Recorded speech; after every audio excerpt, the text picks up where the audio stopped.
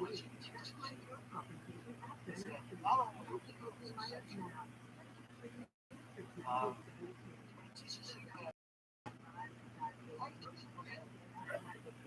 animal that preys on your guts has to take the blood.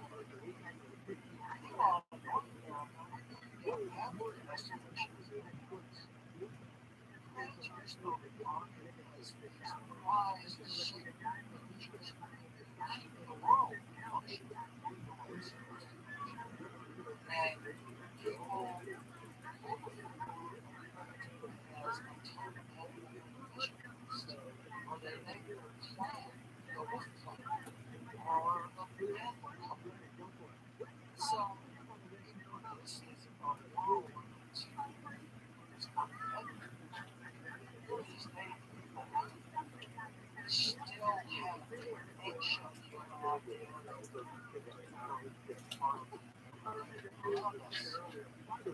other animals are just like us. They have societies. They can't actually integrate with us.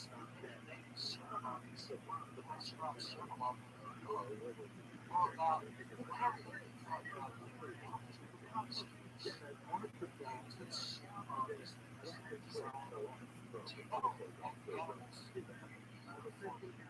By the way,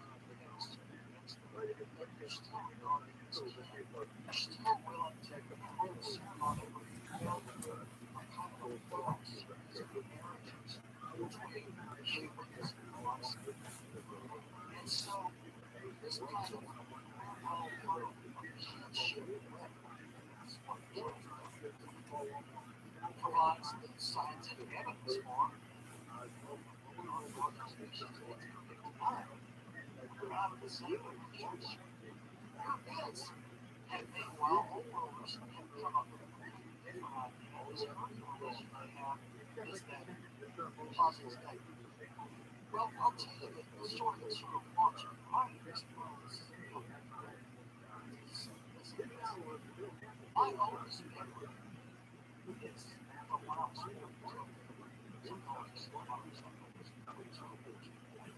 This is the only one I don't remember from the age of 4. And I think the reason I remember is because it's really emotional content, so it's really great in my system. And here's what happened. When I was 4 years old, I had the first little animal and it was a little chicken. So the chicken is still yellow, and I'm not looking at it. So Chicky and I, my first great friend and buddy, spend our time dashing through my dad's house in Louisiana, and I gave him checks, and I'm chasing Chicky underneath the sewing machine, underneath the couch, and down the table, and one day, I was 4-year-old, and I just got up and stick over the Chicky. So, I'm 4 years old, I'm running town for the lost for the first time. My mom and I go out in the backyard, we're both crying, and she was standing there over the chair, sobbing away the whole time. And I turned to my mother, and I said, so, Mom, this is the last time. Mom, I get to have chicken in heaven. My mother is this good Southern Methodist and has absorbed the Western world in its entirety. And he's also kind of known all her life. She's 4 years old.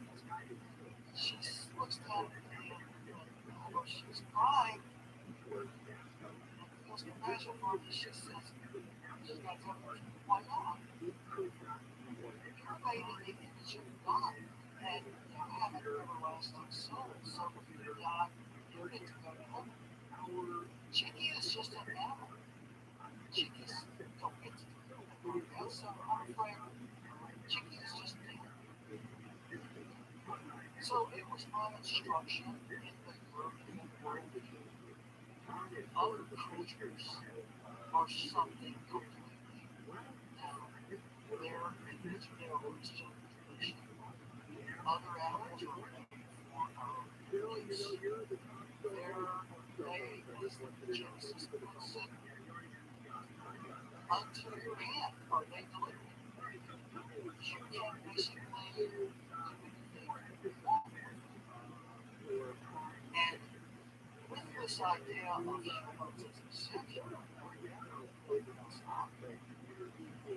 as just sort of for utility purposes to make the lives of humans better. You arrive in North America with this idea, very different from what they normally consider, and also with burgeoning capitalism beginnings of the global market economy.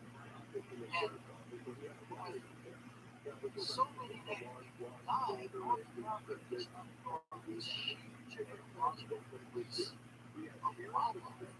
It's the origin of our virgin urban stories. North America is just very famous. And we would work on animals today that's just being like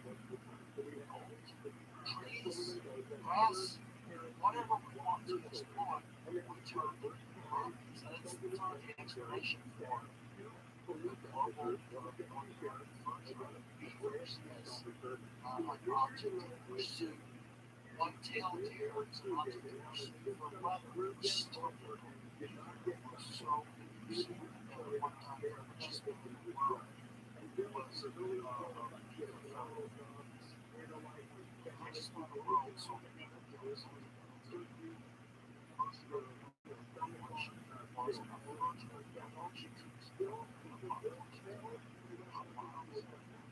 So this is the story that starts off, and it's amplified by the fact that all these Europeans that come over, especially the culture of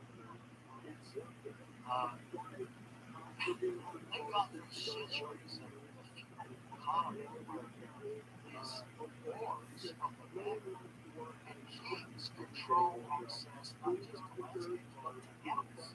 So, it's the origin of the Robin Hood stories. Robin Hood is a deer poacher who represents the peasant population that keeps forest and sheep out of animals won't let him out.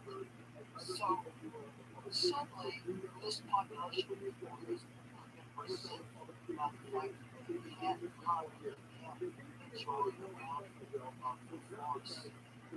Arrive in North America. Well, the native people try. No against Europeans, the deer are like our cattle. You have to understand, they belong to us. The Europeans, of course, don't know this. And suddenly here, all this wildlife. Super abundance, and nobody was telling them that you can keep it growing. It's one so a lot of this is how rural and lower class people accept the lives to support the population itself. And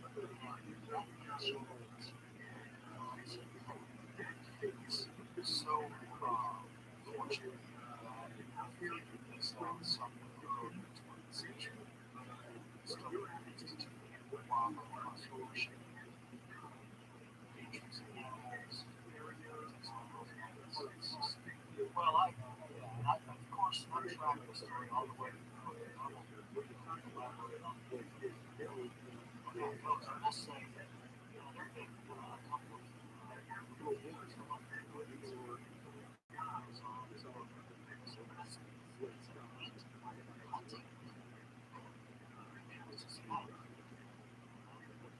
caused me a certain amount of chagrin because of how hunting. I stopped hunting in my 20s, but when I was in Montana, at least 3 times in the last 50 years, stopped my fingers venison. And in some ways, I like to discover this is probably the most comprehensive story. Anybody was told place about going, you can't. Some of the guys were interested in the already got wasting time on some things. And most of the time, a lot of people already think what you're saying in 5-star reviews. If you say something that is not part of your package, yeah, that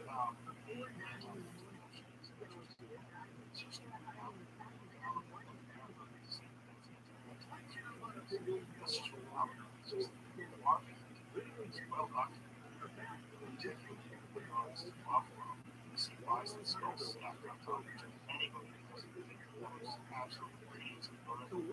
How it's so far gone. I thought that was weird. I mean, at the same time that was happening, this is one of the other stuff. Passenger pizzas, supposed to be on Spur, not just in North America, and in North America. Those birds couldn't survive. Once we arrived, they can't last. I mean, actually, they only last about 1 week. How do you kill somebody before they die? Pasture pigeons, it was very much like an industrial farm or isolated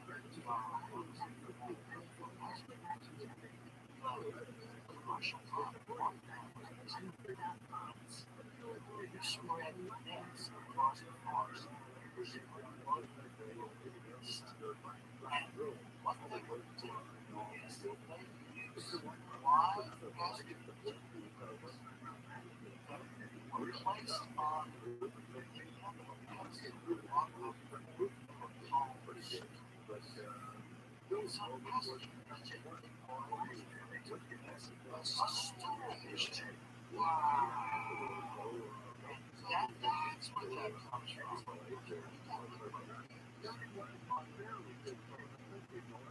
So, we don't want to get too busy from gangster rules, and what they're doing is this trick. They're still using rat's route. So, this was all one as well.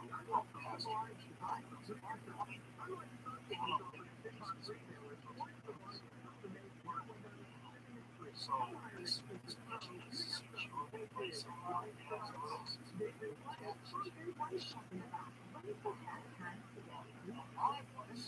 live birds blocked still back and forth flat as if landing. That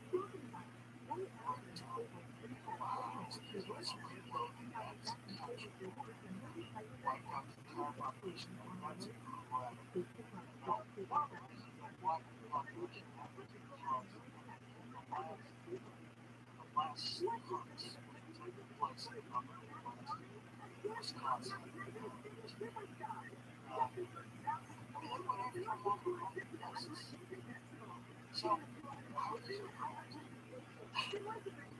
mean, the whole idea is for the last question, okay, so that's the beginning of World War I. Sure, lots of newspapers were focused on but I can hardly find any of those papers that wrote an issue about the last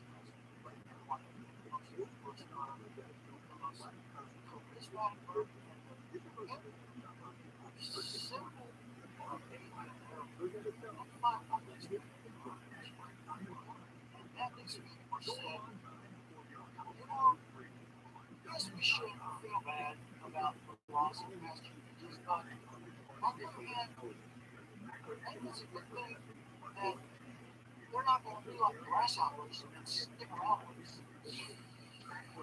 So that was kind of the extent. Anyway, I use a lot of this essentially like methods. First contact. Talk about first contact. First contact.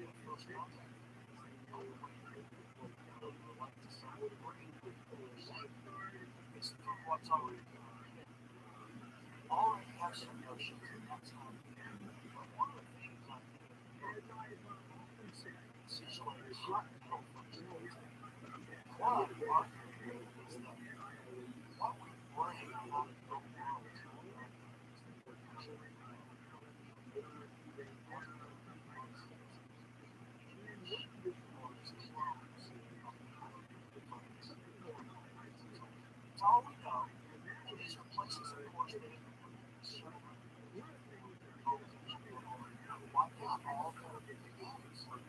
all you've got left in the last name of wolves is the partridges.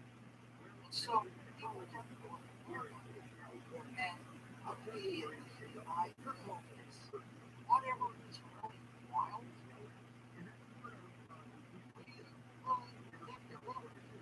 has to be pigeons. Mice, grizzly bears, wolves. Those are not even bugs from civilized society. England doesn't have such people who began to realize so North America is very old. It's had all these animals for a long time. And all these ideas out of Europe actually are based on symbols. They're based on just folk traditions out of this country. So we've got a chance to do something that is vast public land system in North America.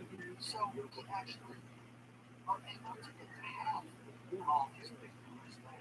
Just wake up and tell you, have this elbow wheel part of the sun. And we're doing that's what we're doing. It's what we need to do. Not just try to make it more sense of this version. Because it's the world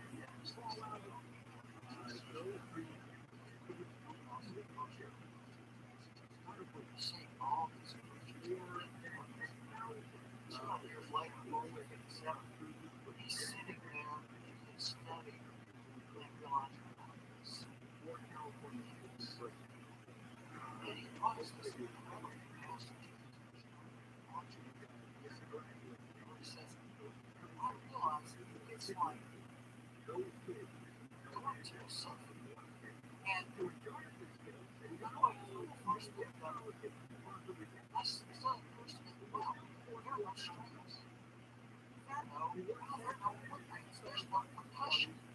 That's all gone. And then he goes on and says it's like looking up at the stars at night and realize the relations of the sky.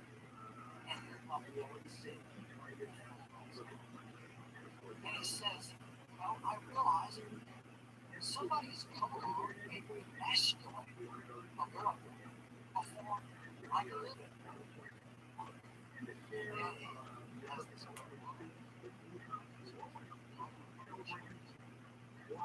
I wished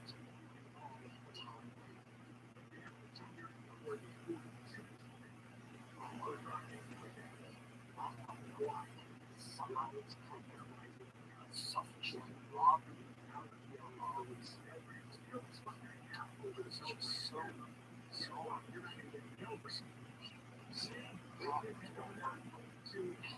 so effective.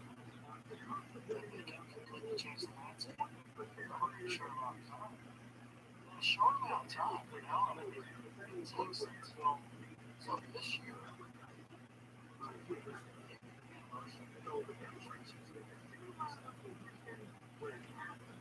this was kind of going to go here, to be sure.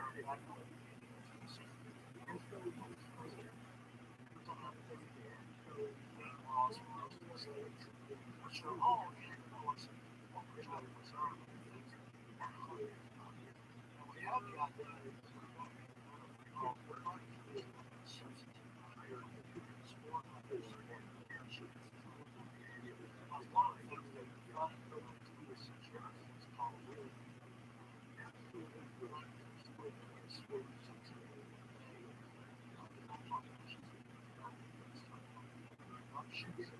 start population starts to and being all for it.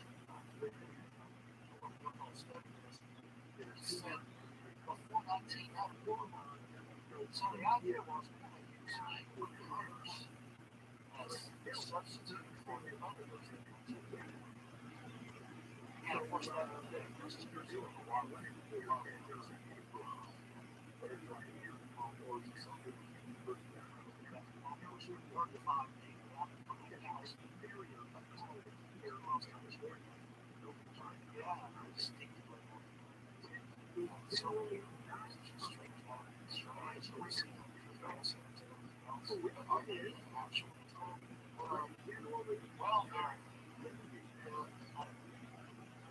antelope herd, antelope herd.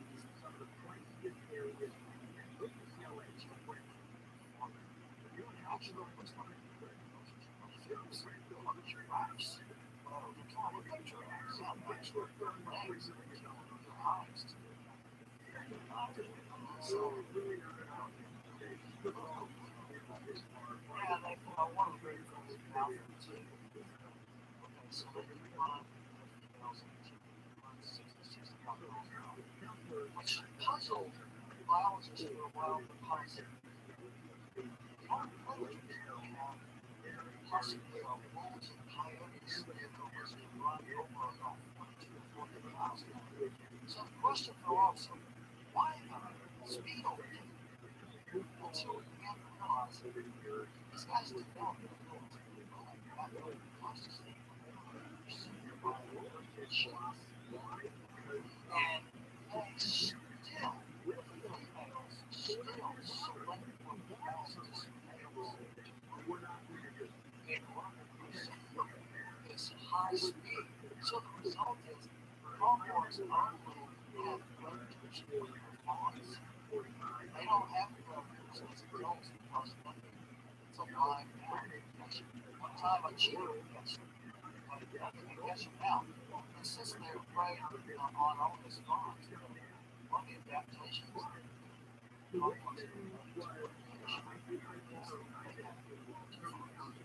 have two fawns, a spare and an heir, with the idea that the spare is likely to be taken out as a fawn, but at least you're going to use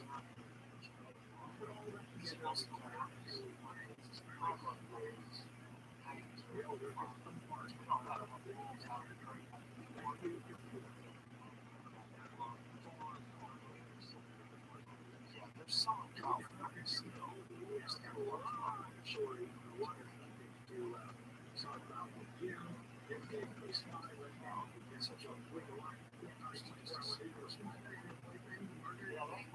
there's another spot or two.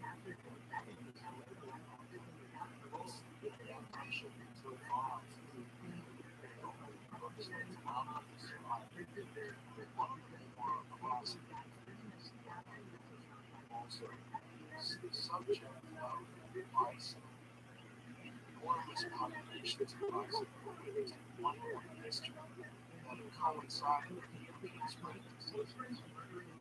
Yeah, and the spread of bison out of the great plains. And the bison story, obviously, I'm going to tell you certain places.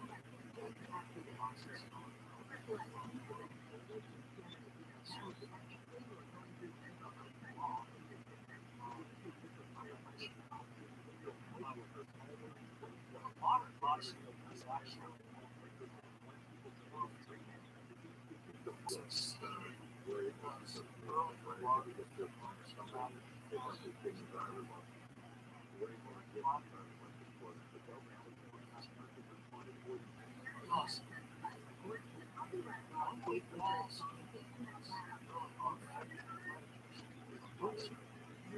and what you get by becoming strong is a quick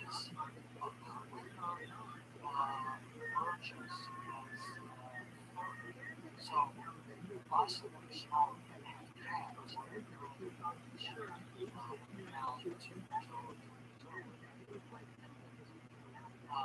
gestation is not as long as small.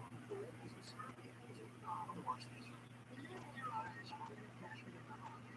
and this device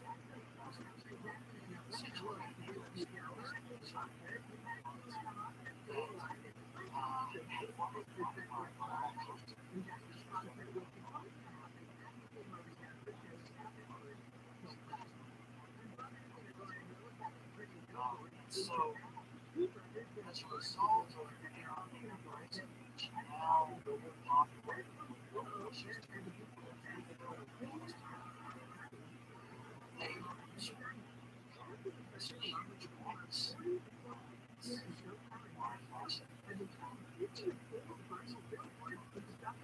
in fact, probably on some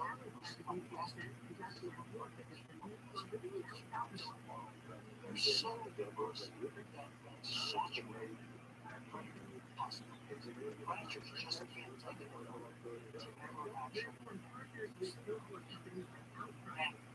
And so what happens?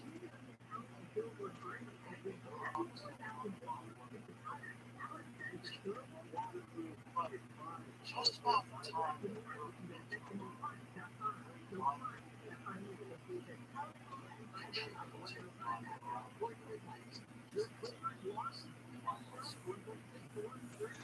lost populations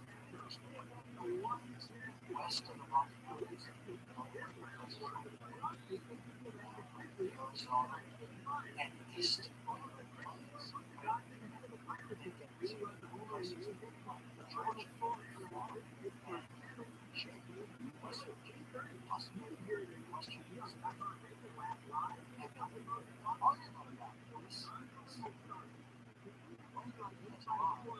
and out of the hemispherical population,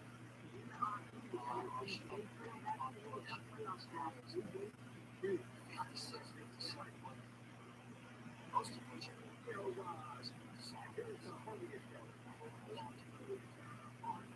so many people take it, which is 1 to 10% of the global population. People who have been cutting down forests and helping fires using fireworks. When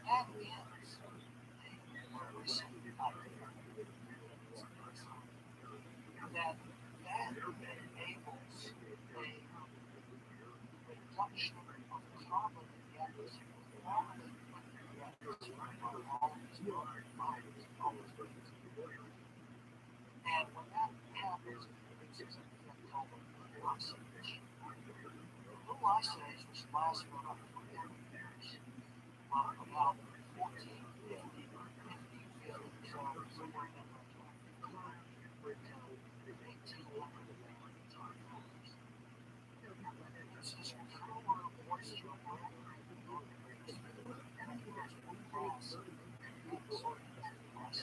population over a lot of so consequence of all these factors, nobody really understands. Nobody knows translation. Nobody really suspects that.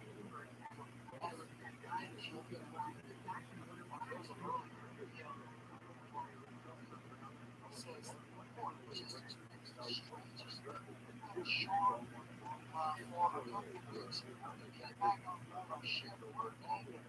Every little village, every village,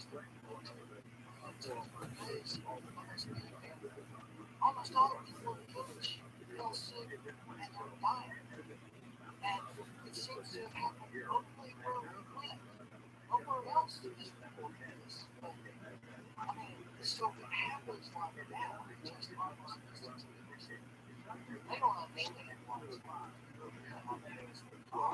It's killing them to enable us to suffer. They certainly don't understand what's causing the loss. But this explosion of these amazing stories that no one had figured this kind of stuff out in the last 20 to 50 years. So important as much as information is being discovered, revolutions,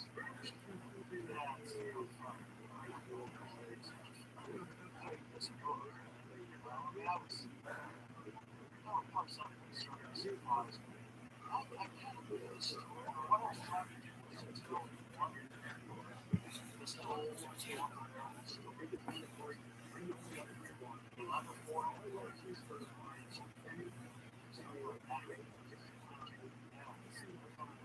So it's got a lot of information. But no, I didn't do it. Chris, I was with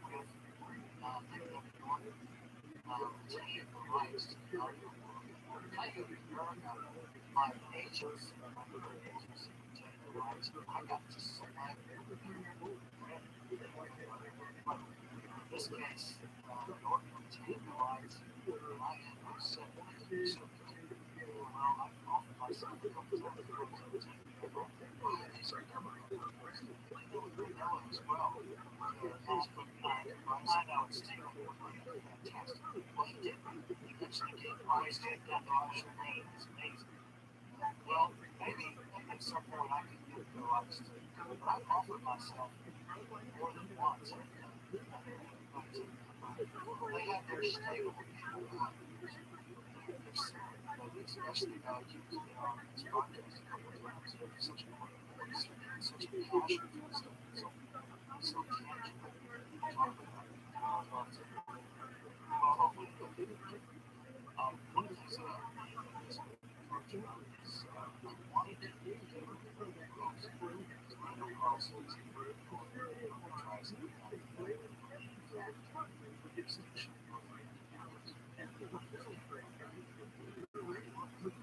Yeah, I have. And so, first, I'm a historian. English major. So I'm not an archaeologist. My approach to this kind of stuff, I kind of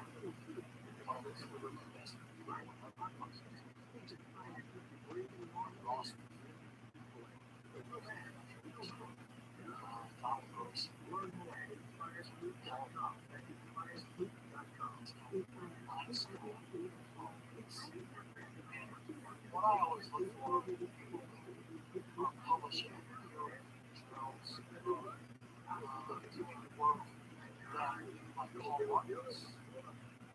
Markets are absolutely has survived for decades because nobody has been able to shoot it down. That's sort of so I'm relying on all of those kinds of people who spend all their time using science and research. And one day, I looked at their work, they're also thinking, for example, about the underprice, which is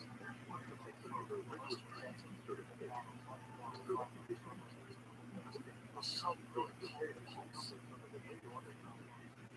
that the attitude is such a kind of climate change lasted a long time. So towards change from markets. And there is a corollary argument called the fireball hypothesis that came from an argument in science in 2005 or 6. And argued that sort of the information there may have a comet or possibly an asteroid that struck and set off rise and that also resulted in scorched earth these things on the morning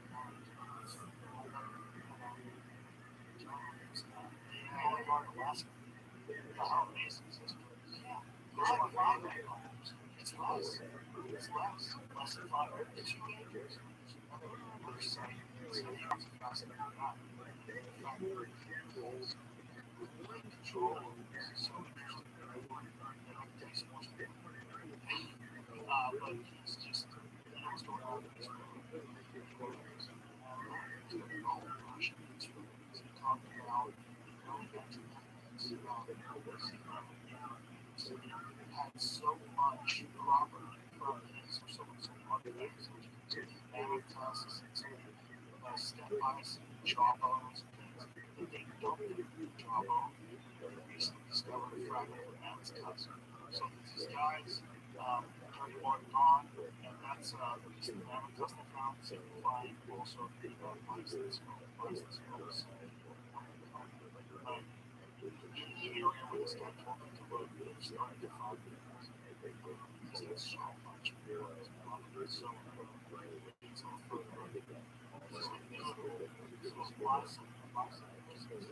bison, jawbone. You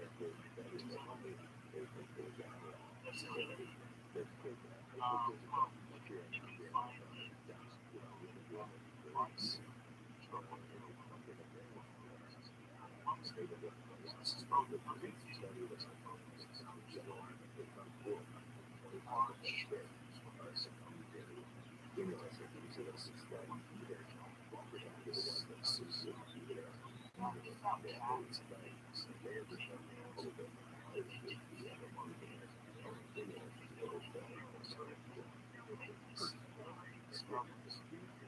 It's probably has kind of changes. It's not right below that. There's nothing that's going to pull it out of the water. Right below that, it's stuff. The jawbone is still rising. So there's a lot more.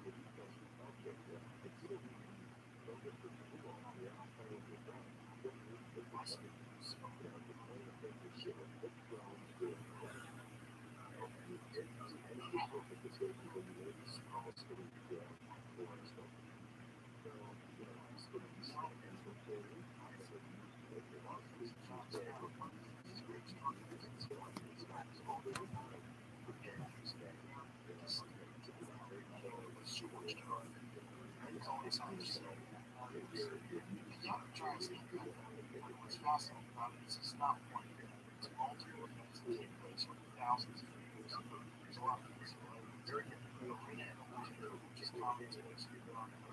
And also the animal disease, the catatonic disease, the comets or asteroids, multiple ones. This also coincides with the time period, which, past this asteroid, this shower, this great shower, that also coincides with this explosion, which they believe is an asteroid right above the surface of the sun. Or these days, it's like a flood. It's nearly photographs are extraordinary. Close to the time that they discovered the site, and for one time, this coincides exactly with the passes this channel, which is really interesting stuff. And I think the two of you together might be able to have a conversation with him. He's incredible person, this guy. I know he's heterodox, sort of like he is, but brilliant research. He's like to make some scientists, so he's on my birthday talking about this evidence, and they put it together with Graham Hancock's work. Graham Hancock has ancient apocalypse on evidence, which is basically all about that. It's all about evidence of these sophisticated cultures that existed 11,000, 12,000 years ago. We didn't know were around until they started discovering the temple and all these things. Hard to get into the time period. But we thought at one point in time we were just learning about it. Now we know we're capable of very sophisticated stuff. So what it is, that's the 10% of it. There's LiDAR and found more of it surrounding them. But he believes that this coincides with that it's probably the huge disruption of human civilization started. Coincides with the United States is really fascinating. Erosion data of massive amounts of water coming from how there is something natural accident as well as one family. This has really low erosion. Really fascinating conversation. Love to have you. Yeah, I always like to see people have something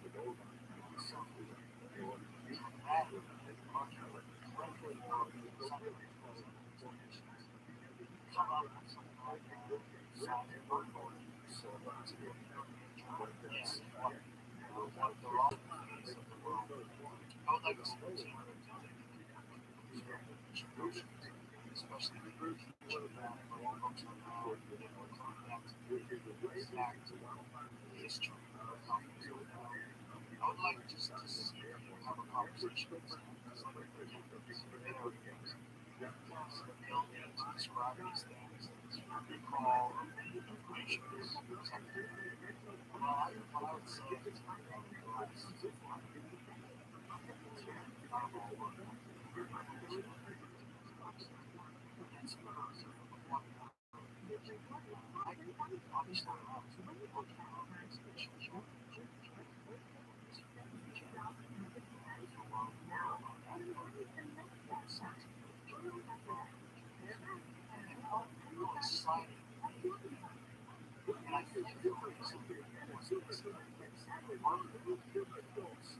was test or something that caused major extinction.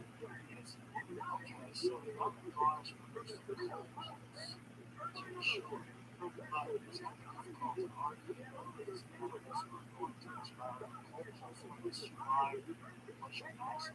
That's not the argument. These arguments are massive extinction. These are arguments against equality. Information breaks almost it's a wide argument. Those arguments are if you have an extension of 5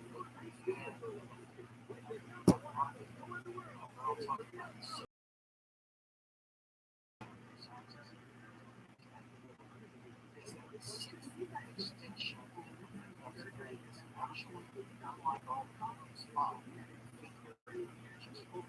The 6th one has actually been happening in slow motion for the last years. It's not just starting, it's happening as the actually getting the sciences.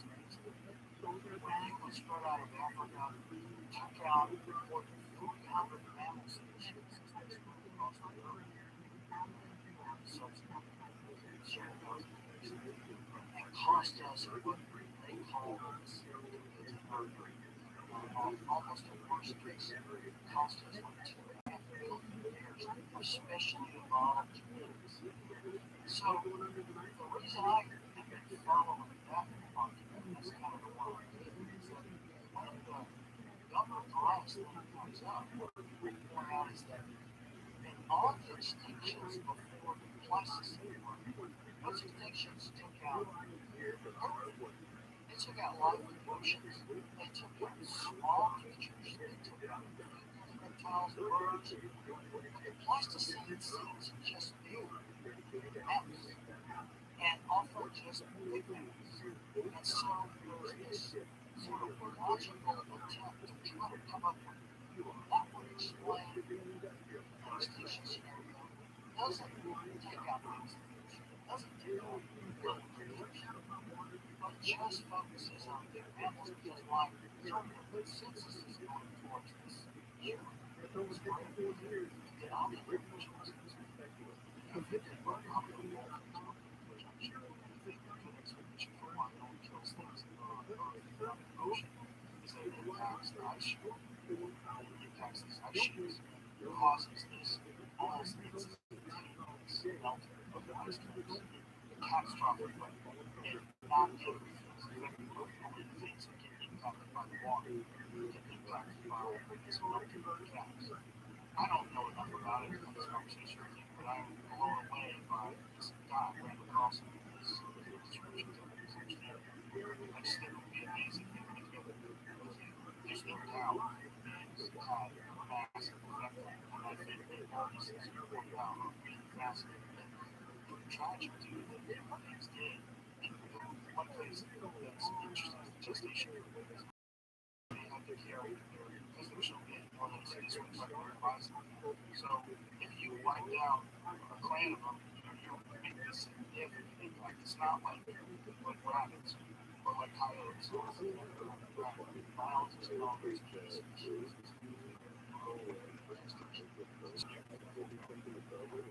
One of the things that I always love about podcast is wonderful openness to every not. I mean, I think it's one of the explanations for why Joe Rogan is such a global thing. I mean, you come across as telling me your shit, and I better love it.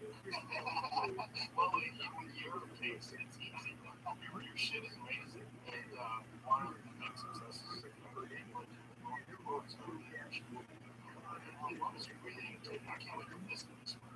It's so good. There's so much information. I can't wait. Even though somebody else is reading this book, I'm doing audio into it. And it's a wild big world, a big story of animals and people in America, Dan Forrest, and I can't recommend enough his other book, Coyote America, that I've read, and then there's the Hereditary Companion, and I appreciate it very much. Let's do this again. I would really love to watch it. All right. Thank you very much.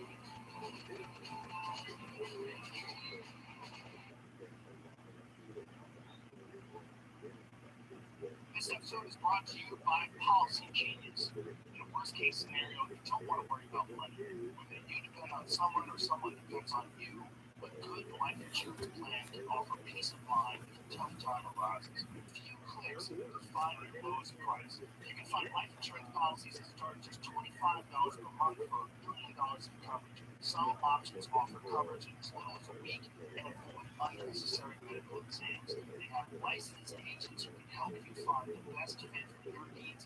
And since they work for you, not the insurance companies, you can trust their guidance. Policy Genius, there's no added fees, and your personal details are private, which is why Policy Genius has thousands of 5-star reviews on Google and Trustpilot.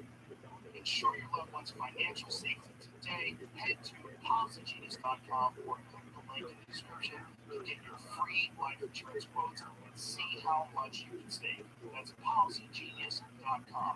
Tap the banner or visit this episode page to learn more. This episode is brought to you by House of Macadamia. I always run the same challenge when I'm trying to find a good snack. I'm looking for something that fits my dietary goals and removes cravings while still being good enough that I actually look forward to eating it. All my friends that know what's up with nutrition have led me to an unlikely direction. Macadamia nuts. Macadamias are rich in the rare omega-7s that no other oil or nut has, which has been linked to natural collagen production and aiding in fat metabolism. They also reduce inflammation and stabilize glucose levels so that you can avoid that midday energy crash. Don't ever look at another nut that claims to include fresh nuts, snack bars, cold pressed extra virgin macadamia oil, which has its amazing buttery flavor and high smoke point, making it perfect for cooking or drizzling over meals. I've been eating their snacks for a while. I'm a big fan of the snack bars. It's all great stuff and it's great for you. So up your snack game today and head to houseofmacadamias.com/Joe. Use the code Joe to get 20% off your purchase. And for a limited time, we're giving listeners a bottle of their premium extra virgin macadamia oil worth $20 for free. That's houseofmacadamias.com/Joe. Code Joe.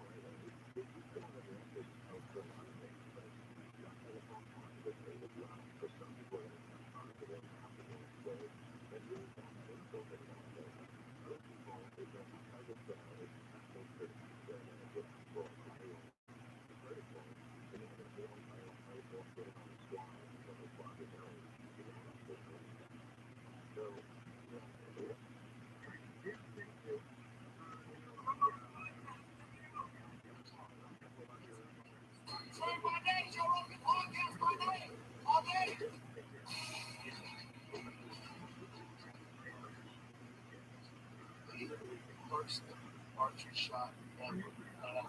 40 yards, 80-pound compound bow.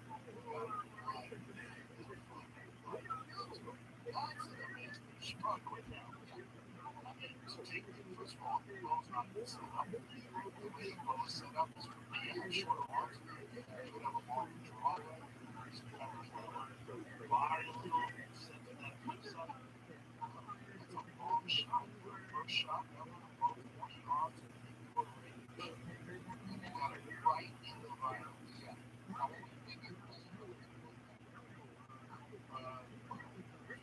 So that is a long way. Oh, you have to say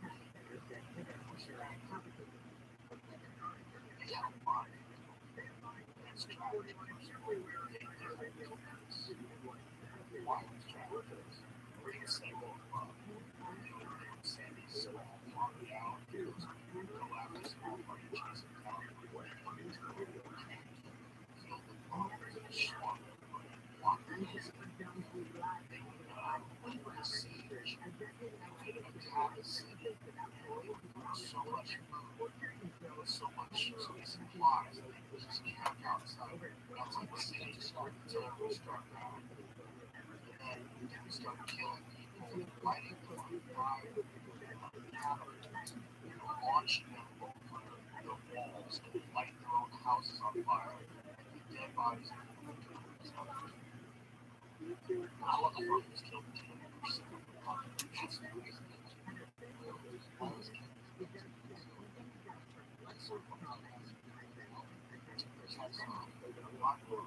Knowledge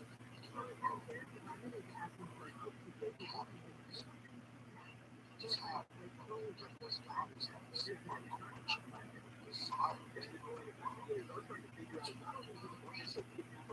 No one's scared of problems now.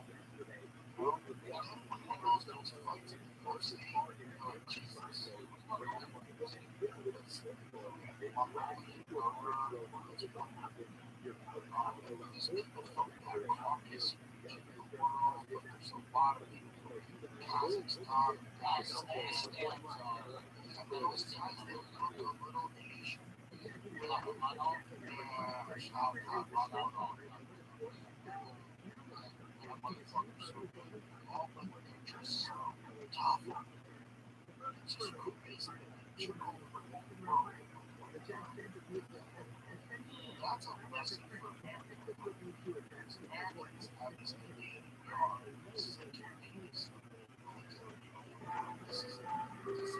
That's what we are doing. So consistent, bro. No one's going to stop us. Wow.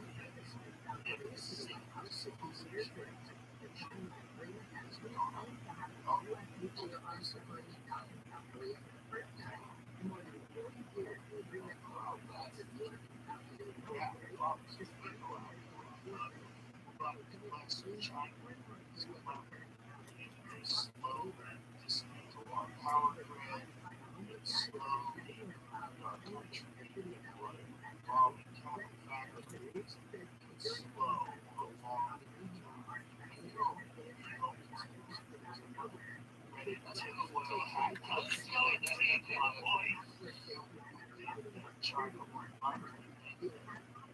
constant series of small customs, cyber warfare, startups, crash, financial disruption, crash power grids, slow. Decades ago, brains on. As long as you don't know the United States first, they already did that once.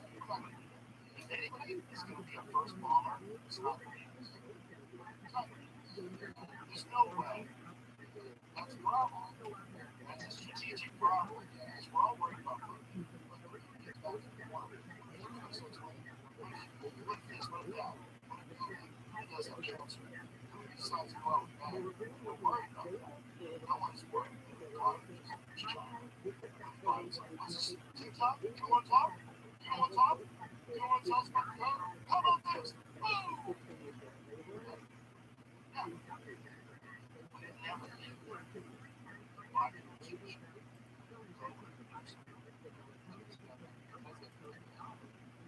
Yeah, so then you see if I was China, if I was Russia, if I was Iran, if I was some country that didn't like us, I would do something. So it's not because, oh yeah, there was some fascinating conversations today. So I was like, for sure, you're not telling the truth. The way this CEO was talking to the senator today, it's like, oh my God. It's like, they just want to say whatever they have to say to get out. And it doesn't answer the questions. It dances around it. Senator keeps trying to say, that's a yes or no question. That's a yes or no question. These dudes send the data to China. Doing something. Accumulate it, find out how important our kids are. They got facial recognition on lots of them. They just don't find out what they're actually.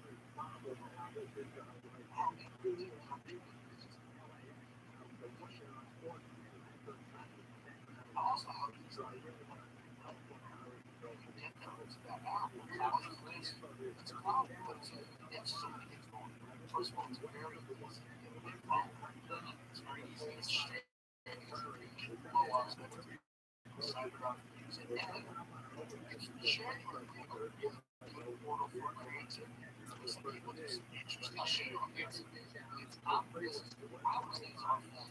It's what it is. Make it so responsibility. Why is it not good that he's having that?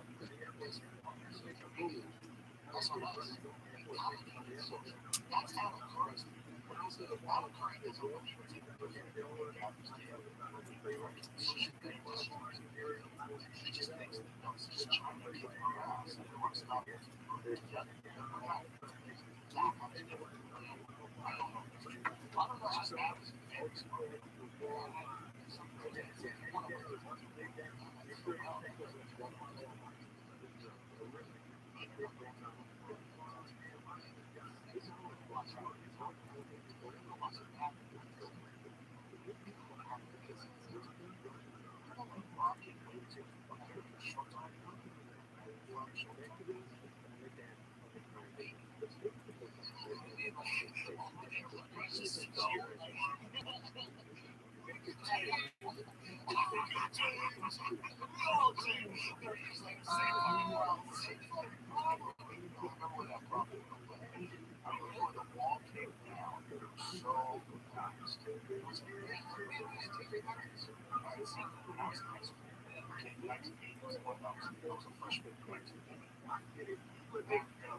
Terrifying.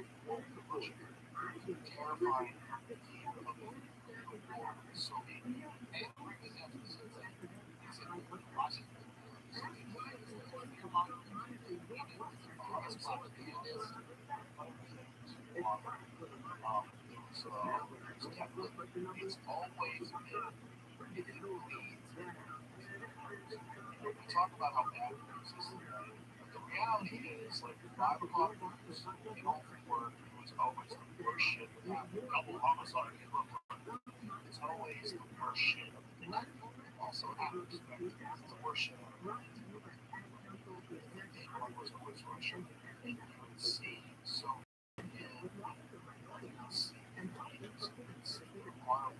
was terrifying. They were the last great colonists empire before China. Before China. Back then, we were worried about China. Everybody was worried about the Soviet Union. And not just about China, there was one other thing. Some of my other friends, I lost them. It was a country from the Russians. There's always been something like, oh, the Russians, they check the fucking out, sign a black hole. That was the way it is. And then the wall fell. So when the wall fell, the Soviet Union collapsed. Because that was a problem. change people lives. I was like, there's no more programs. It wasn't what it is. Those years they collapsed.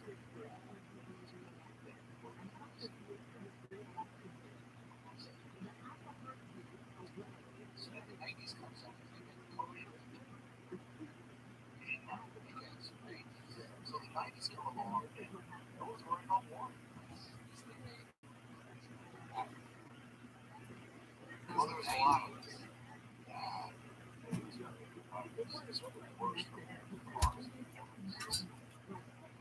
Sloppy. I look at like one of those around what's the cars like? Space race and cycle. So space race is what correlation. Yes. These two 56, 60.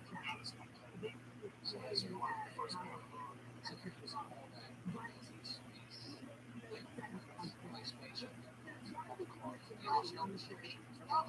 Not much space.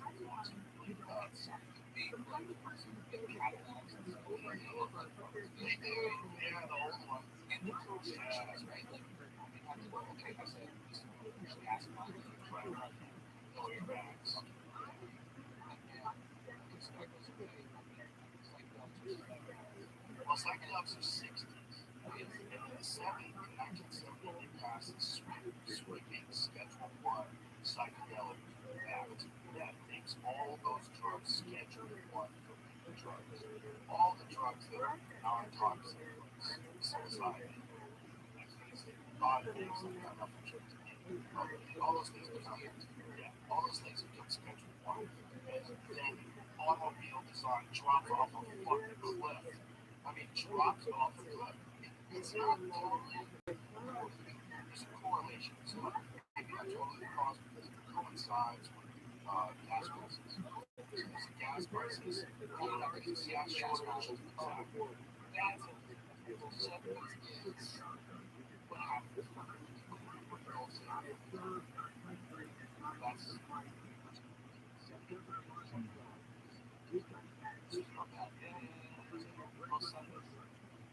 it's very tasty. It's very tasty.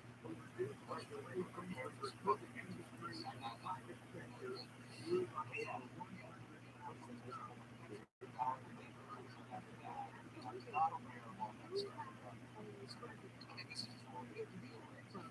Oil has to be sold.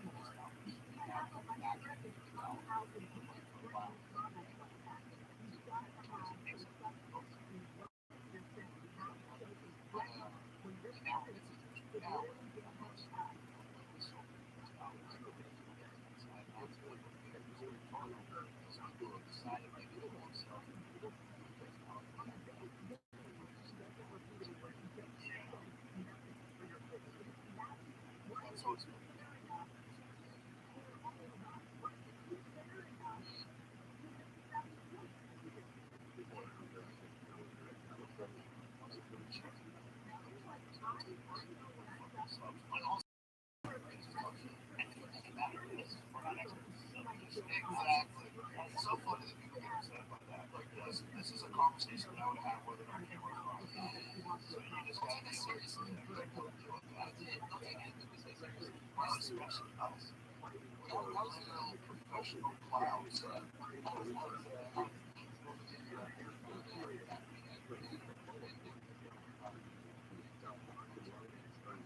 Yes.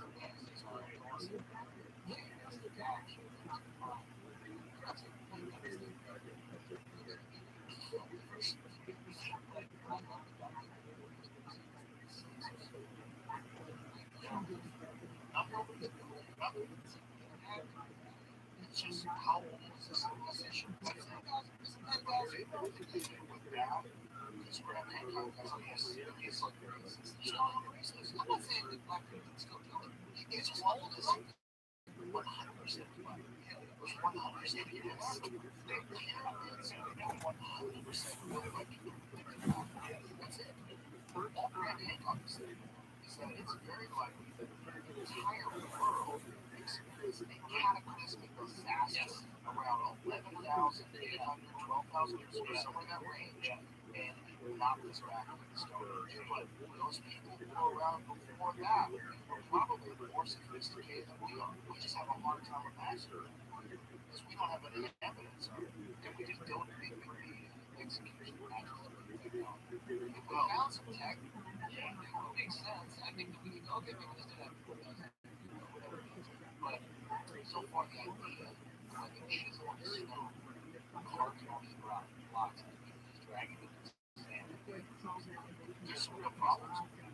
There's some real problems with the actual physical limitations of the size of these obelisks where they're cutting them in mountains hundreds of miles. Like, how are you getting them out of the mountains? What are you doing? This is like 4,000 tons. What the fuck are you saying? They said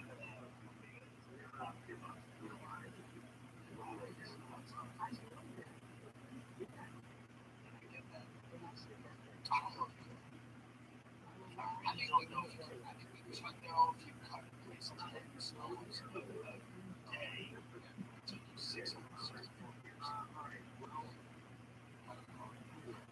There's 2,300,000 stones.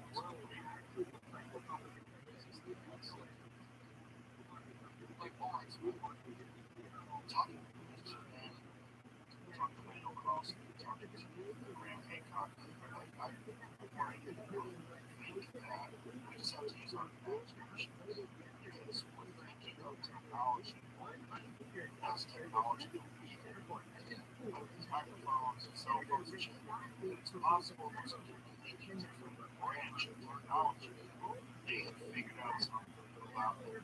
They can form the stones. We just haven't figured it out. I just think that we think about it.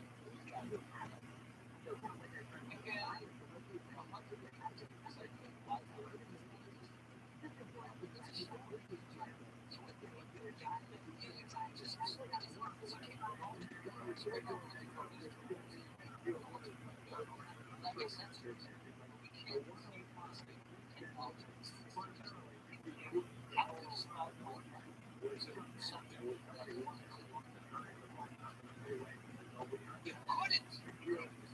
it's the same way that like do you fuck with the chat GPT thing? Yeah. Okay, I don't even know what to ask him because I'm not familiar enough what AI can do. So I would still ask him like cool questions because that's what I'm feeling. Does that make sense? I think you can talk to chat GPT. So I would just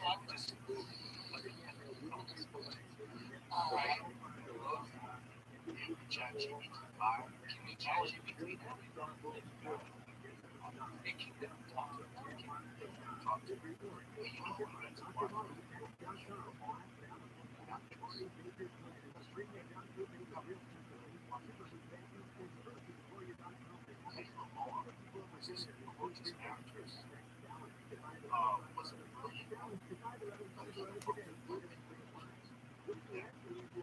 Most doctors national emotional measures all things development see marketing technology 2014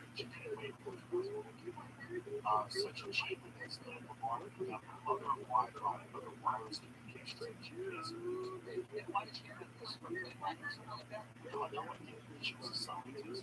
She was an actress. She was just hot. She's so hot. Yeah. She's so hot. Is that a yeah. That's her relative.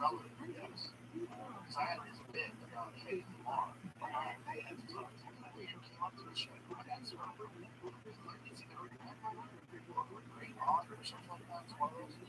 Yeah, that's why. You know, his people was like, Kate Lamar was a shit. Drag whatever I'm on the that's like cycle when this was standard.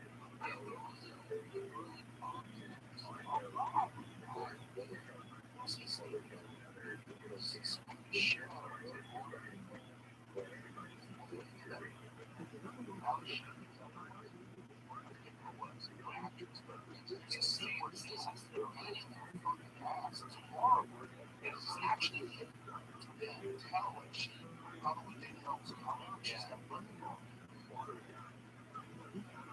Alec Robb, it's horrible to watch.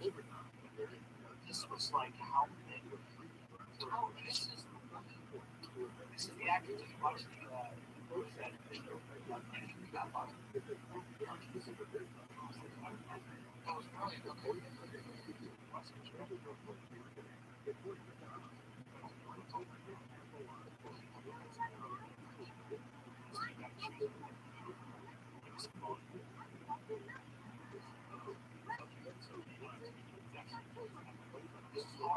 Okay. He's actually he's threatening to punch her. She starts crying. I promise it was normal, man. I'm wondering how it's wrong. What's this to say? And I think for all of you history, that's what we're watching. And then what the fuck is so mean? See, I think people who are kids, so where does the transition? So people got to see, just got to see if you can see the kid. You just see the kid get hit, so you have to look at it. You don't have to. That much. Yeah. You don't have to. Okay, take mistakes.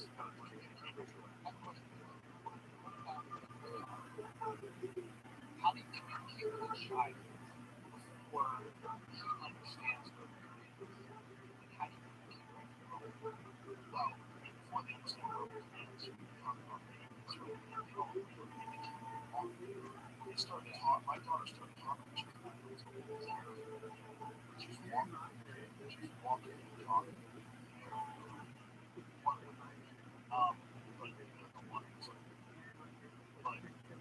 What I'm saying is, when they're verbal commands are starting, you can't run away from them. So at that age, they're not a toddler. So you see, right? Or you talk to them. You talk to them like sweet events and those talk. I always try to tell children. But it's a side of it. I don't know a lot of words. It's like you had your niece.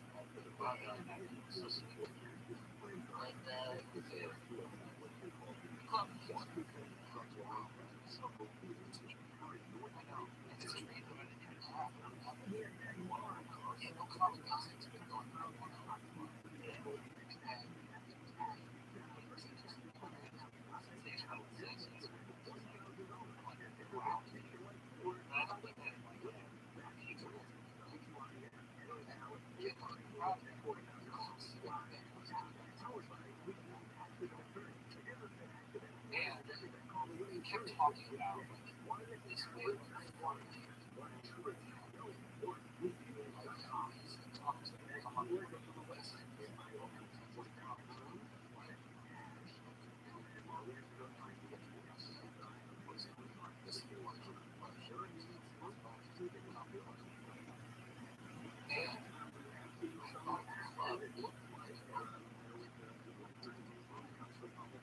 separate things.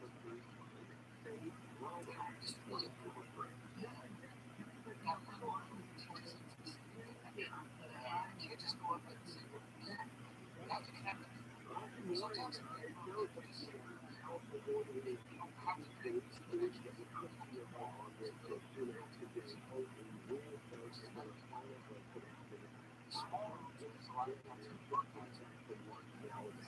last time, go,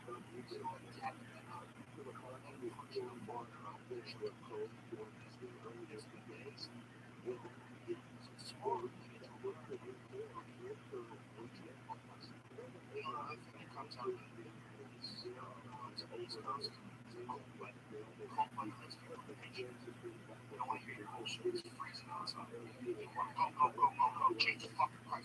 They get inside, they don't want to be loud.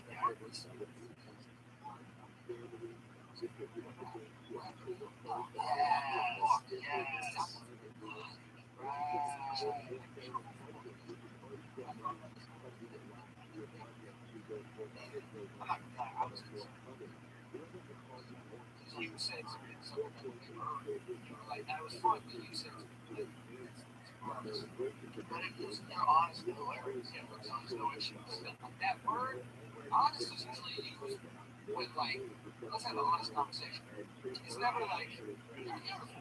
Can I be honest with you? That's right? So like, that's an interesting adjective to use to describe her. And then I went up and it was awesome. And it was an object. And the room was great.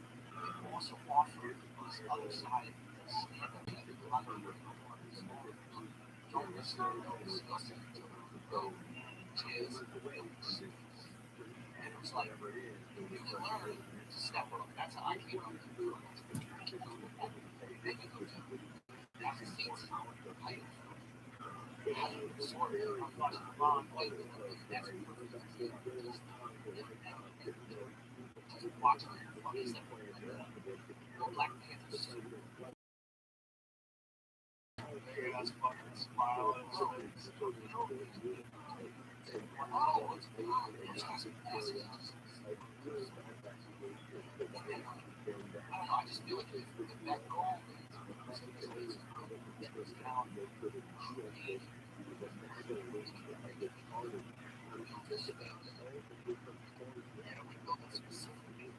so instead of like making headliners who charge a lot of money for every ticket, instead of making money that way, what we decided to do is just don't think about that. Just think about what's the best place to develop comedy. How do we develop comedy properly? Well, one, you have to have open mics. I'm sure that's what we do. So we have open mics Sunday and Monday. And then we also have these shows where crowd suggestions and like bottle, Brian Simpson show. It's really when you get those shows. I think there's Jeremiah has one to say about spot checks. It's like all these rules that you're just getting is like, they just have one on your own. Spin a wheel or that was it's like the whole idea is to make it's like a premise factory. So it's just like pumping out premises. And you never fucking know. I've had some bits that came up with pretty bits. I think it shows. I don't know. The guy's gonna be that's gonna be one. Yeah, those kids sometimes say, come on,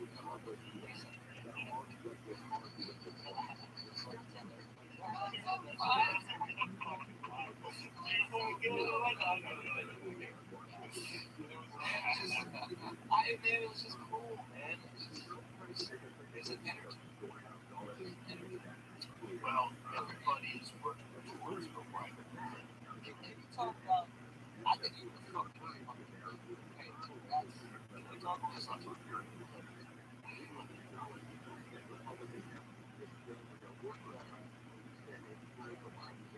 I'll say that. I will say, but I will say,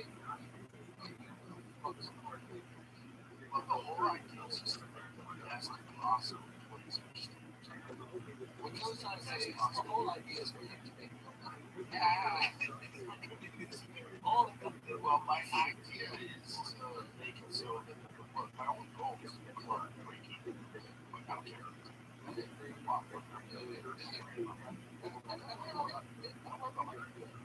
I'm worried about when it's like, so it's not what I'm interested in. What I'm interested in is like, what would be the best case scenario? I was talking about when we were kids. Someone saying, oh, look at all this money, what you think about that's what you're on the book. Why don't you just do that? So I just did it.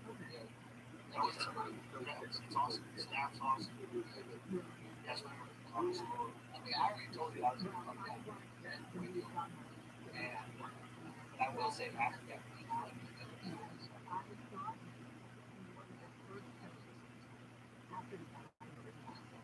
I didn't listen. I was also one of those people like posting things and stuff. I got told you. Yeah, I didn't know if it was possible now. You break that again. So why did that? Well, if you really like something, it's infectious. You really love what it is, it's infectious. I think with also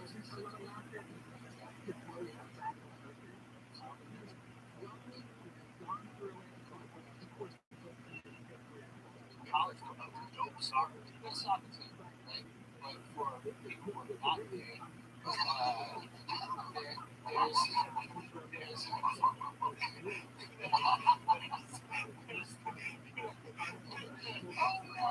kicking balls all day. That's fine. But college, I feel like is the professional sport here. For the people who are in that ecosystem will become professional athletes. Well, for people who are common fans, imagine this happens.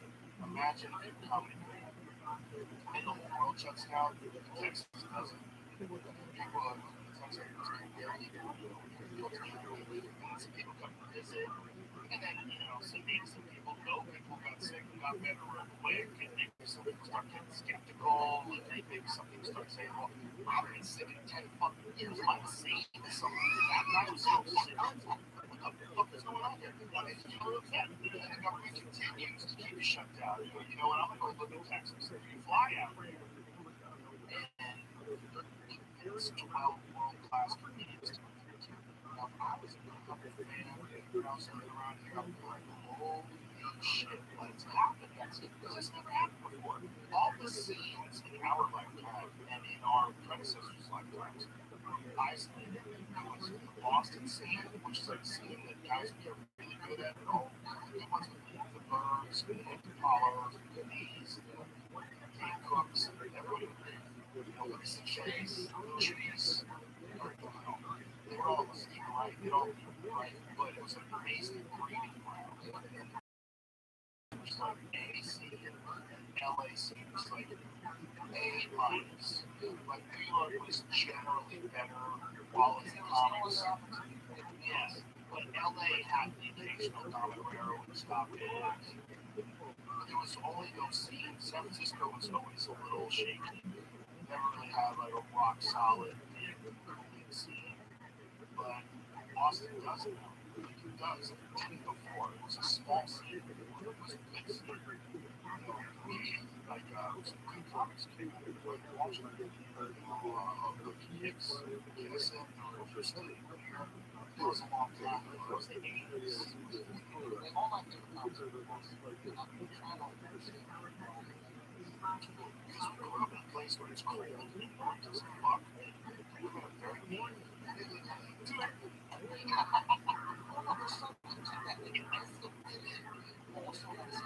Yeah. You weren't ready for this. Not good. You can't get ready with just break. Girls already put stop. It's like, I have to learn comedy. Here's my odds. Just roasted my brother. And we're just sitting there like, okay, I gotta find a way to cancel this shit. But yeah, of course, we're gonna roast him. I asked him once, I was like, why do you guys he said the same thing?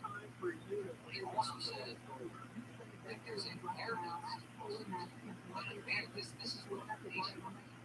Like there's a what is that? Like the aristocrats, like the original aristocrats. Like I like roofing in Boston still is like in Boston. And I wonder if you need that arrogance to also say the things you want to say. Sometimes you can recruit by working class. I'm not really better than anybody in this town. I'm not any better than anybody. Just my I should go on stage and say that. I think I need to go talk to them. A little bit of bravado.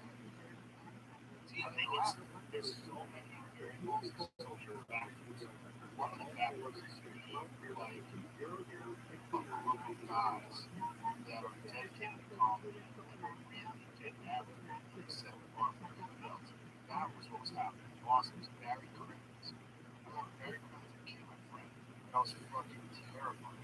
Because he was the standard. He would not let any hacks in. He would be angry. were a town, he was very well versed with it. You could have some bullshit argument conversation with Barry Prince and destroy it.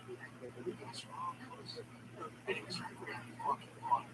And he was just like material, great social material, was a working class guy, and he said the standard. He was a fucking man. He was a prosecutor. I wanted to point him. Fucking go around because I thought I was open minded with his son. Very good. My friend told me he thought it was really funny. Because he was the guy. He was like, he was smarter than everybody else. That's bad. He was smarter than everybody else. And he had the highest standard. He had the highest standard of comedy, and he was the mentor. The rest of the world. So he was that's the popular correct and the whole on the stage. Yes, the highest standard. It's absolutely honors. And it's prepared. It's being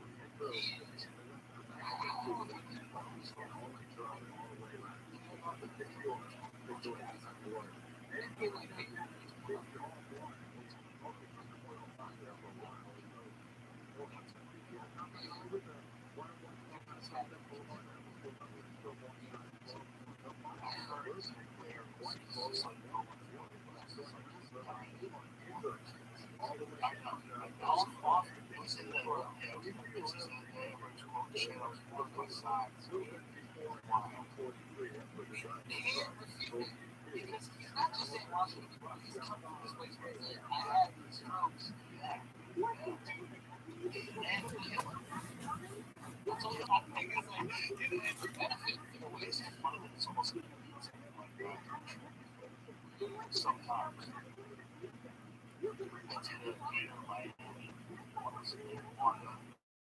one size.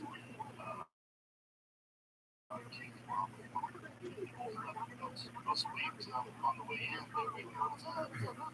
Both of them was one. It's the sweetest, nicest one. It's where it's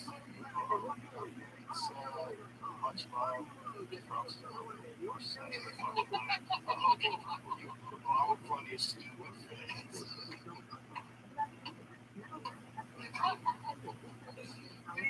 I seen that thing. That's love. I think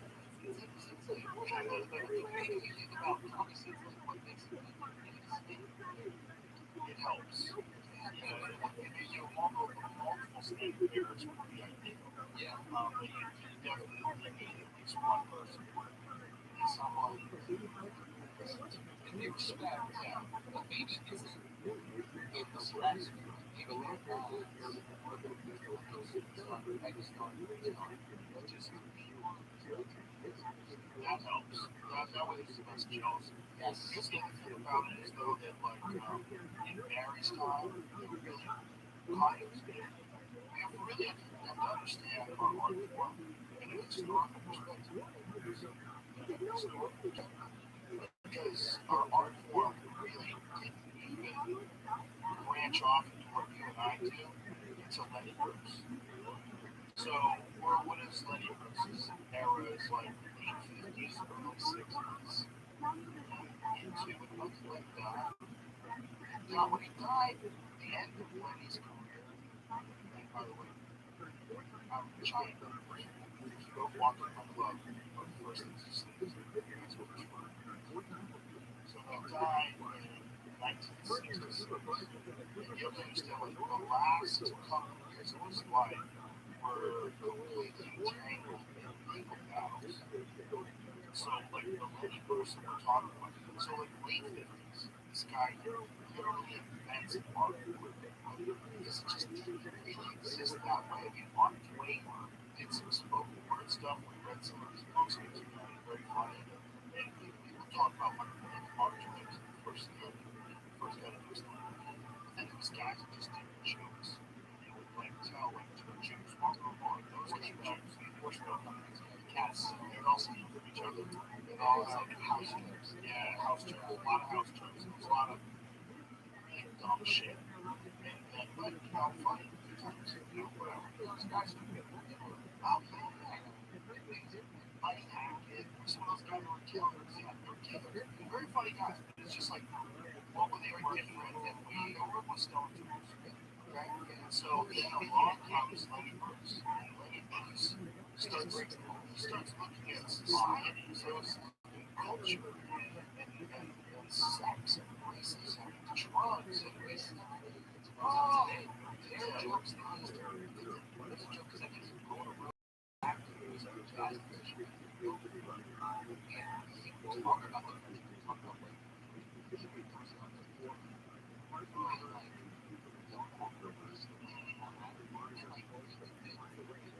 examples he's using, like maybe today, kind of actually like first person's ever said to like see white people trying to win over a black person. So we have some water on it. That's a line that he has in it. And it's just like he's observing whites at a time where whites were probably integrated with black people on it. And that was no one had it. And that awkward is just fucking likes this guy. Not that he's black. He just likes this guy. He enjoys the music. He enjoys who he is. And he's observing other people that just don't think they can see him as a black. They can't see past him. So the only way that they can relate is what they're doing. And now you see those things. You see the white people all over the life. That starts there. Well, Richard, prior to that, prior was like the better version. Prior was like Lenny had started. Prior was like,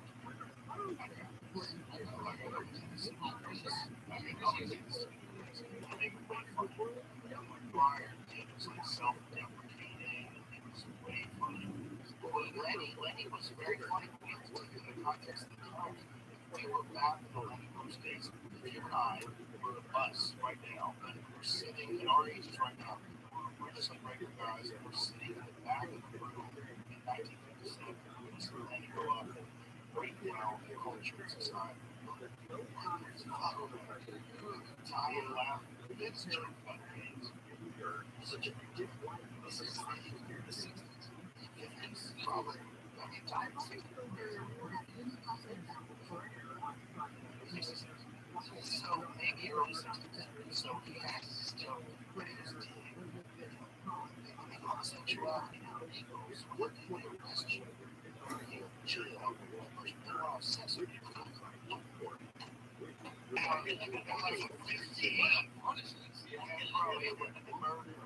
Like, oh my God, what is happening? And then people think about like that radio is much more that's how they did it. So it's like back then saying that though on stage when everybody else like two Jews walk on bar. And Lenny was like breaking things down, talking about language, culture, music, life.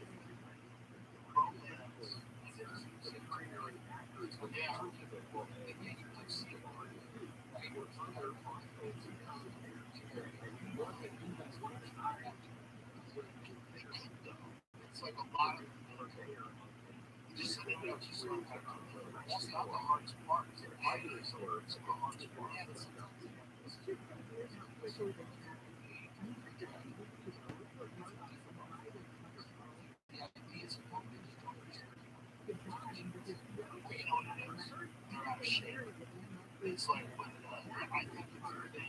the thing that's more stand up by the creators. Sorry, I was just more fun out on stage, more fun out on stage. It's just real numbers. And if you're a guy who's like awkward fellows, it's in front of and all that, riding a bike somewhere, riding a bike things, you know, occasionally you talk to your wife like, like you're awkward. When you're alone in front of the computer, and then all of a sudden you go in front of people and deliver these ideas. You have to learn how to delivery thing. You have to put that in reps. It's a lot of reps. It seems way more simple than it seems. When a person's up there, like I was watching last night, it's like he's just talking. Like, why is it so funny? Like, that's how people look at it. Like, why is this guy so funny? Like, he's just talking. You're just doing this magic show. It's just talking.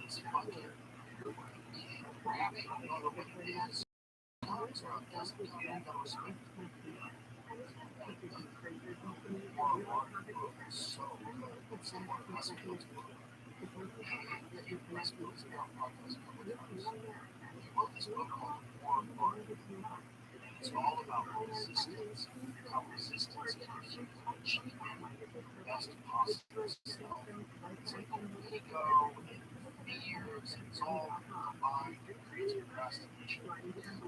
He takes my tools in this book to try to be professional. To realize that professional shows up professional works. This is what you hire someone that's a trainer. Using the company, there's no accounts, tools, processes. You have to respect it. You can't just think it's a gift.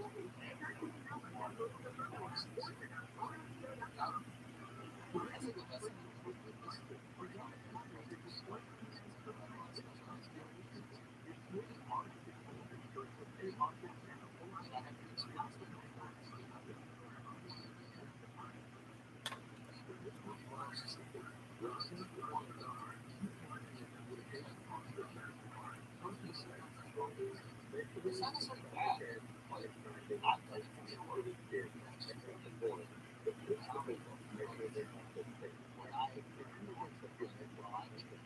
When I was fucking hard to sit there and think and develop leads to academics into the habits.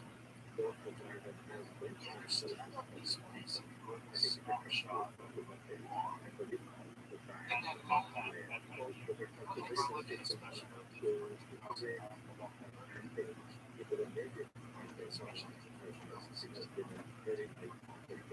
so it's just a snapshot.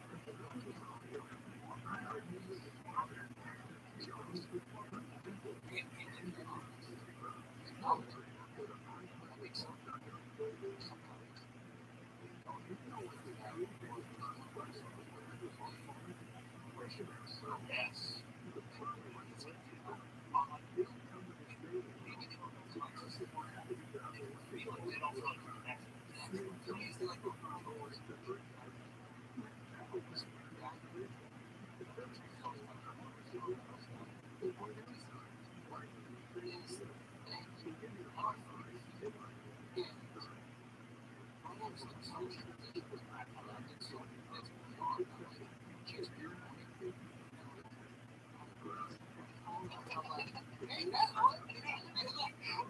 Coffee in the morning, like, there's always snacks in the pantry, like, it's not right, right? Like, so I'm like, I have to be pure about what I'm going through. That was like, really feels good to be a point where, like, okay, now I got some stuff that I learned something to talk about. Like, they're talking about for a while, it was, oh, what's your writing process? Now, wait, so, before I would just go up and once a week, like last hard, I think like I go 3 nights a week. I got these 4 spots, so I can get to about 12. Which is good. It's like a really good time. And off nights, I have to also just go through some work yourself. I'm talking to everybody's working. Hey, what are you working on? Hey, let's go. Just tell me. I'll tell them how things I have. Try to flesh out more. Because I can't write the thing until I fully know how I think. Sometimes it takes you a little bit to the process is just talking about it, just live it. You have to just talk. Getting, I didn't think that's why I enjoy podcasts. It's like, getting to how I feel about it. You say a bunch of things you forget, but I find some crazy explanations on the way. But where's my book? About this? Once I got that book, I think it's going to work. I just have some stretching in my head.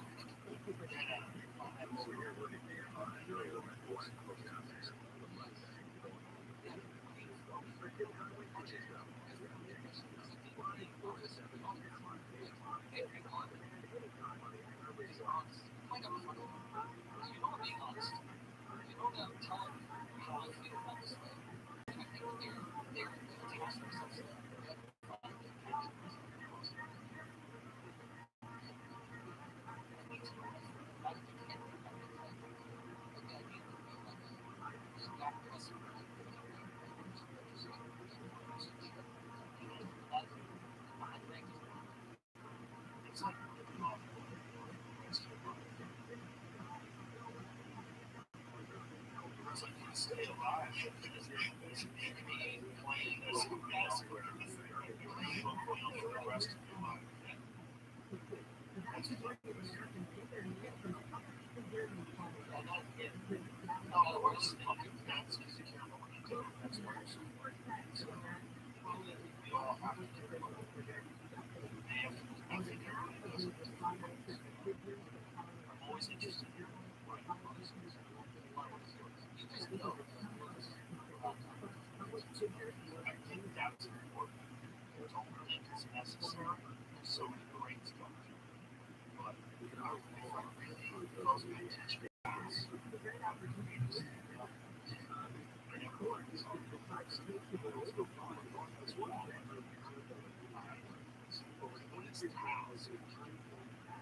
I would say you should do all those things. But there's nothing that keeps you from writing. Why don't you write? And if you like to think about things and talk about things, what about sitting and talking to yourself when you're writing?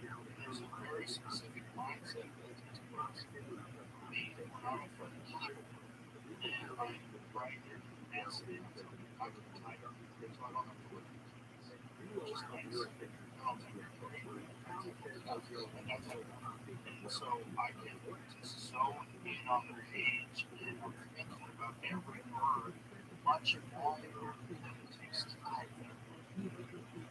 Or rather, it takes like it's like if I had to write something down, writing out a word, it's so much more time to write out than it's just making some English. And so as you're writing each individual word, you're pausing in time. You're like time lapse. You don't get to sit appreciate every possible way and say something from that word while you're writing that word. There's a physical task of doing that word. Once in your fingers, it makes you concentrate. It fires up your synapses. It makes you think that you're doing this with your fingers. It's kind of exciting, especially if you have a tactile keyboard. See, like I use a keyboard that has a lot of strokes. It's like that's why I like I really like that doesn't like makes you feel your fingers. So it's this tactile thing. The words are up there. I'm thinking about the words. Do you find sweet? Yes. Oh, right. Yeah. Definitely, it's not natural. Right. It's not clean. But what you do is you take these bullet points from these various things that you wrote out and just say them how you say it. Say how you say it when you're right there. So it's like you can't rely on writing to create great jokes, ideas. It's a form for other things. I need to have that. For me, it's not simple. It's like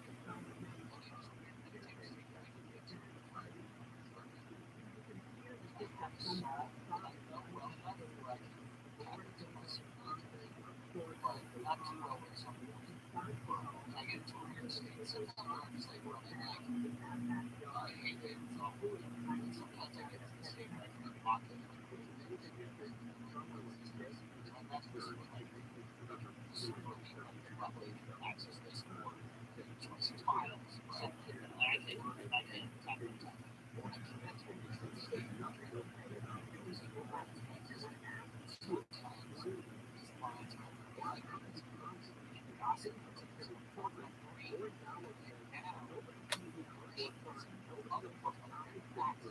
So it like hits when you're breathing heavy, just sweating. It's like my brain is occupied by like maintaining space, which is probably pretty fast, but not so fast where you can but that's occupied. No one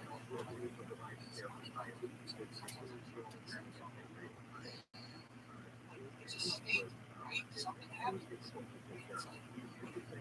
this way we're checking like why just exist in that reality.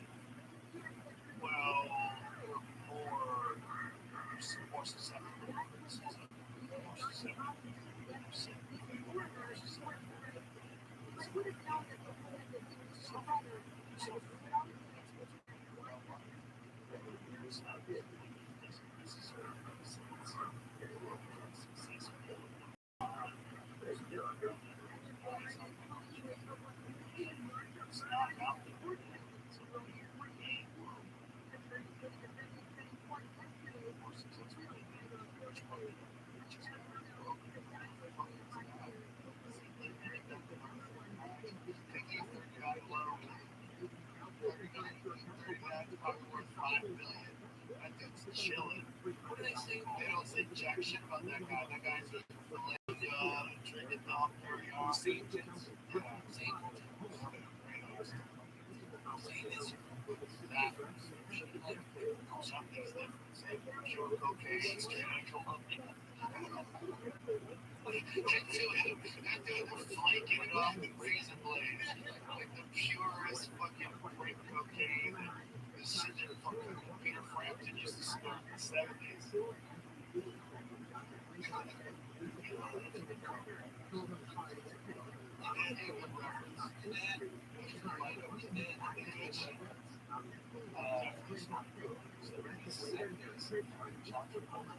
Oh yeah, some guys back. Oh, it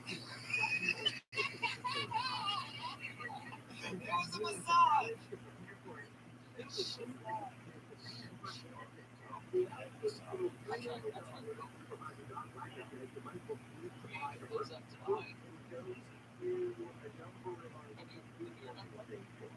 Same sort of massage and devastating receptions as explored. I was kept high. If I needed cocaine, he made sure that it mixed with enough. I don't like that. I don't like that kind of talk. I don't like that kind of talk. I was sitting high. No. And the rest, they were holding you down and making you snort it off that stripper's tits. There's no fucking way that you could say that they did that to you, sir. Right? Yeah, they gotta go back and like it. They don't want to take responsibility. Well, it must be awful to like had everything removed.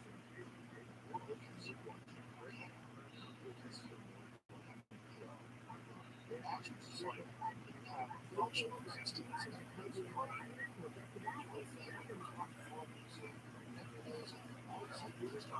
out shadows.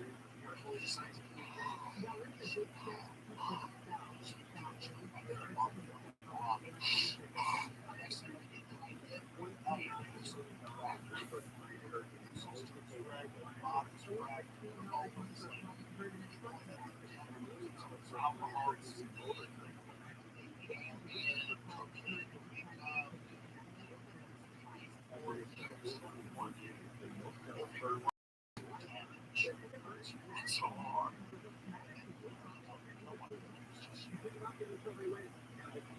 It's not just because it's addicting. It's a problem. It's like saying, telling someone to have a food, like, sugar stick. It's not helping. They're addicted. They're physically addicted. You want to categorize that as like madness, or want to categorize that as like addiction. It's the same thing. It's like condemnation. I suspect that's why there's such polarizing camps. The idea that it's not your fault at all, and it's 100% your fault. It's strong. It's also the hardest thing to say. All these people have been over here.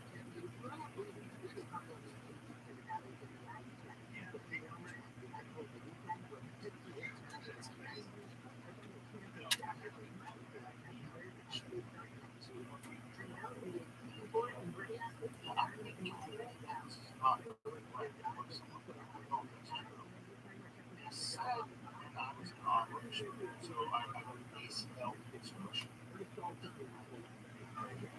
some shells. Shame out and a piece of your kneecap and strip of your teletendon. They both look up like this. That's your base. It's actually strong. It's right.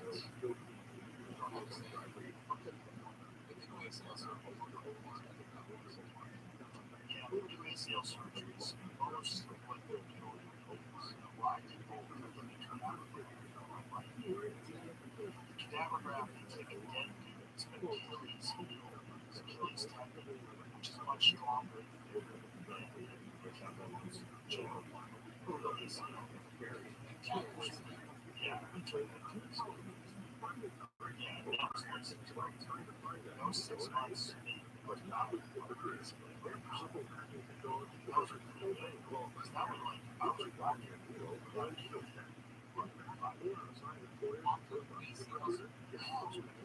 that was so much less invasive. That one, the other one is so invasive. It's like you have to cover it with ice.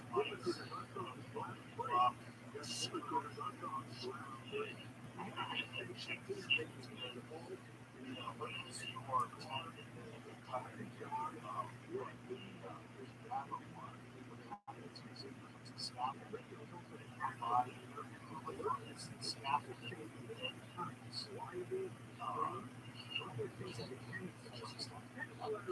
That one changes. It overcomes it with its own cells. So originally, all the waves is on a scaffold. Your body and growth. That's the purpose of it. Yeah, what your body's doing is, like, they take, I'm sure you're not,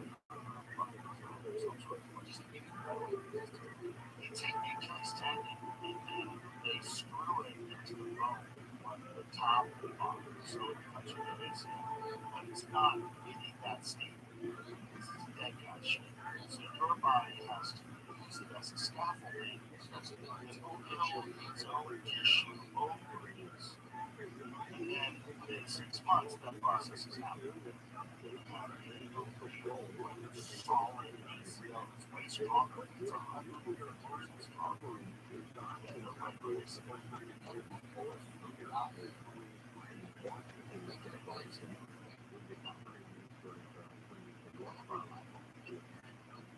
I guess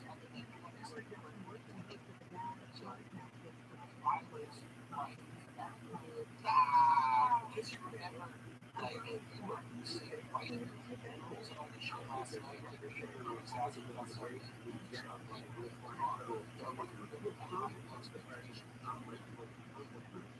No, general speaking, because I only kind of recorded those injections. Birthday's not one of those things. If I, like, just not doing something, it's not consistent. I remember he's very consistent with things that are really his own snapshot. When people tell me something that's fascinating, it comes to me. I'm talking to him and talking to Ross. If I'm talking to him,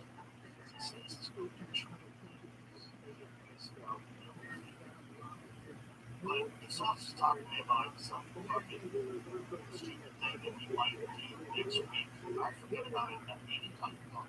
I'm like, this is a real thing. Tell me what's real. See how people are.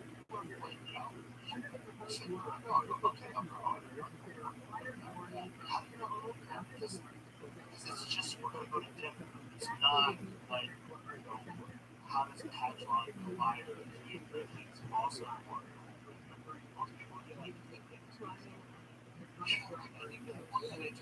like fucking circles have so much room. That's what it is. It's not even that people are stupid. It's like people only like when you think of a person stupid, a lot of times stupid people are good things. So why is it that they are not good things that they're smart? Because oftentimes it's like, what are you concentrating on? Like if you're concentrating on a very particular thing that you'll never suck at, but if someone's trying to concentrate on all things, you're going to be stupid at something. I thought about that as a kid. Like, I just didn't do it. So it's harder for me to remember because it's capitalism. How many things do you do? How many things do you do?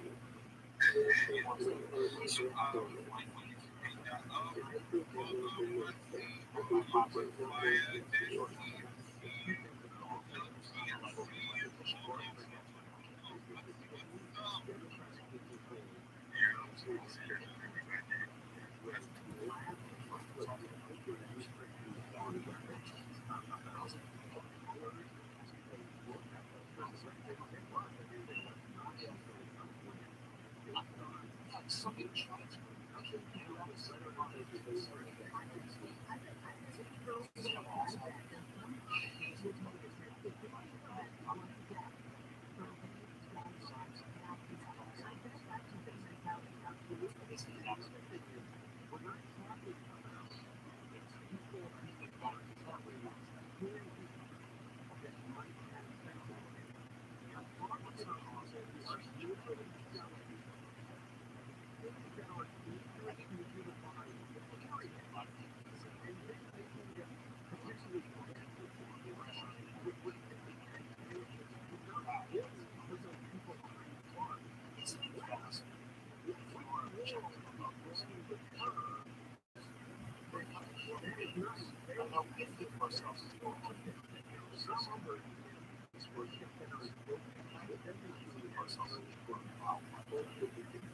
Wildlife, wildlife.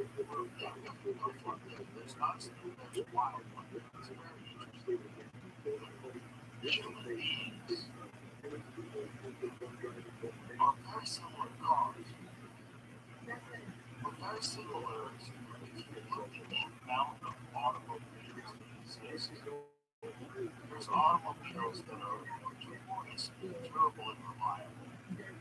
It's like Toyota, Corolla, yeah, Corolla, Toyota, you get a Toyota, that really great. Every Toyota I've ever had just lasts and lasts and lasts. They're so durable. Their goal, I was just telling you this, Bill was telling me that their goal is to last for 30 years. That's their goal. Don't fucking build a car with insurance for the what it's out there. Yeah. And then there's Range Rovers, 5, and then there's, like 1990 Chevy Malibu. How long shot is some shit? It's a cop car, right? Cop car would be probably about why is it? So then it's like a 2023 Corvette.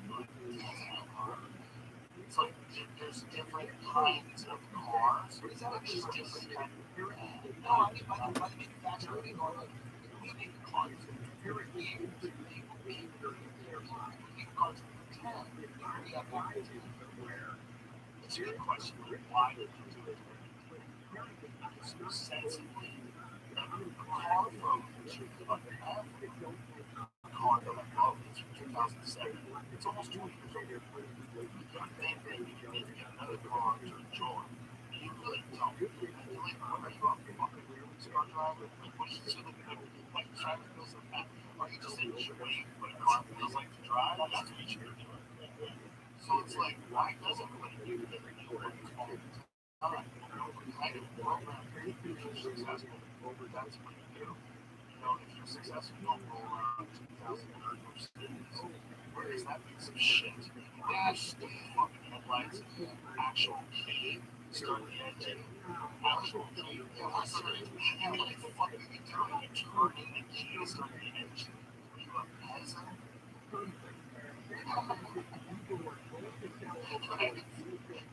It's like, what is this?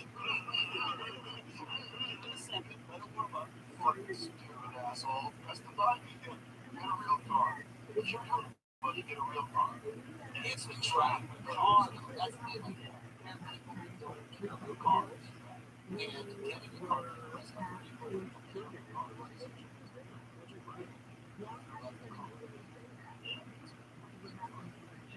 There's a reason why I like Range Rover cars so much.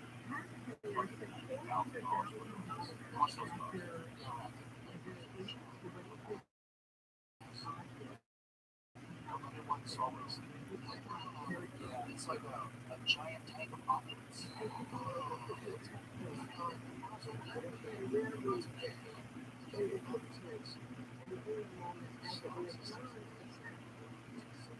My dad is my two. It's driving around once. But perhaps won't be or silly as a drink. But you don't pay for silly as a thing. It's like because I know this is what people are doing. You're choosing to buy $1,000 SUV because you're not going to be driving a longer fucking right? Like, yeah, let's be honest about what's going on here. It's not all traffic, but it's going to break down. I don't know what you expect this to happen.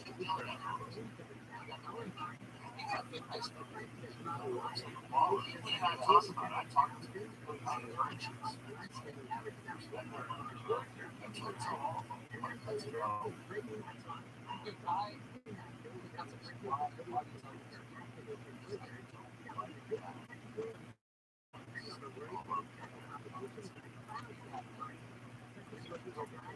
No, I did not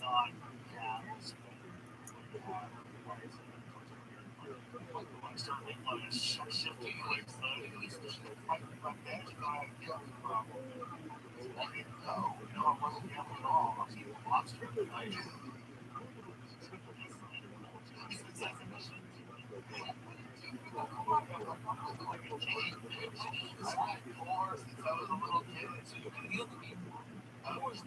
Oh, I'm not scared. I wasn't scared before. But I was like, I'm eating lobster, son. I'm scared of not living life. That's okay. Just like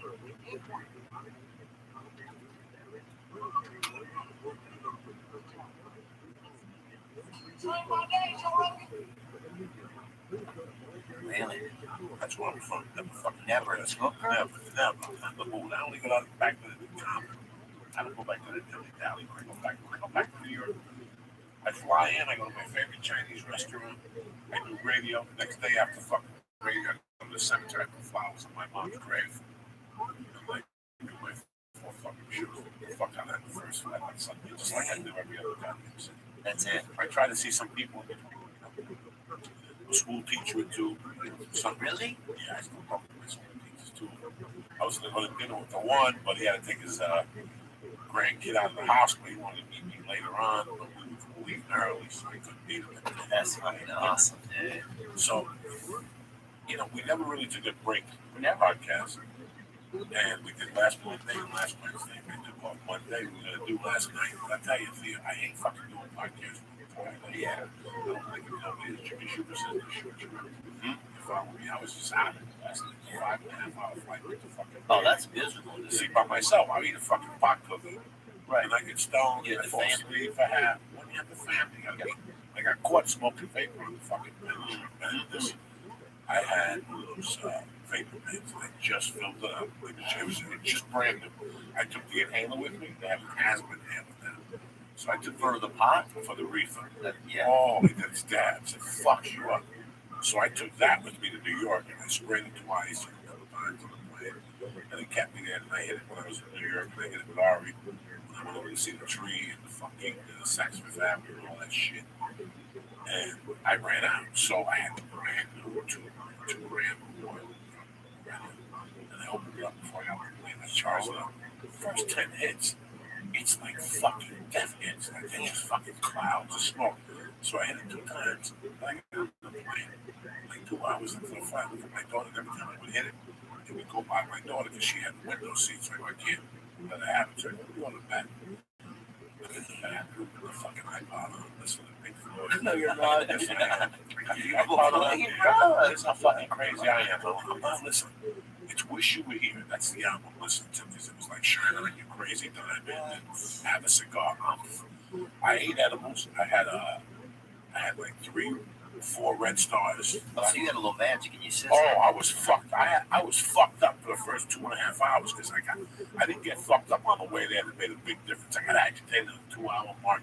At the 2.5 hour mark, if you don't have something, once Mad Max is finished, right, you're ready to kill a motherfucker on the flight. Mad Max is not the movie to watch on the fucking plane. Because there you are sitting there, everybody's driving, jumping over people and shit, shooting motherfuckers. And you're sitting there next to some fucking politicians and some shit. You want to get up. You want to get up. So I said, fuck that. So I dosed myself on the way out. I had Virgin, I had main cabin select. It's the one behind first class. So we could all sit together because in first class, we couldn't all sit together. I would have to sit by myself. She'd be fucking crawling back and forth. So I'm like, fuck that. Just get the main cabin select. How tall is the child you have? She's a fucking midget. She's 3. You know, she's just a little bit. But how tall do you think she is? She's up there. Oh, that's not very tall. No, she's a baby. Oh, that's so I got up, I go to the bathroom, I close the fucking door, and I'm in there, I'm in this bed, and I see clouds there. Like, wow. What color was it? Fucking clouds of smoke. I'm hitting this vapor, and I'm hitting this fucking sound. With your iPod on. With the iPod on, listen to fucking Shine On You Crazy Diamond. And all of a sudden I hear, and I see the little red light going on. They're like, open up, are you smoking in there? And I put the thing in my pocket, and I take this out, and I blow a couple clouds of this shit. And I go, hold on. I put my dick in my pants, which I really did this. And then I fucking wash my hands. No, but what's the problem? And she goes, were you smoking in here? No, wow. Do I look like I was smoking in here? Oh, look. And she looked at me, she goes, does it smell like smoke? And she took all the thing, the garbage, and everything. Cigarette. Yeah. Oh, wow. And now what were you doing the whole time? Just standing there? I was standing there going, I don't know what happened. I banged it when I came in. The plane shifted and I hit the wall. And that's the next thing you know, you people knocking on my thing. We don't smell no smoke. We made it go off. And I'm sitting like, they fucking know they're in the plane. Oh, really? But then they were cool the rest of the flight. Espionage, bro. I sat there, they were cool. And at the end, I gave my wife the keys. I told my mom, this we're going to be in the bathroom. I'm going to get arrested, so take the car keys. I'll see you at the house. What did she say? She just fucking looked the other way. Like, shit, man. What the fuck is this? 50. What am I going to say to me? And I walked off the fucking plane like I owned LA. Wow. Nobody said dick to me. Now, did you think, though, somewhere in your head that whenever you got to LA, there was going to be people? Oh, fuck yeah. They've been waiting for me before. I've been approached at the plane one time on the way to Columbus. Is it kind of cool or is it just fucking not? If you get off a plane, you got an ounce of weed in your nutsack. Yes. It ain't fucking cool. Yeah, But if you get off the plane and you're cool, you know, you don't like the one time I was in Columbus, I had weed. And some guy said, I do not lean back. I hold on 1 second. He turned on. Fuck you. I said, fuck you. So I kicked the chair. They went and told the stewardess. So I was the bad guy the rest of the fucking flight. Oh, and then you start to feel like the fucking bad guy too. You're like, oh, you're the bad guy. You start saying shit in your head. You're the fucking bad guy. We cocksucker, put that seat back again. And here's what happened. We went to Columbus. They got us off the plane. They got statements from both of us. And they let us go. And a year later, got on the plane. That same fucking guy. How you doing? Just sat there the whole time like a little fucking. So in all your years Animal. of being on the plane and like having weed under your nut and all that, you never once smoked a cigarette in the plane? Wow. In 1983, I was You flying. used to be able to, didn't you? Yeah, you could smoke. In Russia, you can't have heard. Really? Do anything in Russia? But I heard that you can, though. You could smoke in like certain areas. But I tell you what, I did see fucking time. Smoking on a plane. Russia? You never once smoked on a plane? No, but in 1984, February 1984, we got on the plane in Aspen. It was Aspen, Denver, Jersey. On the way back from Denver to Jersey, there was a soldier next to me. I had a brown bowl of weed. And I'm thinking, all right, that's what goes from cigarettes in the plane. He's like, let's go do it. I feel back fucking to the birthday. Me and this guy had a wooden fucking bowl. I put the weed in there. We just took 2 puffs. That fucking the whole plane. Of course. Wow, they were pissed. Who smoking marijuana on the plane? We're gonna search that shit. I walked down there with that soldier salute the cops. Yeah, I take a chance from time to time. For a soldier, you got to, bro. I get a soldier high. I get him doped out of his brain. I took dope for him. They fucking pressure everything. The charges went in one way. I got so fucked up. Coming from Jersey. No. Do people from New Jersey get busted for coke more often than others? I don't fucking know. I was a fucking criminal.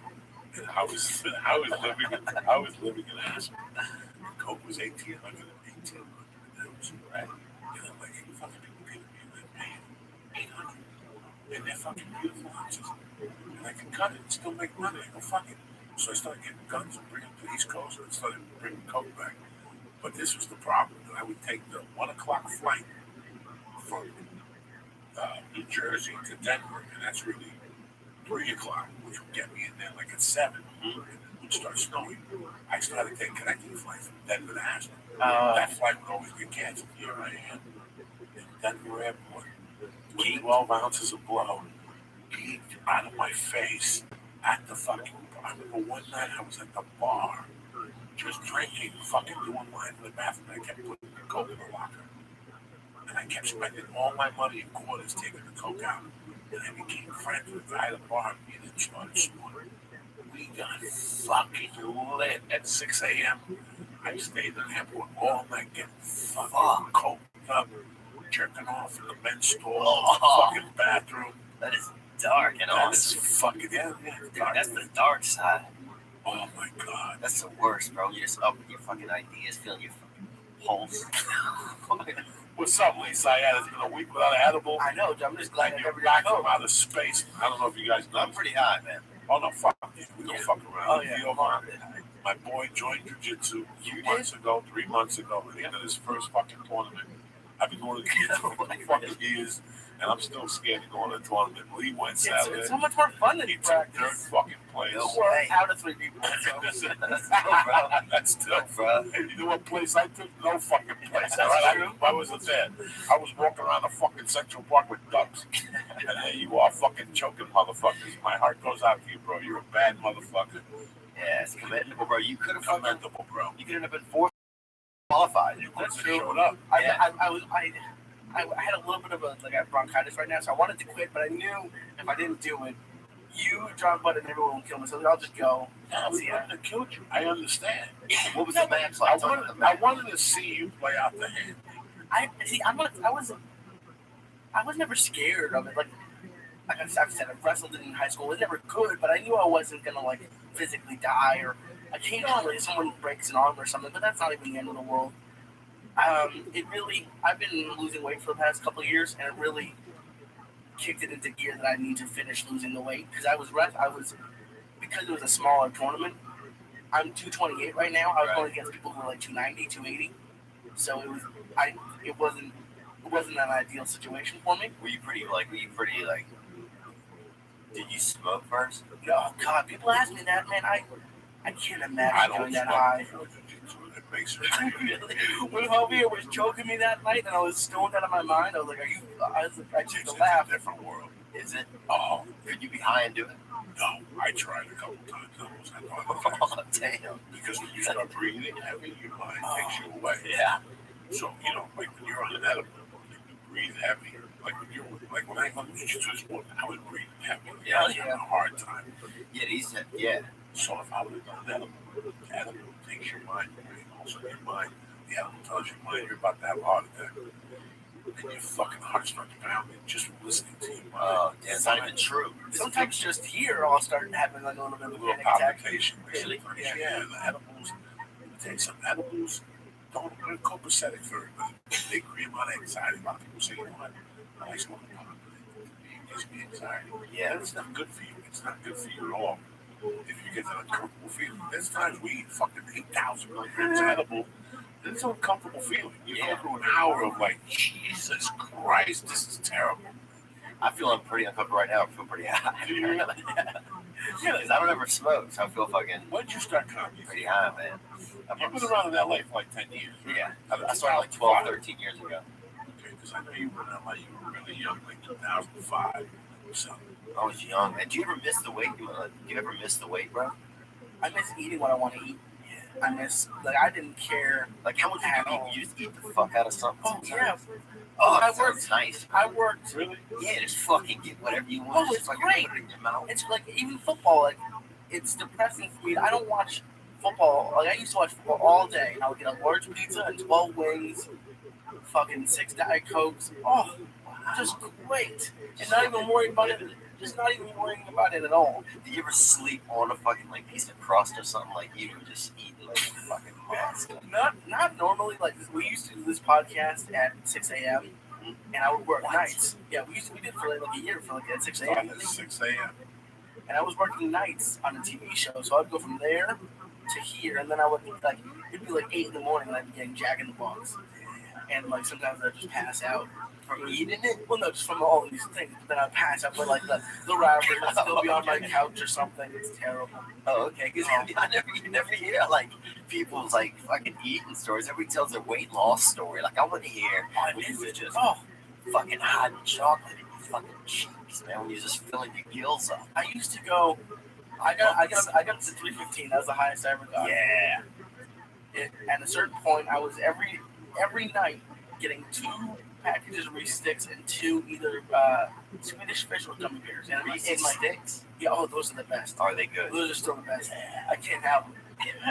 I can't have them, but those are the best. And then either Swedish fish or gummy bears. Yeah. And just have them. And I would tell myself I would have 2 of each the next day, but it would never happen. So I eat them all, huh? I miss that. Now I have a fudgicle. It's depressing, but it still tastes good, but it's not. It covers the spread. Yeah. But like, when you really fucking want, that's the worst. Now you grew up where? Louisiana. How far? A suburb? About 40 miles, 45 miles. So your family's eaters. Yeah, our family's like, we didn't eat a bunch of food, but we ate as much as we had, pretty much. I've had 3 experiences with the movies. Yeah. And 1 outside of the movie. All my experiences in the movie are really food. It's a very food culture. People love to eat. Foodie culture. And depending where the fuck you go, they'll hit you with some alligator. Shrimp po' boys. Shrimp po' boys like a motherfucker, Oh, they'll fucking. When I went to shoot, we shot that movie. They put me in a hotel where they give you all the meals are inclusive. Yeah. And at first, I was fucking eating no fucking hotel. Oh my god. The hotel food was good. Every fucking meal was world class. It was all like a 7-course. Yeah. Starting to finish, salad, dessert, appetizer, everything was fucking delicious. So it's a food culture. So you're in great shape. You take care of yourself. Yeah, kind of. I mean, I like You eat what you want.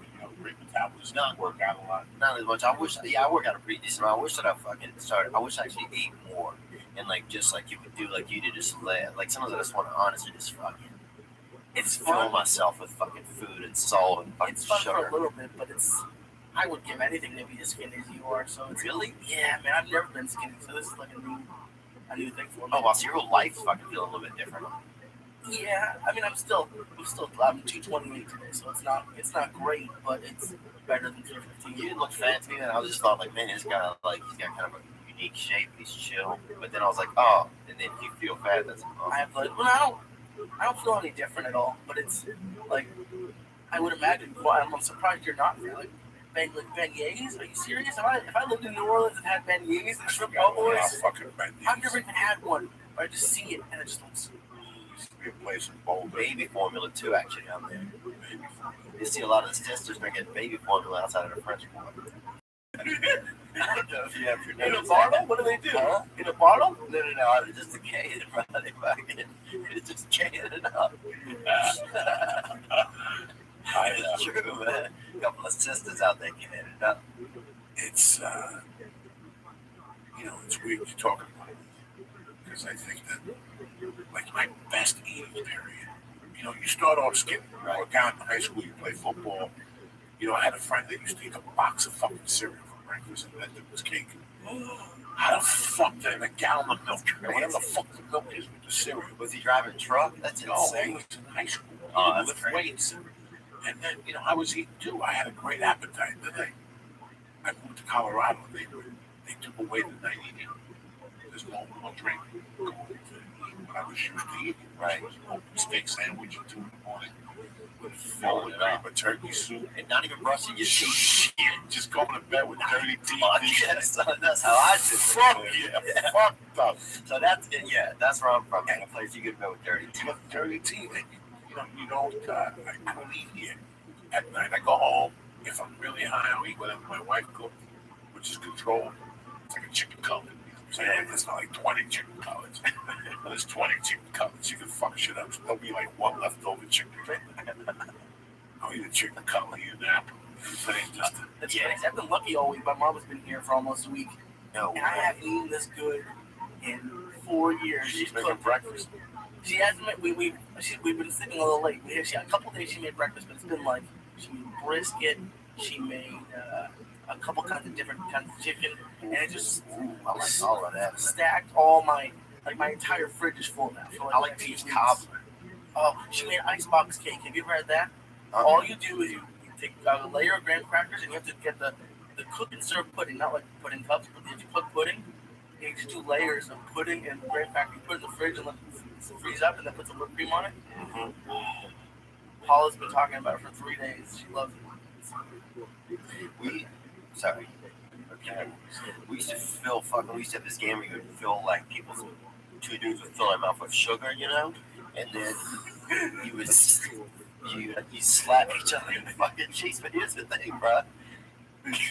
It's hard to hold a whole bunch of sugar in your mouth and keep it on. Well, here's the thing: it starts dissolving, but you get parched because all your moisture's going through this thing, so your body starts to dry out.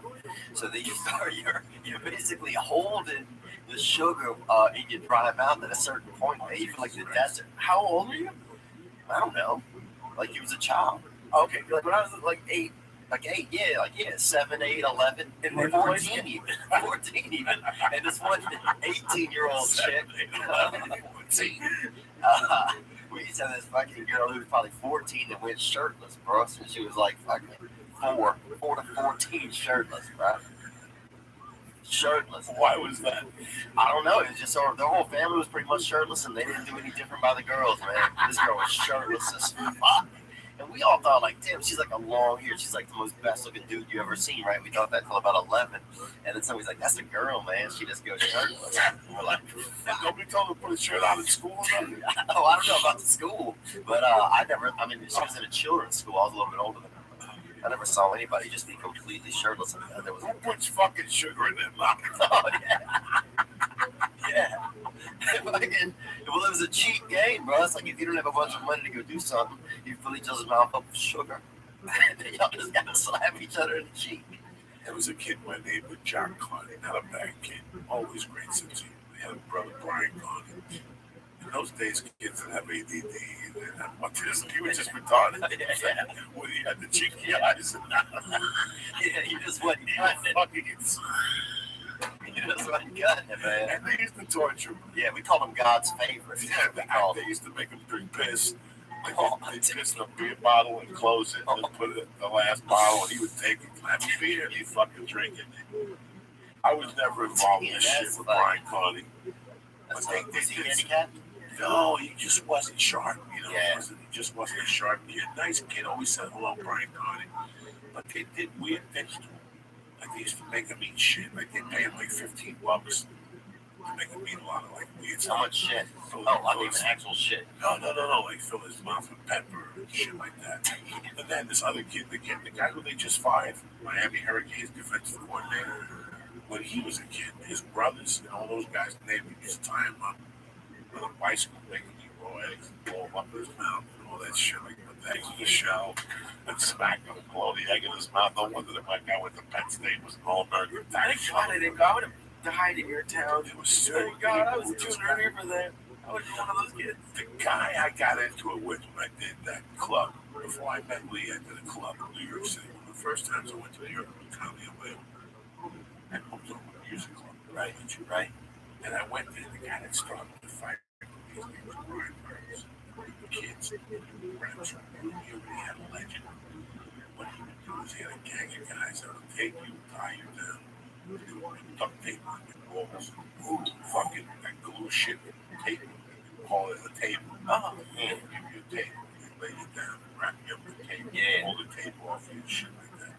He was known for all that stuff, spray and stuff on your balls. He was a big time bully. And you know what happens to bullies, bro? They get beat up later on by people. And I remember that night when I was like, I think it's fun. damn. But I had already a plan. He kept coming in to try to apologize. And I kept going, you know what, I can take this guy. I can kick him in the fucking knee. You can see what I got together. So, Right. It's not me. So but you felt like it was crazy because the tide had switched with that dude. Like and back in the day, He was a bully. Yeah, he was a bully. Naive kid. You know, he was a bro. When I was in 8th grade or 7th grade, he was already in high school torturizing people. They said if you play football, be careful. Because if something happened during football practice, then you hit him hard or something, you can get these friends to give you the tape. Especially if you were Spanish or something. Yeah. Oh, that shit got racial, huh? It was what it was. Yeah. You know, it was what the fuck it was. I mean, We had one Mexican kid that showed up on our time. We didn't have any Spanish people. We had one Mexican kid. Let me think what this kid's name was. I think it was Nick, right? And I remember we all had science class. And, actually, in science class, they had these hamsters you could play with until the second bell rang or whatever. Then you had to get, put them in a cage and everybody would do learning, And this fucking one time, they had this hamster, right? Superman, we named. And I was holding him. And Friends, this one's been about 24 hours. We're going to start up a new one right away, but my phone will only go on in 24 hours. At the Kawasaki, Fiddler, you guys are the best. Of course, you got El Sol Lavo, you guys rock. Shout out to you guys, and then of course, Easy Hasumi, you rock. Alright. So I'm going to end this one. I'm going to start it right back up. And if you're like, well, why are you doing that? Why don't you just keep it going? For some reason, I can only do 24-hour long spaces. So, with that, I'm going to just want to start one off right away. Peace out.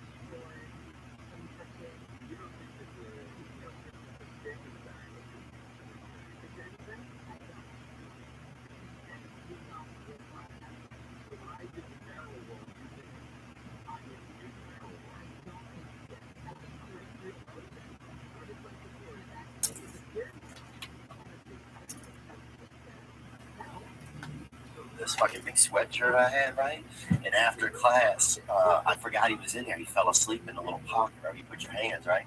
So after class, I just throw my book bag. I'm running. Next thing you know, I get in a fight with two brothers, right? Get beat up pretty good. And one of them fucking killed this hamster that was still in his pouch. He fucking punched him. So I've never had it like. Sometimes I'll be fucking. I'm not even joking, bro. I'll have dreams where I feel like I had an abortion. Or Superman. I knew something wasn't gonna be good. Yeah, I think his name was Superman. Let me think for a second. It might not have been Superman.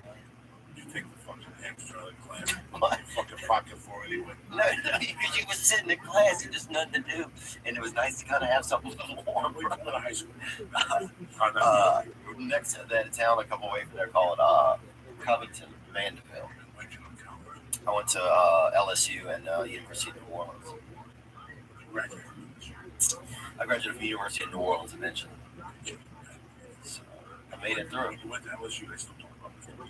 Oh, dude, the town I grew up in. Get the fuck out of here. He lived and died in our town, dude. Get the fuck out of here. Yep, and Lee Harvey Oswald went to middle school in our town. Get the fuck out of here. Swear to God, dude. And I mean, I say this a lot, but once in the 80s and in 1994, a bunch of infected monkeys got out because Tulane University got their primate testing facility center in our town. And a bunch of infected monkeys got out and they let us out of YMCA summer camp to help the police look for them, bro. I remember they came to summer camp. What? Basically, Is took that kids to Like look in for my roasters. not kids, dude, the tallest boys. Not kids. They took the tallest boys right out and we helped them look for them. I remember surrounding a couple of chimps outside of a Kenny Rogers road. That's the name for your blog. Huh? I surrounded some chimps up next to a Kenny Rogers roasters. And dude, the shit got racial. Like people go around town, they were really yelling. I mean, this is fucked up. I mean, this just shows you how far in the South you are. People like 90 monkeys just escaped from this place, whatever. And you literally have, like, you know, people riding around with guns, fucking Confederate flags. It's like, dude, these are animals, man. Like, relax. Like, the shit almost got, it was weird. Like, people were like, these fucking monkeys. Like, they planned it. Like, it was great. Like, it was. I just threw that name out because today's paper on Twitter, it said that the basketball player from the Lakers is producing this movie. Oh, that's awesome. And I'm sitting there going, you know, what kills me about today is they do biopics about people that these motherfuckers don't even know. That movie should have been done 2 weeks after he fucking died. Yeah. But nobody thought about doing it, you know. You know much about this? I mean, I think I know a pretty good amount about him. I mean, I know he played, you know, I know he played at LSU. I know he played for the Jazz. I know his two sons. Really? Yeah, they played ball like whenever I was growing up. So one of them like a little younger, one of them a little bit older. So I mean, they were legends. It was kind of, you know, it was a small town. Like it was Legends. yeah, the biggest name in His sure. fucking, if he lost his father, won't let him sleep in the house and shit. Make him sleep in the fucking yard. This is Southern basketball, Jack. Dude, they had a half court or a quarter court in their upstairs of their house above them. Look, In the attic. They had a they basketball didn't court. fuck around. The marriages didn't fuck around. That old man didn't fuck around. He Dude, had like that. That's why he drank himself to death. Because there was no childhood. His father made him go out there and do wind sprints and shit. yeah. And that guy wasn't fast, but his fucking handling skills were just phenomenal. It made up for it. In my life, I've seen two people handle a ball. Fucking phenomenal. One was a guy named Mr. Pete Maravich, who was an NBA player. And another guy was a kid from South Carolina. His name was Jack. White kid or black kid? White kid. Mm. And when he played basketball, and that's why he didn't get drafted, because he was such a freak. But his handling skills, I saw him play and I played against him when I got older. His handling skills were so fucking unbelievable. And unless you just see that, Right. it's really hard to explain. Right. Even if you see Kobe Bryant pass, or Stephen Marbury pass, there's nothing more dribble or the control that Pistol Pete had for the white guys. He had a tragic life. I don't think he ever won a championship. I don't think he ever won a championship. I know, like, I think he still has, like, the highest average per game for college.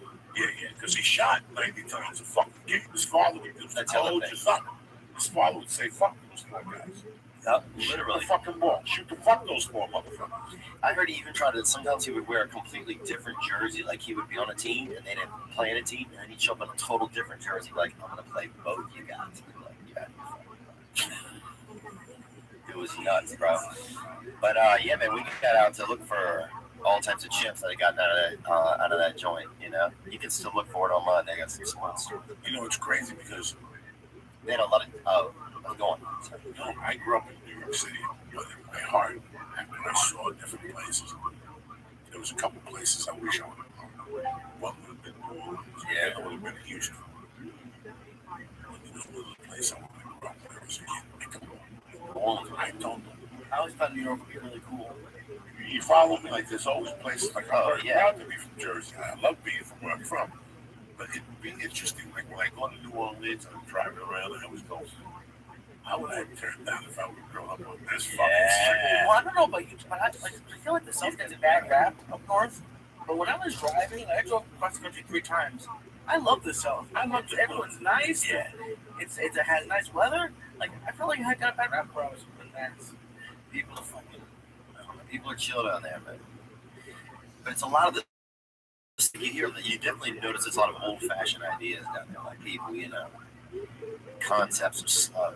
But that's what makes the South the South. Right. Listen, that's what makes the South the South. I read somewhere last week, those guys, the terrorists shot those people, that the neighbor said he suspected somebody. They didn't want to call the police because they didn't want to see racism. Yeah. Because he was politically correct. You understand? We want to put in our lives, which are politically correct. Look what happened yesterday. Fucking Trump makes that announcement against Muslims.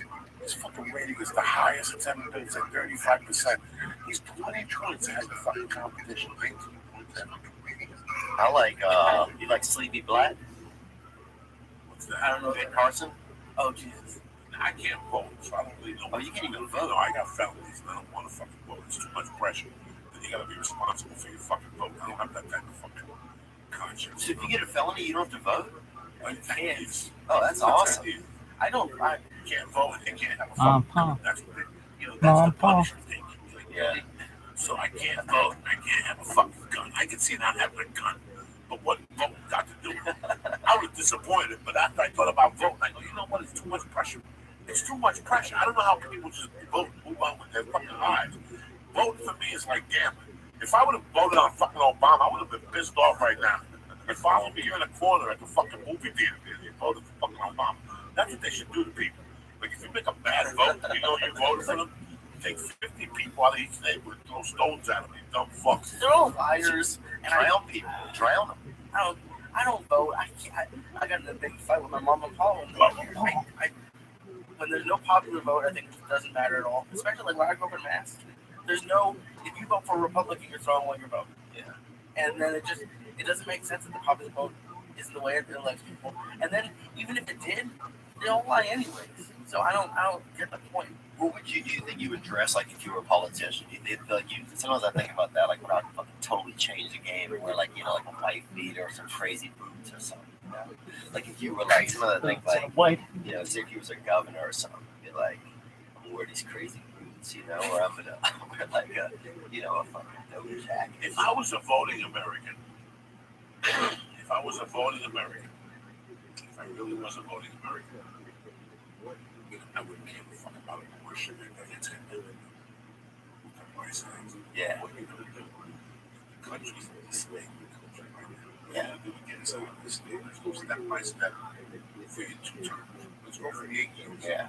Give me the 8 years. How it's gonna pan out? What are you gonna do the first year? What are you gonna take care of? What's second on the agenda? What's third? Yeah. Do I give a fuck about the homeless problem? Not fucking really.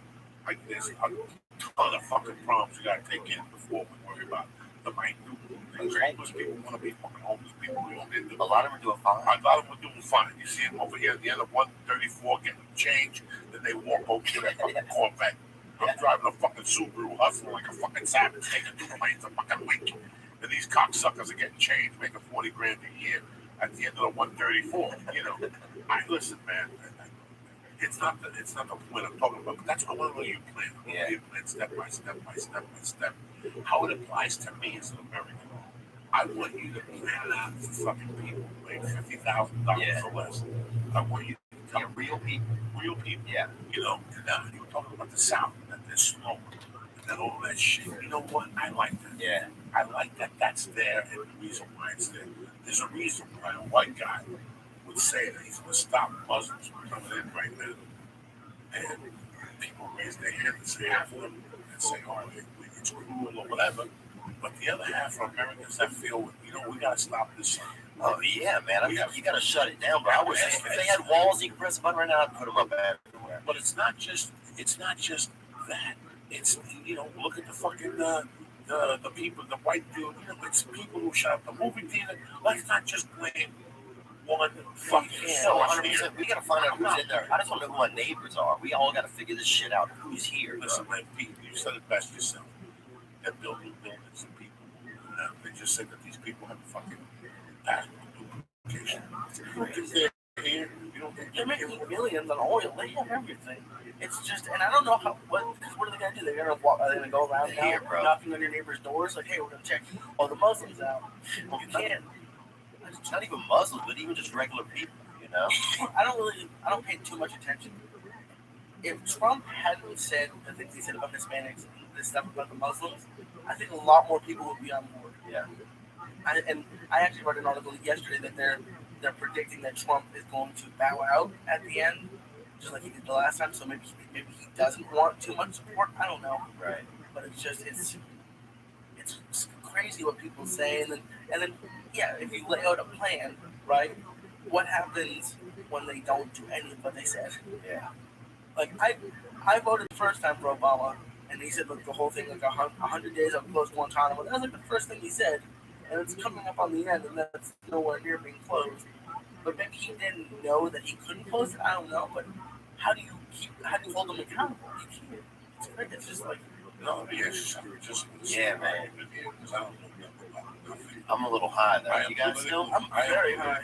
Okay. I'm just making sure everybody's high. Why was it important to you that they were closed one time? Why is that such a... I'm not arguing with you. Right. I just want to know. Personally, I have no thoughts on that. That was just the only thing I could think of right now. Right. Like that was he said in 100 days I'll close it.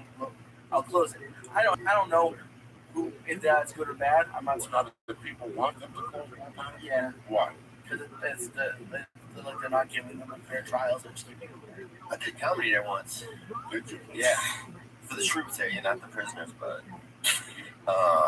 it was pretty fun, I guess. I mean, I don't know. It's chill in there. The chicks only had like 7 chicks, not even that hot, but some of the guys seemed friendly and we would swim and everything. Had a good time. Now, what made you want to get on stage?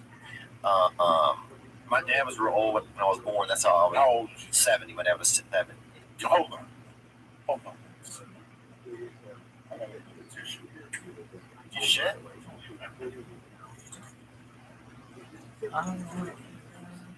Oh, that's shit on that little. No. But yeah, I wonder what kind of hats I would wear. Special hats I would wear if I was the president, bro. You ever went to that, man? Like American Side Yeah. Yeah, like a little, you know. When somebody breaks. It's going good. It's on right now. Huh? I guess no. We can talk. Stream. Yeah, we're streaming right now on YouTube. That's so crazy. That was 70 years old. That's crazy. How was that? How was it? Like, was it It was pretty nuts, bro. So wait, who's high? You're high? I'm very high. Oh, Joey's high. Oh yeah, I'm Joey. high. I think most of people listen to Do I us all seem the time. super high, you think? No, I thought it was funny when you said like going to do learning. Oh yeah, man, I get caught up in something. I'm pretty high though. Like if I'm trying to think. Like say if I wasn't myself and I came up to me, Okay. and I said, I gotta make any sense. And I said, Hi. what were we talking about? What were we talking about? Yeah, no, it's sometimes I wonder that like if I was sober watching a high Yeah. person, would people know they were high? Dude, I wonder if you came up to yourself, bro, would you even like who you are? Would you be like, look at this bitch right here? Oh, that's deeper than I was thinking. That's sometimes I think I try to be. What do you think? Would you like yourself, honestly, if you met yourself, dude, being 100% honest? No, I don't even really look. I hate when I go to a movie and have to go watch it. Or something makes me dreading watching this fucking special. You know, I'm dreading all that shit. I don't want to see me. I don't want to fucking hear me. I don't want to see my body. I don't want to see my physique. What is it? When is it special? No, we just shot something in Vegas. Oh, y'all did? Oh, was it awesome? It was what it was. You know, I gotta see it. You know, I just went through the motions. I got fucking Good. I'm really I'm happy. too high right now. Bro, it's good. I remember it. Oh, it's I hope not. No, I hope it is. So your dad had he was 70. Yeah, he was old. How old was your mom? 32. Shoot. Yeah, it was like, Just throwing it out there, man. that was his first marriage. No, he'd been married a couple. He'd been married one time before. Was your Maybe. dad still alive? What we talking about? No, he'd be old. Sorry. It's all right. Appreciate it, man. He would be almost on. He'd be 106. Sorry. I don't know. You're only 22, so I'm all fucked up. I know you've been around here for 10 years, maybe. So I'm 30. Yeah, he got old, man. He just, I don't know. And that's something my mom will like. When I think about my mom, like, ooh, man, like an old guy, like that'd be crazy. I feel like. Was he like an attractive man? Was he like? Yeah, definitely handsome, but yeah, I mean, he didn't have any money. You know what I'm saying? Like, who kind of thugs it out with an old dude that many times? You know? 86. 16. God bless you. Yeah. Yeah, that's a good point. Yeah, man. It was kind of wild having like an old dad because all the times you spent, I was just like a little bunch of like kind of vignettes and like he would take me to this bar sometimes. The lady would give me fucking chocolates, right? And then, I mean, one like the lady, I'm not even joking, kept giving me chocolates, and my dad's like, no more chocolates for me. I had probably 30, bro. Like, nothing could stop me from eating chocolates, bro. I'd just continue to put chocolates. If they had chocolates around me, I would just continue to put them into me. And this lady, my dad said, no. And then the lady took me to the side of the bar a little while later and just gave me fucking like almost like this lady wanted to like poison me or something, you know? So he used to take me to do like weird shit like that. I don't know. God bless you, bro. No. You fucking know. I lost my father when I was 3. I lost my mom when I was 16. So That's crazy. Yeah, so you know some of the. But right now, I had my daughter when I'm 49. Every morning I wake up. I can't lie to you guys. I wake up and my feet 9. God, all I want is enough time just so I can give her the fucking mentality in the church. That's all I need. Let her work it out like I worked it out without my mom. That's the best way to fucking do it because I feel like I'm gonna die. I did blow. I had man. You know, God fucking knows. You get shot by one of these fucking monkeys. Who knows? Yeah. But you always, you know, I always find it's amazing that now I was able to fucking have a kid at 50. Don Johnson had a kid at 50 doing good. Why would you have a fucking kid? Yeah. That's the most selfish fucking thing in the world. So I got my wife up. So now you're looking to me like, if you wait a second, I want to live for this child. Right. We're fucking 70 and dead. All the stupid brothers and sisters. Yeah, I got 2 younger sisters and an older brother. So Same mom and dad. Same mom and dad, yeah. Oh shit! You got 2 younger sisters. Yeah, man, we had a wild. It was pretty wild. I mean, I guess I'm trying to think like more about what it was like. Like I remember like weird shit. I guess. I mean, I don't know if do it. So I remember like my dad would he'd let me drop like say as soon as I was tall enough, like 11 years old. I remember being 11 years old and my dad being like, "Hey, will you drive me?" You know, because he couldn't turn his neck. You know, so like. He's like, "Hey, will you drive me?" And I'm like, "Yeah, I'll fucking drive you." I'll hit like 5'10". I remember a little growth spurt when I was 11. So next thing you know, I was driving my dad's place. Dude, like I remember we dropped him at the post office and he said, "Go around the block." And around the block and fucking hit like 7 cars, bro. It was fucking solid. My dad had a Cutlass, like a Delta 88, you know, like a just straight up fucking rig rider, bro. And it was a piece of shit. It was all backed up.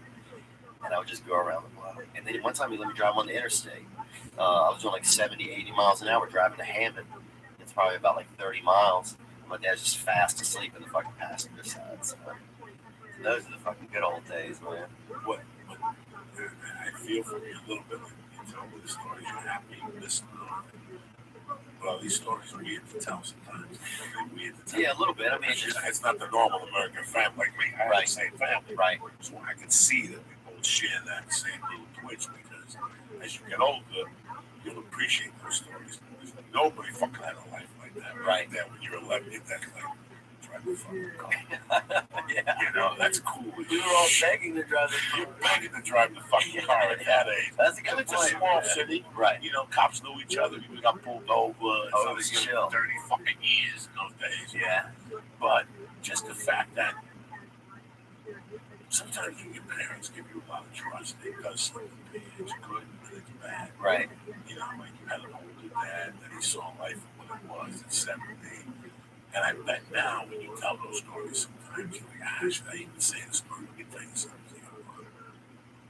You have no idea how lucky you are. You have no idea that you had this life with worse kids. You couldn't even imagine that shit. Right. Most kids had to steal a car at 16.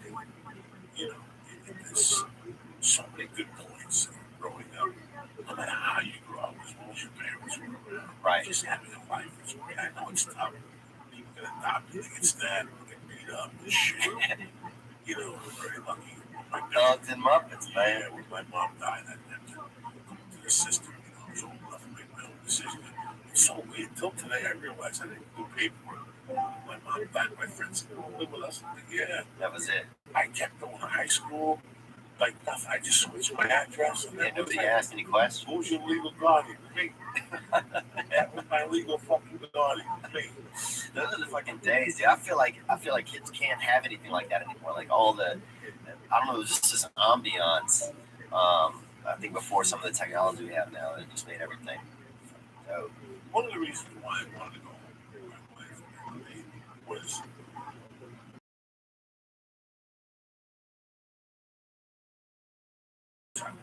right. I parked the car, walked down, maybe not tell you this, walked down the turnpike.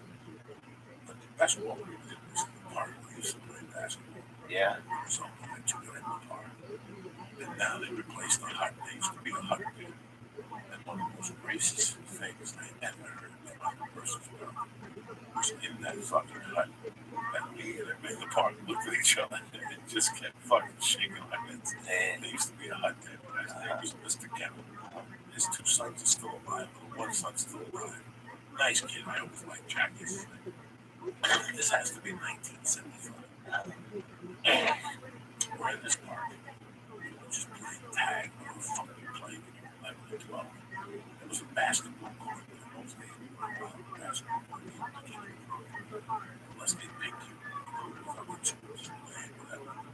Bars and shit. Chill. And that hut was there. It was the son of mine. I'll never forget that Mr. Kevin was sitting there. He's coming in there. And he was sitting there with a fan on in this little hut. The window was slid open. He's sitting there, he's got his glasses on. Mr. Kevin's got it before. Right. And there's 8 Spanish kids, 20 Italian kids, 6 Irish kids, and 1 fat white Blowing it. with a huge Julius Irving afro. She's a little kid. Right. She's got to be 10. She's throwing rocks at the kids. They're all throwing rocks at each other. They're all having a good time. All of a sudden, out of nowhere, one of the white kids spits at Mama. And Mama spits back at the white kid. Mr. Kennel sees this. Now we're over here. I don't know what the fuck. He sees this and he slides open the window. And he pops his head open and goes, "Hey, don't let that nigga spit get on you."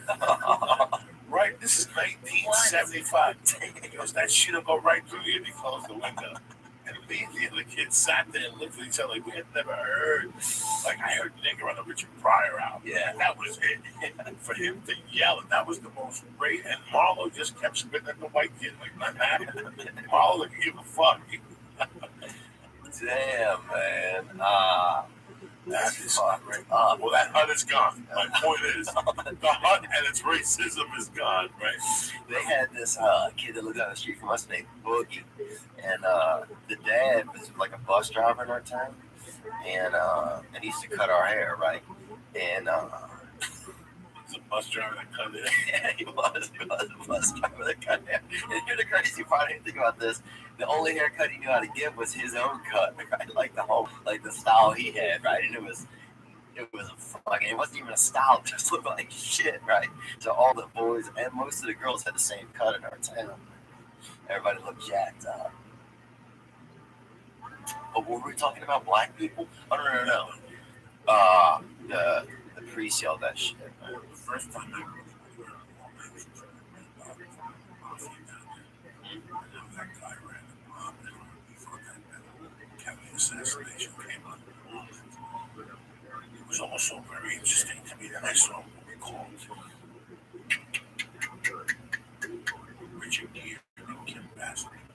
Fatal Attraction. No, Fatal fucking Attraction. That's that chick that shows a pussy.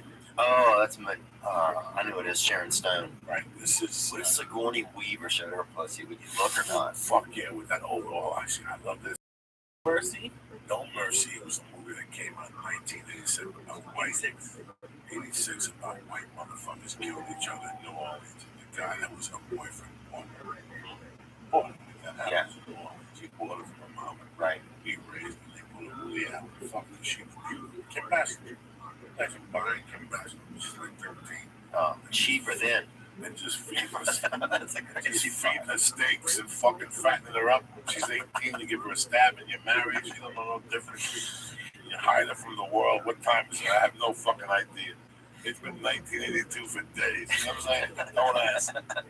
Do you think we all come from incest? Really, when you really think about it, like, Well, we we have have to. fucking islands.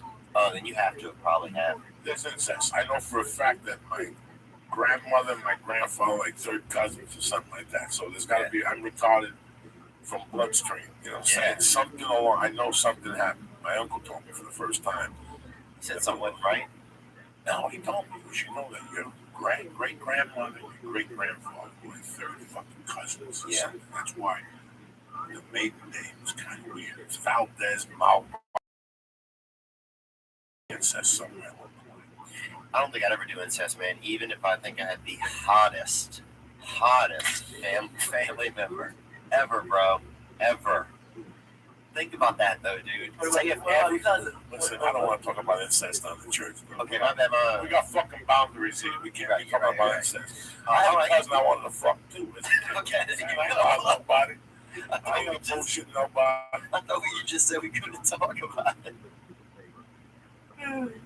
When I was a kid, I had sex with like Puerto Rican cousins. No, That means, that's like, crazy. like your families grew up together, but you're not really blood. And they're like, you guys are cousins. Or some families encourage it. You guys should hook up and be a nice wedding. I had sex with a little girl. She wasn't a little girl. She had hair right then.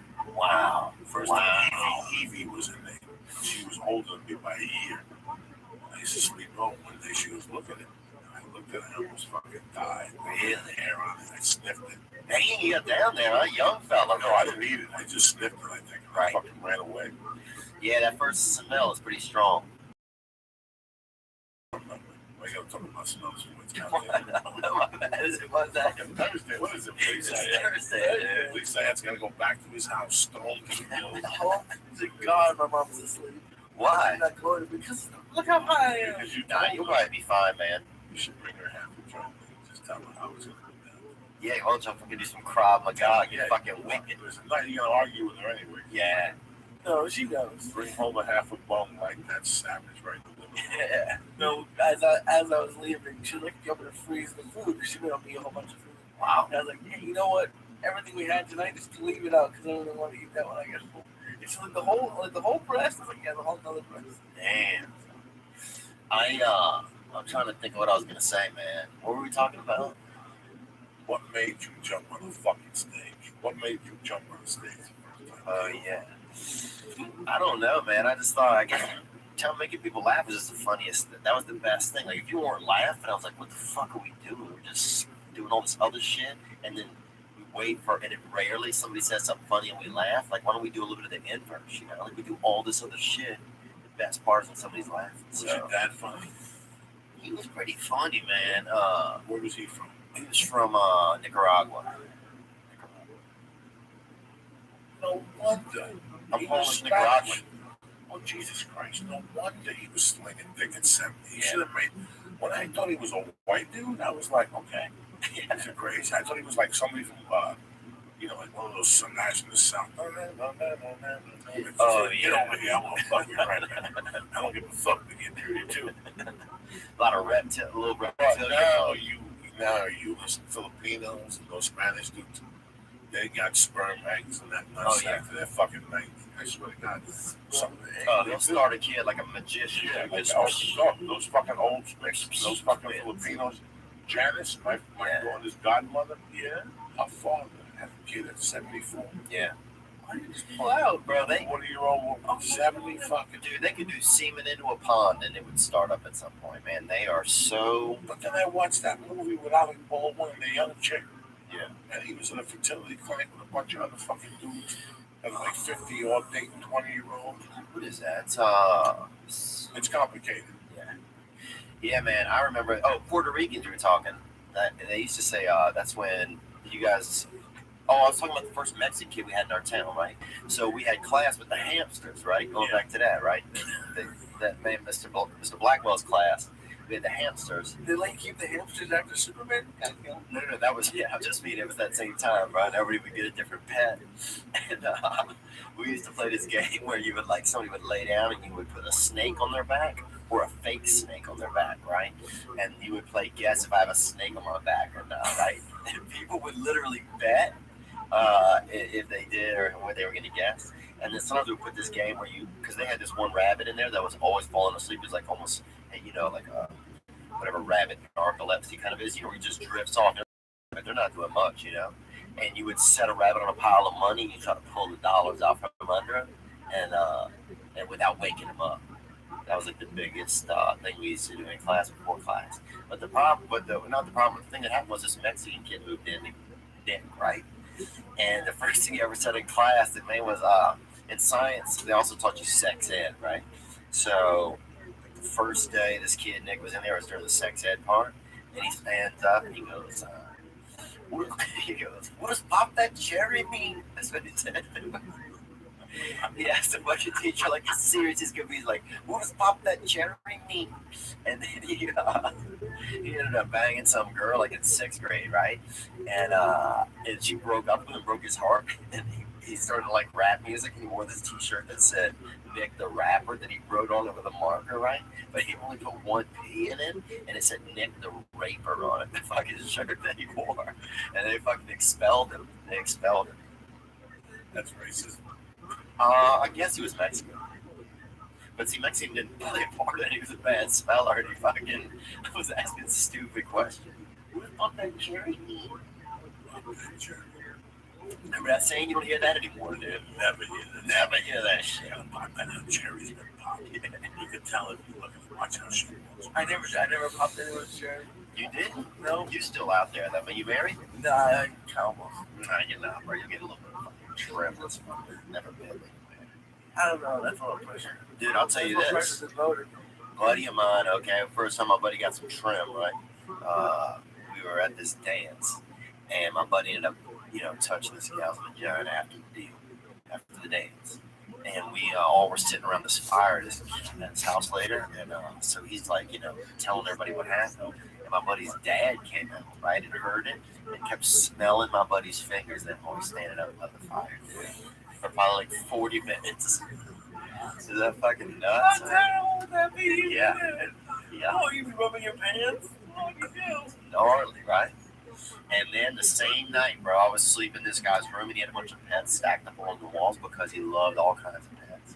And there was 5 of us sharing a bed, right? And all night, bro, I can't sleep, right? Because I'm scared of all these animals, bro. I'm scared of all these animals, bro. And I can't sleep, right? And so I'm just thankful this dog keeps barking, man. I'm so high. That there's this dog. I'm just thankful that this dog outside the window keeps barking all night because I'm awake. I can't sleep, right? All the other 4 kids in this bed are asleep. And you can just hear these pets in their cages. And he had a big ceiling fan in the middle of the room that was spinning, right? So it's whirling up all these pets, right? And even though we can sleep, it's keeping them awake. Because you got to think, a ceiling fan for a pet, that's got to be a fucking tornado going off constantly, right? We don't think about that, So I'm fucking laying in the bed. Thankfully, this dog barks every now and then. It keeps me company, right? Even though it's outside. And then you hear boom, boom, boom, boom, boom. My buddy's dad walked out there, killed the dog right outside the fucking window. Boom. Back to sleep. Same dude that hours earlier had been smelling a young man's hand, man. Same man. And that's what blew my mind about the world. How could at one moment a guy be so gentle? That dude's a monster. And then 7 hours later be blowing a freaking animal's head open because it was barking. You have an animal in the woods, bro. It's gonna bark. You know how much woods is out there? He probably hears everything. They said they can hear everything. Imagine hearing 6 times something. You'd fucking be angry. Your neighbor. 4 houses over. I don't know, man. I'm high. It says that you gotta talk about killing dogs. They gotta bring me down. Sorry, man. I'll bring you down. Bring that down. Fuck on, dog. I'm sorry. Cicely told me his girlfriend does the laundry. Oh, damn. How you gonna get the laundry done, dude? She doesn't live with me. Why would you do my laundry? I do my laundry. Everybody does the thing. Bro, if you're really in love with her, you should fucking leave a load over there when you go back 2 days later, see if it's clean. Her mom would That's do what it. it's love. No, but the thing is, she still lives with her mom. Her mom would do it. Oh, wow. Her mom has offered. Told me I'm a smart child. Is her mom married to a brother or not? Have you ever had fucking? Have you ever had Who's arguing? Starch in my underwear? No, that's not terrible. Why would you want to start? Make you feel like an adult. Soft. Shit. Makes you feel like you have a checkbook. You know? Makes you fucking feel good. That's what I miss, bro. Look at fucking. You gotta go into the house now. Nick the Raper. Like the rapper. So what's the first place you got on stage? This place called Brown. And down in Louisiana, was a part out there. And then I went to this thing called Semester SC, which is like a university, like a floating school that goes literally circumnavigate the globe. When I was in college, and they had an open mic on there, and they had a senior passenger on our cruise ship that had died, right? So they was keeping him in the freezer, right? So I just made some jokes about, you know, like different, like, you know, cold cuts and shit. Like, this sandwich tastes like berry, you know, and just vague shit like that. And kids were kind of laughing. So then I got up, they had like an open mic thing on there. I got up on there. It was fun, you know. Joking. You're a nice looking kid. You're a dark dude. I like to invite you on stage, or you take people in weird directions. And I look at you like, this round kid. You know, I trust him with my fucking animals. Thanks, man. Well, not that one, though. Fucking dogs that you fucking. Well, a couple brothers beat that animal up. I never did that with Superman. I never did that. That was his, you know, to be honest, a couple of brothers. I killed a fucking rat a couple of times. I actually backed over a deer once with a fucking lawnmower. For a really good shit. I swear to God, man, it was a big bush hog, and I used to work on this farm in the summertime. This man let me cut the grass with a huge bush hog. So one day I'm just cutting, and I backed around and turning around, and fucking deer, man, ran over a deer. Damn, it's just dark. The deer jumped at my car once. There you go. You killed it? No, no. You probably killed it. No. Yeah, but I was Come going on, like damn, 20, dude. I was going 20 miles an hour. You hit it at 20 miles an hour. Talking how fast that is. Well, yeah, that's true. Look, I had a dog on stone, minding my own business. Wow. Doing the speed limit. You know, fucking bullshit boulevard. Yeah. You don't know. I wasn't even on bullshit. I was on that block that you cut the the sunset.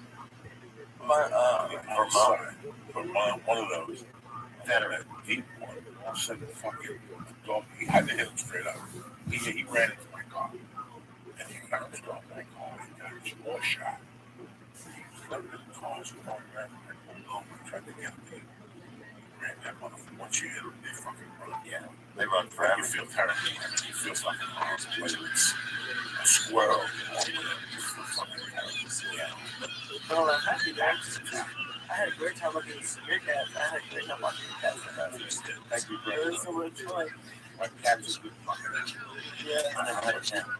Really, that dog? I'm ready. Yeah, Yeah. I got a dog, and I'm thinking much in that dog.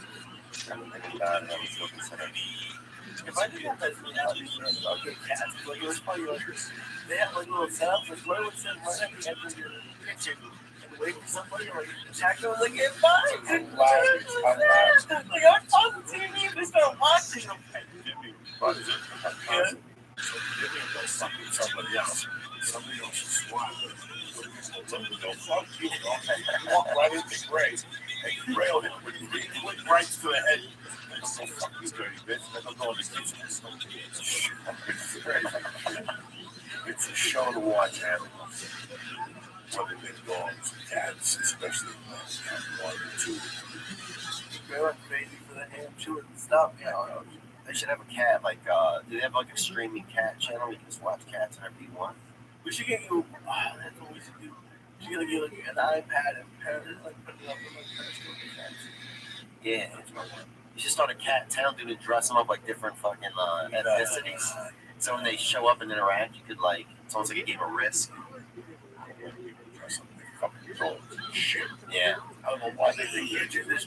There's no dog that wants to have a fucking tuxedo on. Oh, they had a kid in our town, and this is no correlation, but that had really bad, like, kind of, I don't think it was Down syndrome, but something pretty close. And his mom would dress him up constantly. Like, dress him up like in like almost like costumes all the time. Like, he's in a pirate costume. Like, this week, like, his mom, like, he was like it was always Halloween or something for him, you know? Some shout outs. He's like, he's a panther, you know? I want to give a shout out, happy anniversary to Tina, Jimmy Joe, Aiden Diaz, Jesse Bryant, Peter Mandy Barr, Jim Jorgensen, Paul Lynch, Jack Bratcher, what's happening, bad MMA motherfucker, and my man Henry Solari. You're going to show up to class this week, comes up. And Dustin Zawaki.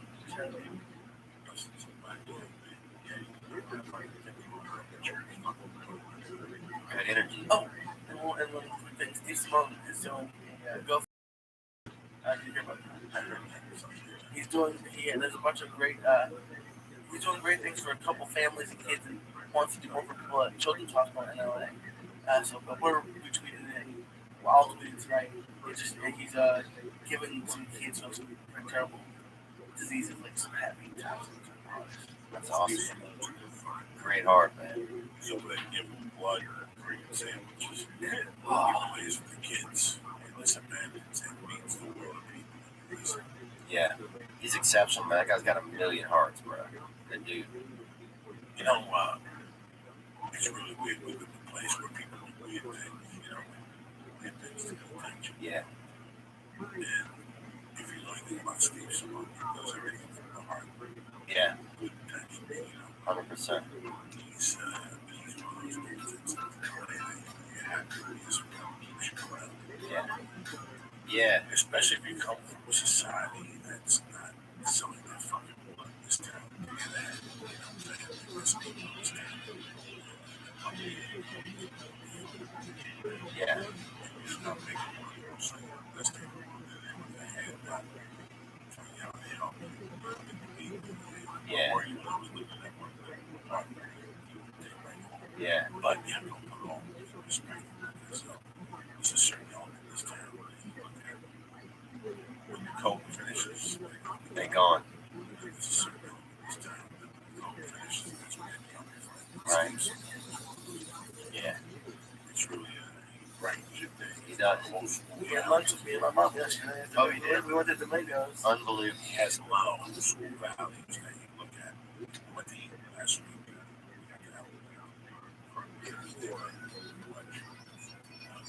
About 5. Then Friday we started the fucking church. Friday night we went to Rudy's. Yeah. Place it's been there since the 1970s. That was nice when they used to serve it in that squid. But that's what they're known for. Statewide.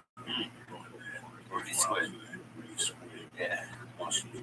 I like You that. got mad at me because I was too nervous to buy something expensive, so I got ravioli. Oh, and it was still delicious. It was amazing. It was amazing. Everything there is amazing.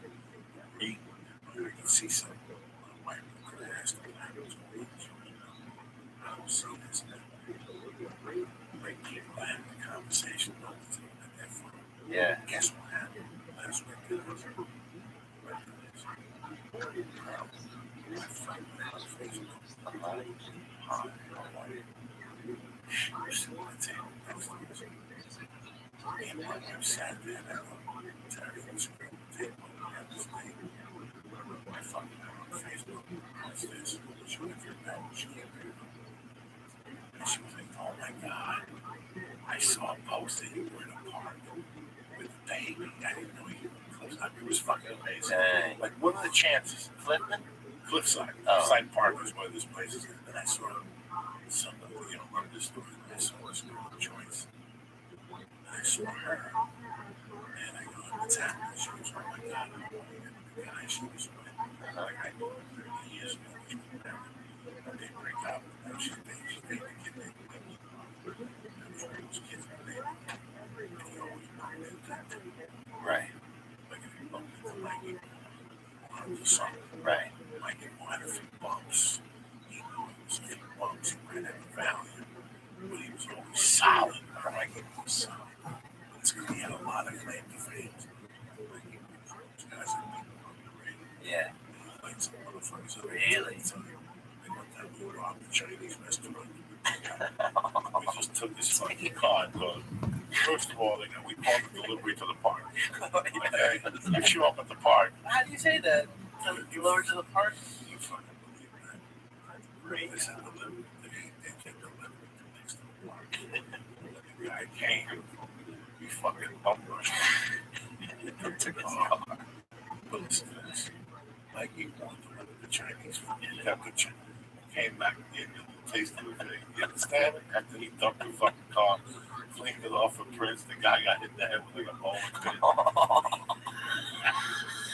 Rob somebody with a bowling You fucking believe that? That's gay. Oh, it was next to this park. This place, this North Bergen is known for all these little parks, like 51st Street Park. And each park had a different personality, a different person representing that park. Like 64th Street was fielded deep into fucking drugs and bowls and fucking AC/DC and fucking music. And they fought, you know.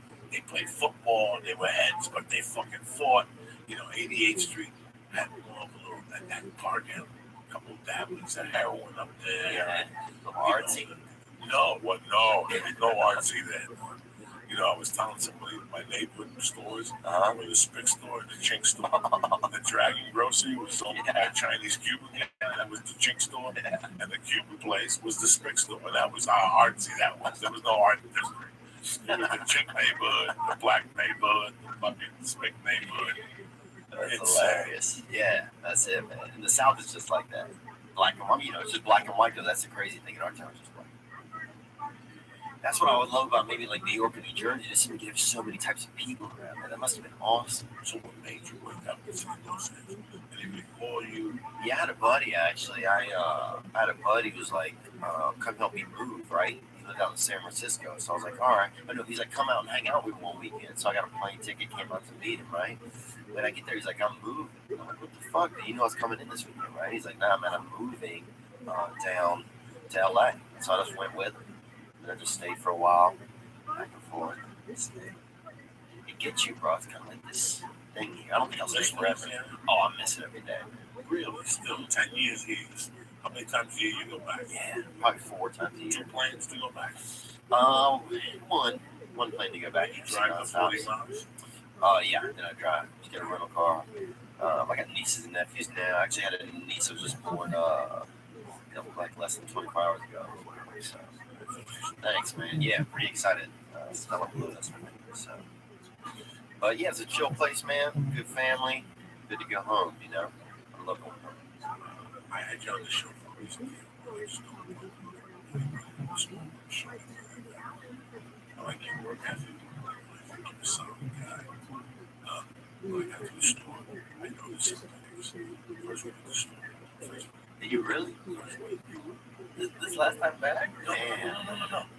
1997. Oh, okay. I get past February fucking 19. Wow, I want to Like get this. February 24th, I'm already in a pushing match / fisticuffs in front of the comedy store. What saves me is Betsy's getting out of her car. And she goes, what's going on, guys? And she sees me. She sees the other guy on the floor. And she looks at me. She smiles. So she knew what time it was. Yeah. The first week is regular. I don't fuck around. Right? So I thought about it. And I thought about why I was happy. I look at a lot of guys at the comedy store. I give them a lot much respect. Because for me to be a better comic, I have to be a better gentleman to you young guys. It makes me, it's what makes me a great fucking comic. Is the love I give to you young guys. Not what I can pass on. I can't pass on the picture, the video. That fucking fungi toe. What you can learn from me is what I didn't do, or what didn't do. But the love I give you guys is the better I get as a comedian. And I know this because those guys that used to fucking hate on me, they're gone. Facebook's like someone, Right. They're gone. they're gone. And they were miserable at the end. They sat there and they sneered instead of sitting there and being supportive. Right. That young guy hug. I don't go on stage. I go on stage to do my motherfucking acting. Right. And when I see you back then, you have my utmost respect because you could have canceled, faked an injury, done whatever. You go back there, you fucking up there, go give it for Joey, you fucking bang it. I watched you. Yeah. Don't think I don't watch you. Yeah. So I want you to understand where I'm fucking coming from. Look, I got to be one time. Feel what the fuck would you do if I said, coming to the stage, there's nothing good to say about this guy. Theo Von, what would you do to me on stage? I didn't do it. I think I didn't want to go at that realm, even at that youth and comedy, even as crazy, coked up, as I was, something at that realm. But to this day, I hate that guy. I don't see him ever again. Yeah. I won't see him. Another store comic? Another store comic. Yeah. Like those older guys, I was there tonight. This older comic went at Joe Rogan. Joe Rogan and so Joe and Joe said something. And they had to stop the show. They were going to get out of here. Fucking man. Over what? Over The intro the guy gave. It was, listen, man, the guy moved to town a year later. He's making 30 grand. Lee. You hit 20 fucking years, still getting a 1240 spot in the main room once a month. Yeah. What are you going to fucking feel like? Unless when this young kid comes that's dirty and he's on an NBC show. Meanwhile, they've been telling you to fucking work clean, get a trumpet. And, and all of a sudden this young kid comes along. And I learned from, instead of hating up the young guys, I learned from you fucking guys. You guys keep me current. I sit there sometimes and fucking, and I'm talking about not Sebastian. Sebastian's established. Birds established. I'm talking about you and Santini's and the fucking other guys. Yes. These are all young guys. Those people after midnight. I've been there. Yeah. I fucking been there where it's 12 fucking 45. And everybody went over. Now it's 1:10. Yeah. And you got a 10:15 at ABC. Yeah. You follow me? Yeah. You are going fuck, but you stay. So the only way for me to become better is to be. Listen, if I want to be a mentor, I go back to prison. Right? And help almost get the GP. I can't mentor nobody. I'm not here to mentor nobody. I'm not gonna lie. Sit here and give you notes. And who the fuck am I to give you fucking notes? These comics, that's the fuck am I to give you notes? All I can do is hug you. Well, you're a bad motherfucker. These motherfuckers up. Yeah. That's all you can do. And I think you become. I learned this the last 2 years of the store. Really, because I've become a better comic. Because I'm sitting there, I went to the street, I would go out and see these young comics, and they would inspire me. Yeah. When you're getting older, you see these young guys, you're like, God damn, I gotta pick my motherfucking game up. I gotta get dude, that's a good attitude. You gotta go back to training camp. These young motherfuckers ain't fucking around. And then I backtrack, I go home and smoke a joint, I go, I remember when Joey D's used to dot his T's, whatever, dot his I's, you know what I'm saying? And top his T's. Dude, man, that's, do you, that's fucking just, I mean, I don't even know, man. It's nuts. It's always remember. I mean, it's the same. That store is our fucking home. If you could go back in time, if you go back in time, do you think, were you the same way a long time ago, or you say you just feel like you've learned this really now? Like, do you feel like you were always like that? Because I feel like it's hard to get the negative shit out of your head in this town, you know? I had nothing going on. Why would somebody hate on me? I wasn't good looking. I was long in the tooth. I had no agent. I had nothing going on. The only person who gave me any fucking love was Mitzi Short. Yeah. That was it. And these old guys would sit there. They'd get there at 5 after 9. Feel even if they didn't have a spot. They'd sit there and they'd sign up to that fucking list. And they'd wear them all night. Wow. You pulled up, you could see it, like, well, 6 of them, fuck. You know, like they begged for you not to show up so they could do their 15 minutes and get their glory for those 15 minutes. They would sell their soul. They would wish a heart attack on you so they could get up and do the 15. You know, it was just a horrible feeling. You know what I'm saying? I remember I had surgery. One of the reasons I stopped working in school was I had a fat ball right there. It kept getting bigger every time I got excited. It was the funniest thing. It would come out of here and it would just throb out of my fucking neck. It was a fat ball. And I finally got the balls and I went down and it wasn't cancer. It was just a fat ball. They were fat. The doctor had to smash my neck and stick his hand down there and take this fat ball out. And he showed it to me in the jar. Yeah. I'll never forget when that first day I felt. When I looked at that fat ball, I thought about all the people I came up to in school. I don't mind that. Right there in that operating table. Coming out of my anesthesia, I was a fat ball we took out. And he showed it to me.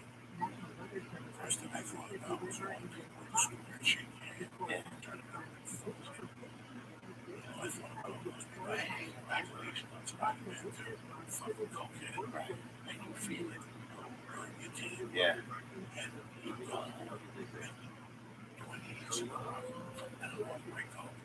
But actually go there, I was knocking their door and say, what the fuck is your problem? But as I got older, I thought about it. I thought about why would they act that way? I can't blame you. When I got you guys, I was jealous of you in 97. Like 98, I figured it out. If I stop being jealous, I can take that energy and do something with it. Yeah. You're jealous of what they got. That energy is basically adjusting that energy. It's not a jealousy of a specific human being. It was a jealousy of how the fuck deal. How the fuck did you get elevated? I was in the building room one night, 11:30. Fucking guy came up. What the fuck are you talking about? I'm here on a fucking time and nobody says boo to me. You're at the fucking belly room on a Sunday and elevated and fucking hello to you. That's what you're fucking trying to tell me. How did you get Bruce King Gray? Oh, I was in the main room on a Tuesday night. I did a spot doing a black show. What are you talking about? And here I am all the time. So it's that type of jealousy. How he had an agent and I didn't. Meanwhile, I was getting spots at the Improv store in the last. Wow. 3 months in, I was already. Dude, that's amazing. Yeah, because I knew Gilbert Escovowski would get Mondays and all of that, frankly. The Improv, I was a regular at the store. But that's all I had going on, right? So I couldn't figure out the hostility of these promoter comics. And it was like, you dealt with 3 or 4 of them from Tuesday to Thursday. On the weekends, they disappeared and do whatever fucking shit they did. And then you dealt with another handful. And Charlie Hill was a good guy. Alan Stevens was a great. Alan Stevens got me a fucking artist opposite James Coburn. He saw me at the store and he's like, I got a role for you. It's coming up. Trust me. And also, they called me. They gave me a fucking role. Charlie Hill was an Indian guy. I'll never forget him pulling me aside. Listen, you gave me belly letters. Keep doing what you're doing. Right. Don't get me wrong. There was too many men that were gentlemen. But there was 10 of them that were just there to watch you fucking fail. So we can talk about it. I give you guys Thank you, man. I appreciate that. Someday when you get older, yeah, you guys will be there. I'll do that. You're like, you know what, man? You guys respect because I know they can be like, yeah, you get a bunch of numbers, man. Yeah. So sometimes, I can put this thing up and about a day. Yeah. Get up tomorrow morning and get a lot of it. That's a bitch. I remember where I heard it. Fuck these motherfuckers. What up, Lee? Lee in San Diego, the 17th is already sold out. So what they're going to add to the second show, you're going to be up in the mountains giving mama the high hardwood.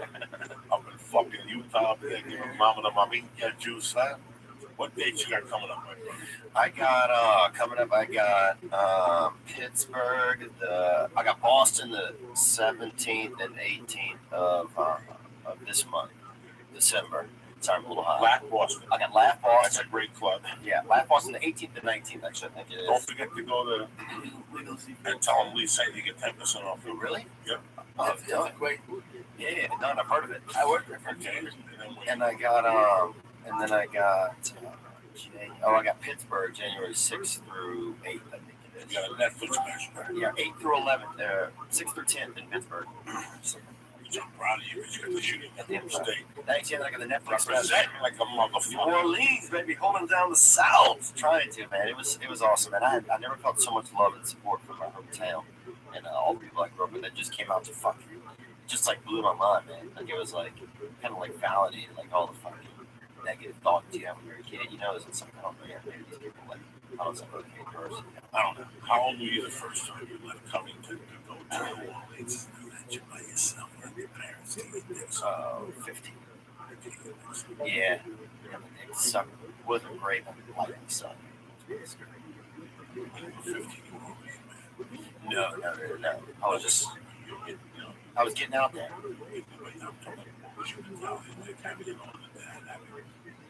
Oh, I knew I was very aware. Very aware.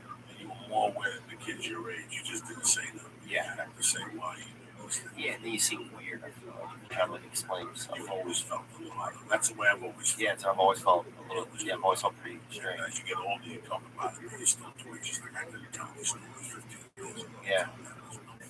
Well, dude, watching guys like you just fucking inspires like guys like me so much, man. Because it's like you just say whatever. Like I'll literally, after seeing one of your sets, I'm like, God, just to get to that spot in your life where you can just be so open about shit.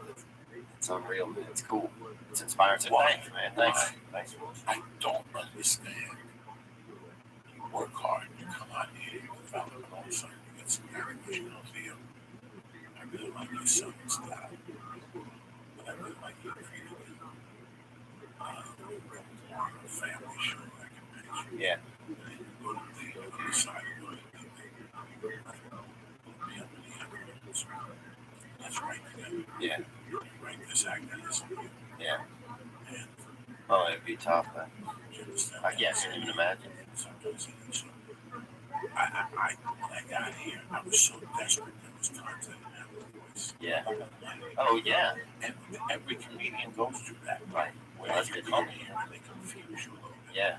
Because you thought you had the goods, but now you start hearing things.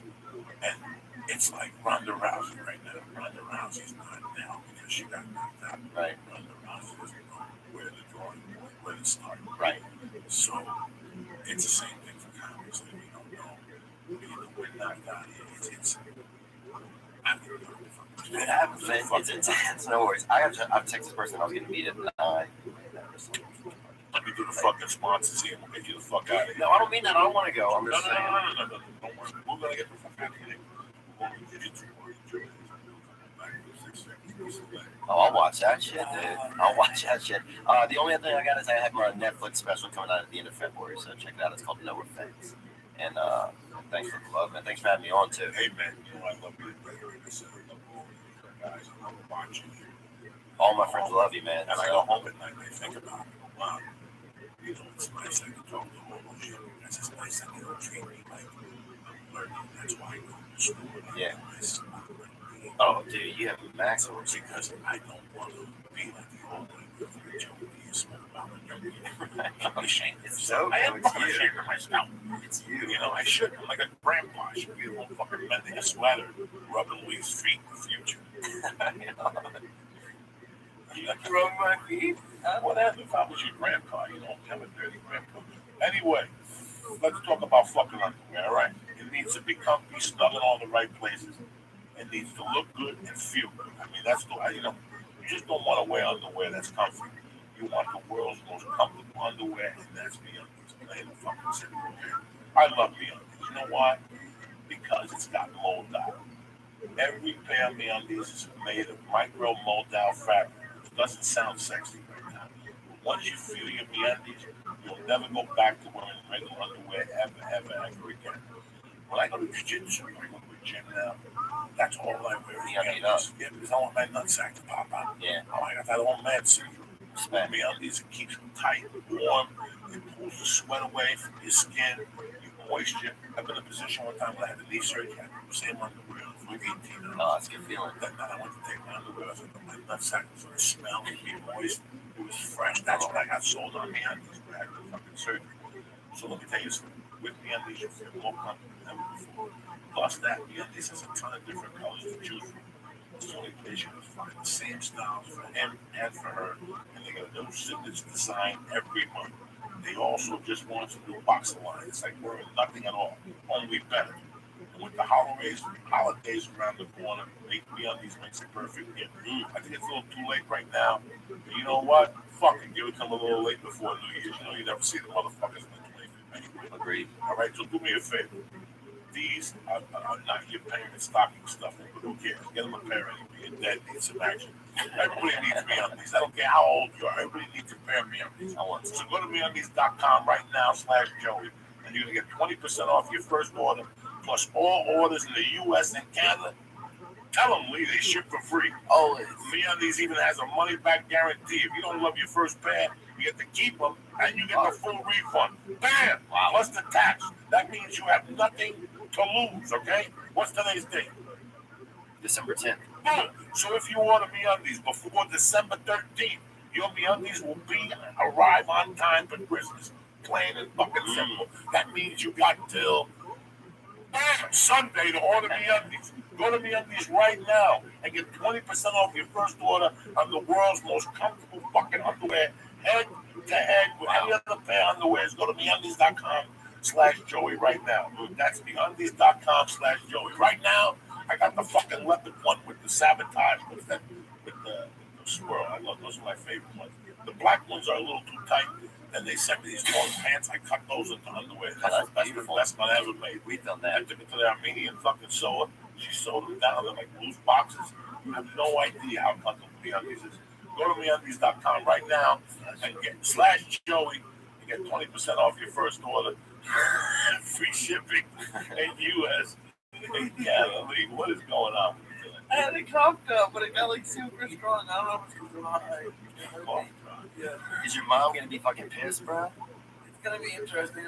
I'm praying to God she will sleep. Yes. Oh, you have to. You got to Periscope that.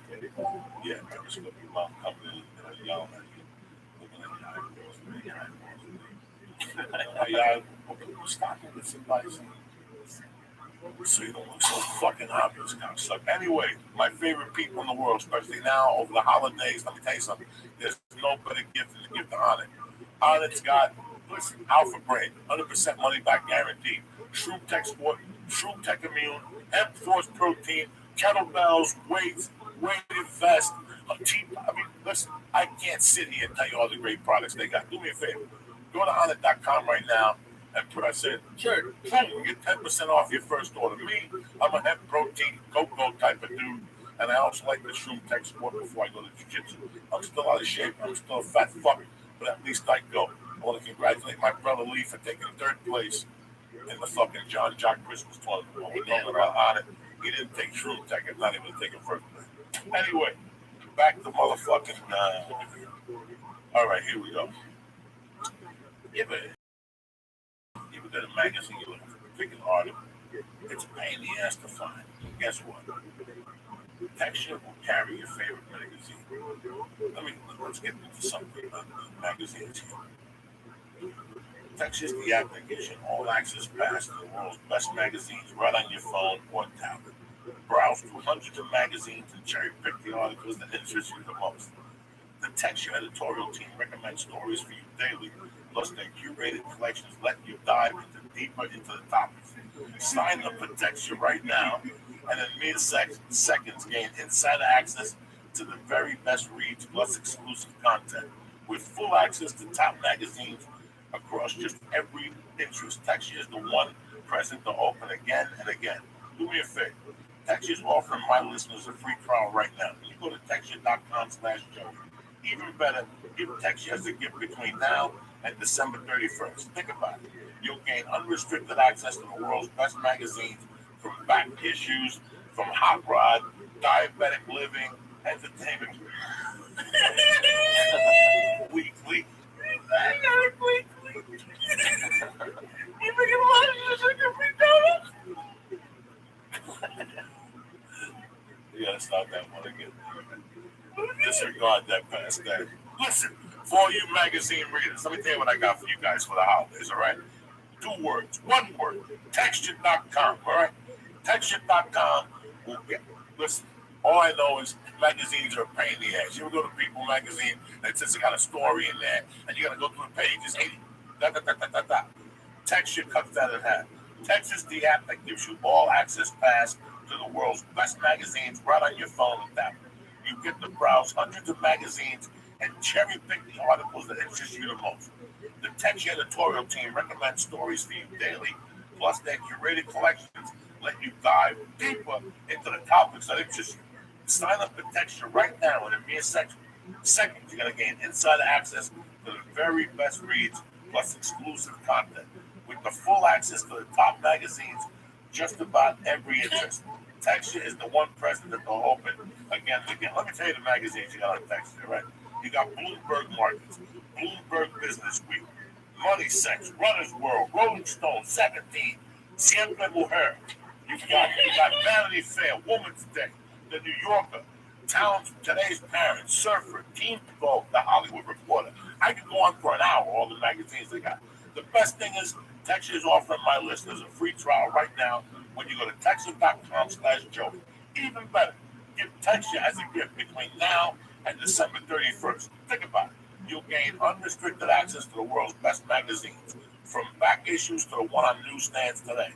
Order this fantastic gift for your loved one before December 31st. Try Texture for free right now when you go to texture.com/Joe. Listen, man, you're going to fly. You want to read certain magazines, you download it before you go on the flight. You pop open your tablet and there's your fucking Everything. articles. If you want to read Everything you want. everything you read right in front of you. Once it gets deeper, it goes to certain articles, other articles that might interest you. Well, listen, do me a favor. The only way you're going to know for sure is go to texture.com/Joey and order right now. You're going to get a free trial. You go to texture.com/Joey. You can download articles and whole issues for offline reading. Plus, you can share your subscription. Right? That's how much it is. So that means it's basically a gift for you if you think about it. I like it. If you share the subscription with your entire family, so you get to. And let me tell you what else I got for you guys. I'm giving you all the action I got before the holidays, so you don't go joking. What the fuck? You don't tell me what you got. It's the holiday season. You don't know. You show up at these fucking places. You don't know what you buy. You know, right now, like gift cards, whatever. These scratches and hats. You don't know what they're giving you. I got the fucking answer for your questions. It's cheap, too. They get delivered right to you. Ready for this? Club W. I enjoy my Club W is a wine. The wine club, wine subscription. But it's a wine subscription, but it's something. It's the Break the Glass Wine Revolution. What that means is, let me break it down for you better. For 9,000 years, people were making wine. That's how long people were confused about which wine to drink. Red, white, Chardonnay, You get a headache after they drink the wine. But for many of us, it's the shopping that causes the real headache. So many choices, what to learn. They're chewing chicken, they got beef, and there's no guarantee you even like what you buy. All right, let me tell you something. It's tough getting a bottle, especially on the holidays. You gotta stop, park, I hate all that stuff. This is why I recommend this more than anything. I joined the new wine club, Club W. They changed the whole game. It's easy. You go to clubw.com. That's clubw.com, and you answer 6 simple questions. Their algorithm creates a palate profile just for you. Let's say you like fruity wines, you like sweet wines, you want to eat chicken. Then they send the wine directly to your door, perfectly customized to match your taste. Club W is the leading break-to-glass wine revolution. They work directly with the vineyards, and they cut out the middleman, which saves you dough. So with Club W, you get premium wines customized to your taste at a third of what they pay for at the store. You even have a no-risk, 100% guarantee that you'll love what they send you. Let's do this. Let's end the fucking drama here. Right now, Club W is offering my listeners 50% off your first order when you go to clubw.com/Joe. That's clubw.com/Joe. Stop wasting time. Stop and messing around at retail stores. You start drinking wine, you know you're gonna lose Shit. Go to clubw.com/Joe. You get 50% off your first order. And then this That's clubw.com/Joe. I want to thank Club W. I want to thank Texture. I want to thank MeUndies, and I want to thank Onyx. The reason why I was giggling was there's a candle right there. And all I kept thinking about how many candles don't like that piece of paper that lollipops sticking out. That's the way. So everything's beautiful. Everybody's healthy Sunday again. We'll be back Sunday night. We might be back Saturday. We might do our own little fight companion on Periscope. We don't know what we're going to do. I want to thank my main man, Theo Vaughn. Thank I you, want to man. thank Thank my you. main man, Lee Sciatica over here with his bad motherfucking hairdo. Beautiful eyeballs. And that's it, guys. I'll see you next week. Don't forget, next Thursday, San Diego. And after that, I'm at Ventura at the Chinese restaurant, the 23rd. Amen. Yeah, Can I come? Amen. Yeah.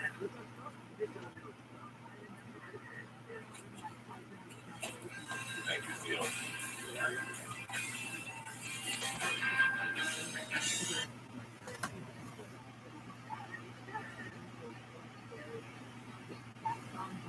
Because they're best.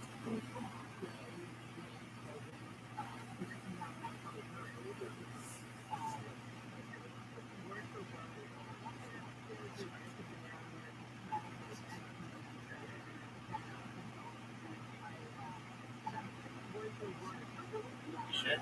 No, just because they're vegetables or because they're psychedelic?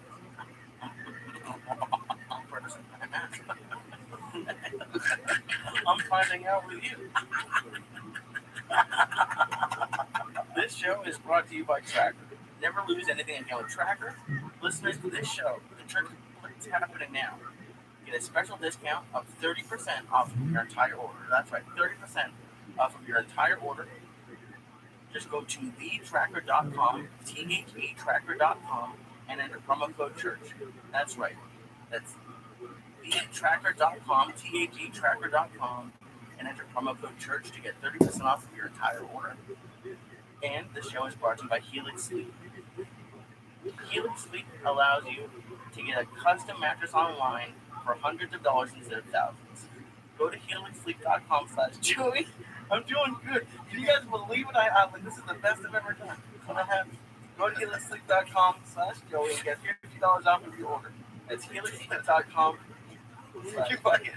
You read like the smartest brother you got. I was always really excited. Go to helixsleep.com/Joey to get $50 off of your order. It's helixsleep.com/Joey, and go to onnit.com and use code word church to get 10% off all of the great optimization products like Alpha Brain and Damn, I think I got Alpha Brain right now. Bro, you better put a track on your fucking dome, Syad. It's a crown player. Oh shit. Oh shit! You have no fucking idea what cave you walked into. It's the church of what's happening now, motherfucker. Kick that muley. Reefer.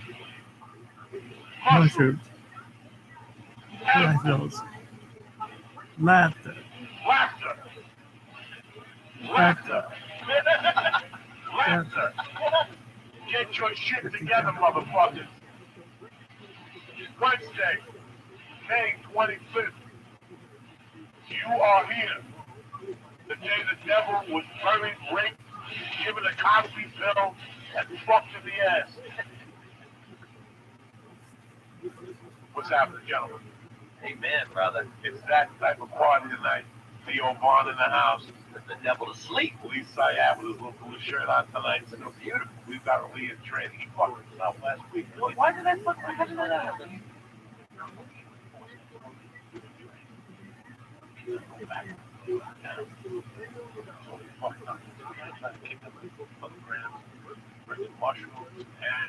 Just for the record, he's up tonight. What he's saying is that on Saturday, on next 500.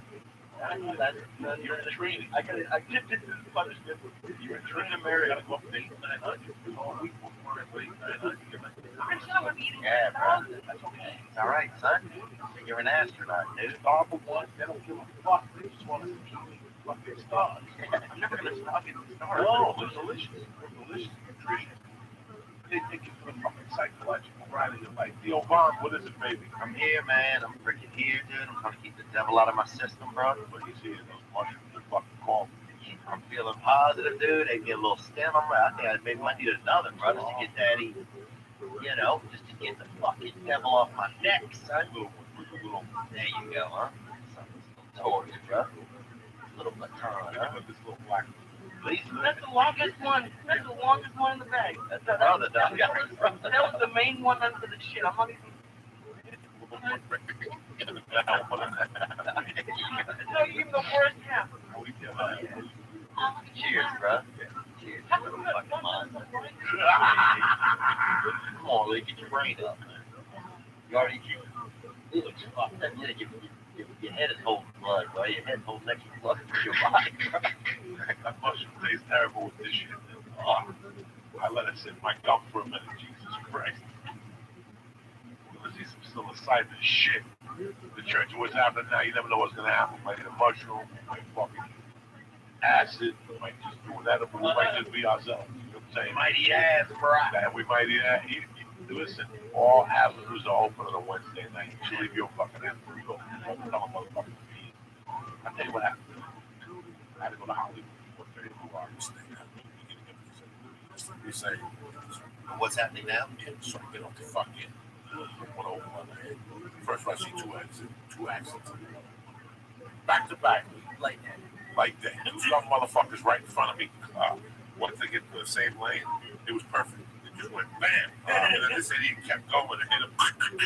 I went right around that fucking moron. Oh, you saw it happen? I saw right. Oh, that's beautiful. And people were like, call the police. I ain't calling nobody. It's got nothing to do with Uncle Joey.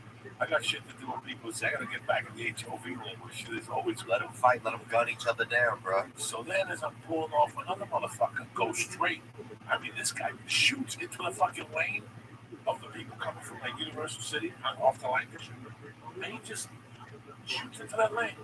Sideswipes the motherfucker. I just went around there. Like, You go by like on one of those I 80s. beat that him down. I just beat that. Hey, they both looked at me like, what the fuck? I know you did. You always be mad. I mean, you like wave. I waved both of me. Yeah, it's really messed up. You're beeping and then it's like, How the fuck I wave? They just look at me like fucking.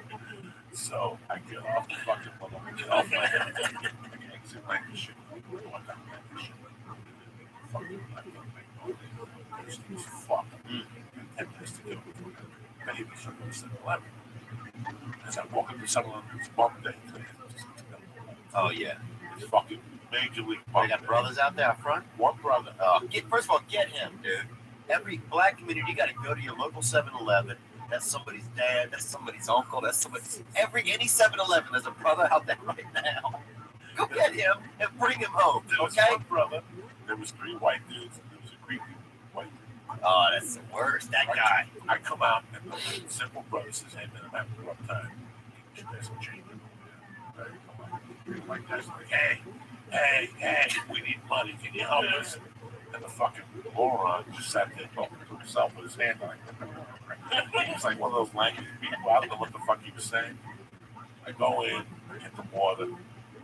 You know what, man? I'm afraid those people money because I saw that show instead of Laurel King. They fucking drive to their fucking BMW. They walk in BMW. Quarters and shit. And then fucking had a dollar bill at the weddings. Yeah, I don't know. Oh, no, I paid, but I had $3 bills and one $1. And I had $1. And I said, oh, Okay. With his brother, I don't know why. he was by the door. One. He was polite, right? The 3 white dudes were young. At that age, I was robbing motherfuckers. I refused to ask somebody like a dinner or something, yeah, but not to stand in front of the fucking place. 3 of them, not one of them. 3 of them, 3 of them. You know, that's not necessary. 3 you guys panhandling, okay. Split it. How about one guy panhandles and the other 2 go mug somebody? Do something. You gotta do something. Be proactive. Go to that diner across the street after the garbage out. Do something. No, they were like expecting me. And the other guy was just half the dog. His head moved 3,000 times. So I just gave it to the black guys and get the fucking car. The white guys said shit. It was all the same racial shit. Really? Black dude tried to understand how I like it. Tremendous. I just saw 2 car accidents, and now I'm going to see 1 black dude go up against 3 young white dudes. The 3 young white dudes backed up. Wow. 3 fucking dudes backed up. They tapped out like 10 dudes. And I said, fuck it, we didn't fight 3 white dudes, 3 little 19-year-old white dudes. One black dude. Homeless, you know, you have that meal. you got nothing to lose. I sat in my car and I watched. I told these 3 dudes to go fuck themselves. And they looked at me and the black guy didn't take that. Wow. I just closed the car, opened the window, listened to him. Just walked away. He just tuned in. Fuck yeah. No, you never get to see a good fucking script. No. Oh, not especially not on the West Coast. No, you never get You see a shooting and You that's see a it. lot more smacking where you're from. Oh, down south. I saw a brother take a bite out of a Vietnamese guy once, dude. Took a huge bite out of his fucking arm, bro. Meat and everything, bro. Ripped it right out. The Vietnamese guy was like threatening him with his karate shit and everything. His brother just grabbed the fucking bit right into him. Right in. Think about it. That's the way to do it. Oh, yeah. That stops karate all the Oh, time. yeah. Because I don't care what type of karate you got, they got no defense for the fight. You know what I'm saying? Nobody. Well, what if a motherfucker goes to fight you? Hold on. I called the page at fucking Okinawa. Oh, let me put my Komodo on, dude. And they bite your ass, dude. And you remember that every time you try to fucking hug somebody and if you got a little divot in it, you know, you got a speed bump in your fucking hug. Why did they talk to you mushrooms? Look at your head. Look at me, bro. We guys, bro. Damn, dude. What the fuck? You're already fucked up. You give me 800 before they Oh, we're training. I told you. We go out and fuck when you I'm saying in Miami. You know, with the fucking seagull. No, they say the fucking Paris Island that What Marines are they putting in? my own private marine. Yeah, I love That's what's happening now. I love it, We bro. got our own Marines. They come in all shapes and sizes. Hey, man, well, they're listening, He's got man. the use of the Marines. You know, That's all I don't. We do fucking plate glass window. You guys in here. You come flying through with a helmet. You know what's damage you can do? Leave. Come on. Why are you gonna throw me in the, I'm not sleeping. I'm just trying to protect you. Like, Battery going on. yeah, we can. Yeah, you can do that. I can see that. We'll put some shoulder pads on and a fucking helmet with no t-shirt on. You come through that window. You have no idea. You thought that black dude scared those 3 white kids. You ain't seen nothing yet. With a swastika on your forehead, the beard. Nobody should have stopped you. Hey, no. People will put their guns up and go down. Yeah. This guy's got a swastika on his head with a helmet and a fucking pair of shoulder pads.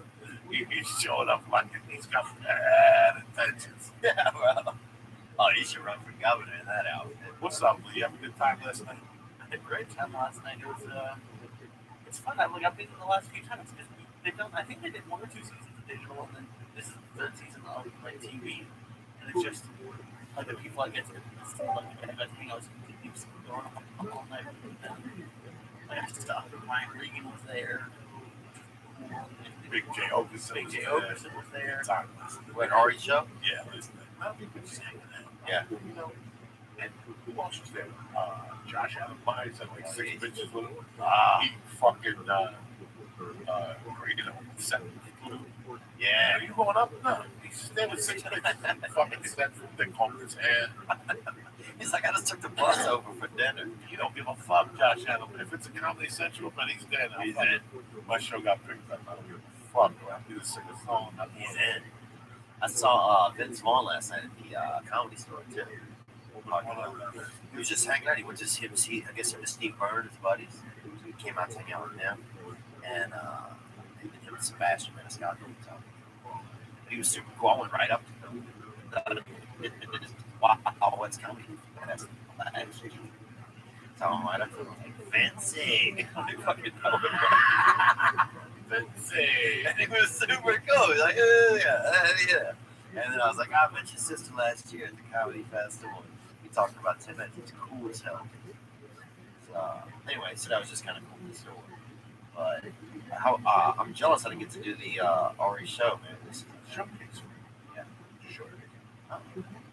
It's at the school every Tuesday upstairs. Oh, they did it. Just ask me where put me on a no. Yeah. You got more stories than most people forget in their fucking life. You know. Yeah, man. Yeah. And if I'm feeling high. I watched your special, and it's my favorite part about your special. Oh my God. It's just you're so goofy, and it just goes in ways like that's my favorite part about Joe's comedy. It's just sometimes when it goes ways that you don't expect. Right. Because sometimes if you watch on stand-up comedy, sometimes you can just guess the punchline. Right. And when you can't, and when it's especially when it's so goofy, which it was great. It was like because Joey and I was talking. I was listening to the special. I was watching it. We were discussing it. Yeah, we want filter too. Thanks, man. I appreciate that. Especially coming from somebody that seems so many comedians that works with Joe, man. I appreciate that. Well, the funny thing is that you joke what we like. Here's what I like. I think sometimes that people have too much respect for the person that is that it's that little stupid line you say after and listen. Right now, you're working today. They ain't nobody better than you saying that little stupid line. After because that line and that little stupid line. Just a funny thought.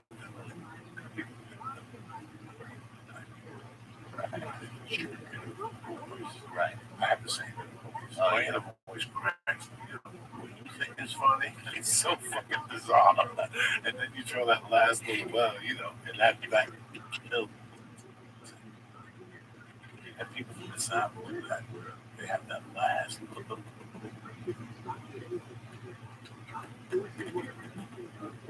fucking seconds at the end of it. That just fucking makes the whole joke. Yeah. Well, you inspire me, man. After seeing you over at the store, dude, like, you just like, cause you're it's like you're selling, but like my intention when I came out here was never to sell jokes. I wanted to be me. And then after I got caught up for a long time, like Everybody does. I thought like, fuck, nobody likes me. I gotta fit in just like everybody else. Nope. And then I saw you at the store one night, dude, and that fucking music went off. I'm like, what is it? I'm like, are they about to park a cruise ship on the fucking You don't stage? fuck around down there. I tell you. You got up and fucking ripped everybody up, a bunch of fucking hamsters in there. When you left, I was like, I am never not gonna be myself. When you come out to Los Angeles, you're 30 months, you know person, somebody's interested, and they take you inside you. Commercial agent, or theatrical agent, or manager, doesn't matter. They're going to send you off for audition. Most people don't know that. Be any audition, commercial audition. And the first words out of your mouth, I don't give a fuck if you classically trained, is, I don't know what to do. Or you're going to say something. Their response, be yourself. And you're like, thanks. And you hear that, guys, fucking 15 years before one day you go, oh, I know what they were. I wasn't getting it. The whole time I'm here, I'm trying to be Doug Stanley. I'm trying to be Paul Mooney. And I'm not saying that. I'm just saying Yeah, I know it. you have to stand that. I'm trying to be the Apollo. I'm trying to be Mitch Hedberg. What if people go home and go, what if I could put Nick the Apollo or Mitch Hedberg? The funniest character they hide is the character they hide. Because that's the reason why they came out, is because of that fucking character that's gotten them through everything for 15 years, that voice. Yeah. That voice that you only let out in front of your friends. Yeah. And your friends like that is fucking hilarious. We're having a conversation at the store one night, you're like, last week, I got found with 30 pounds of hamster bones. They did in my town. It was buzzing. It just doesn't, right away, you gotta stop what you're doing that conversation and giggle. Because 9 out of 10 people would be proud of that happened. You know what I'm saying? Like, they wouldn't even mention it. If somebody comes up to me and go, are you from New Orleans? Not really. I'm from Texas. Wait a second. Yeah, I gotta go. You know, you get to that point. Most fucking people would be embarrassed to say something like that. Or would think that, after everybody told their story. Yeah. Just say, oh, by the way, this is good. No, we just talking.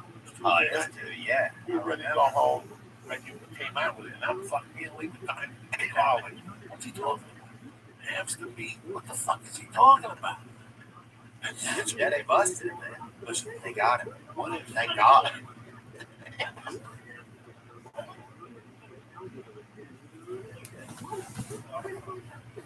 No, I'm glad they got him, dude. 30.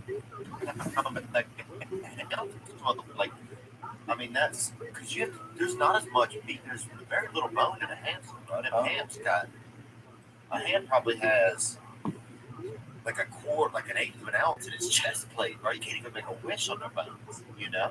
There's nothing in there. Where do you get all those fishes from? Well, they breed them in our town. I used to work for this group. They used to sell tattooed hamsters and guinea pigs after, They tattoo them? yeah, they used to brand them concerts and raves. They would say it's tattooed just to make people happy. It's sad about it. But it was a brand, bro. Of what? But like Heat and Ink, bro. For what? Like, what is that? 311, Green Day, anything like a different band that would come to town. Toadies. I swear to God, bro. Toadies, Acid Bath, who else? Raves. Whatever, bro. We used to truck these hams into the city and fucking vend them, bro. We did, man. Because there wasn't much work in our town, dude.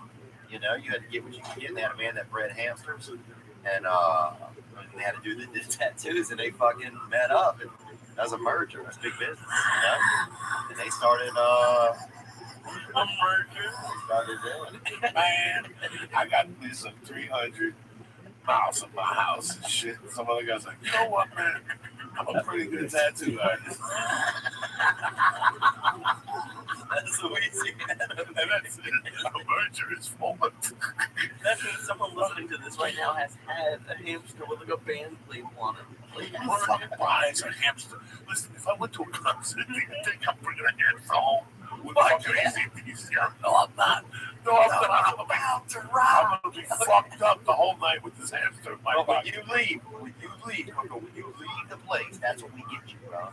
You get it there. Hey, people are leaving on ecstasy pills. They're on Molly. You leave, you get that fucking hamster, you get that one little piece of God in your hands, they buy it every time. Yeah. I was on the road with my kids.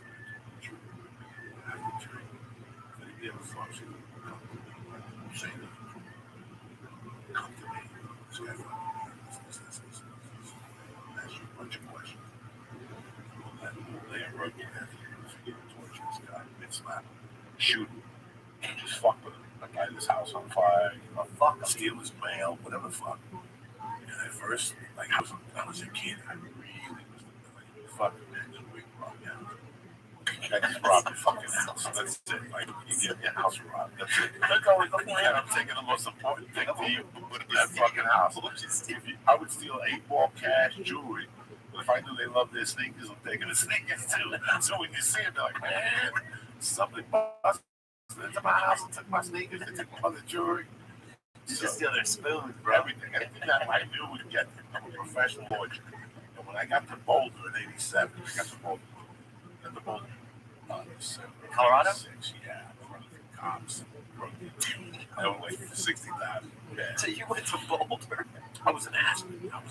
Fucking causing damage. In 86. Please, you have no idea. I was international. You know, so I'm an Aspen. I fuck up.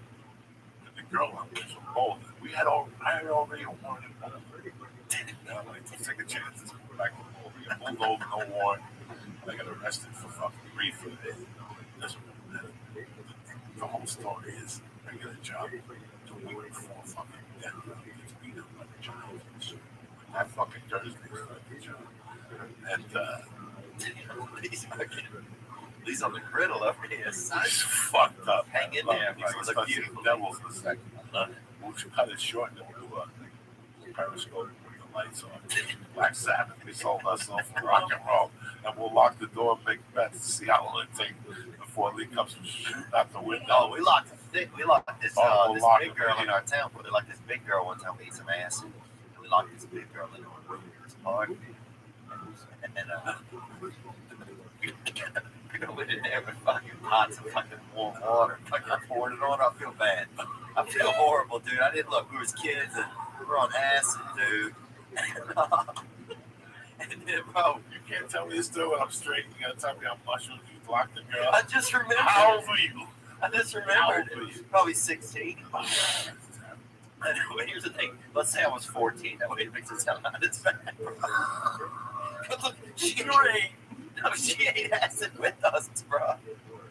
She ate acid with us, dude. And what happened was, and we kept going in the room with like these pots of water. I don't know why we had the pots of water, but I think we just were fucked up, dude.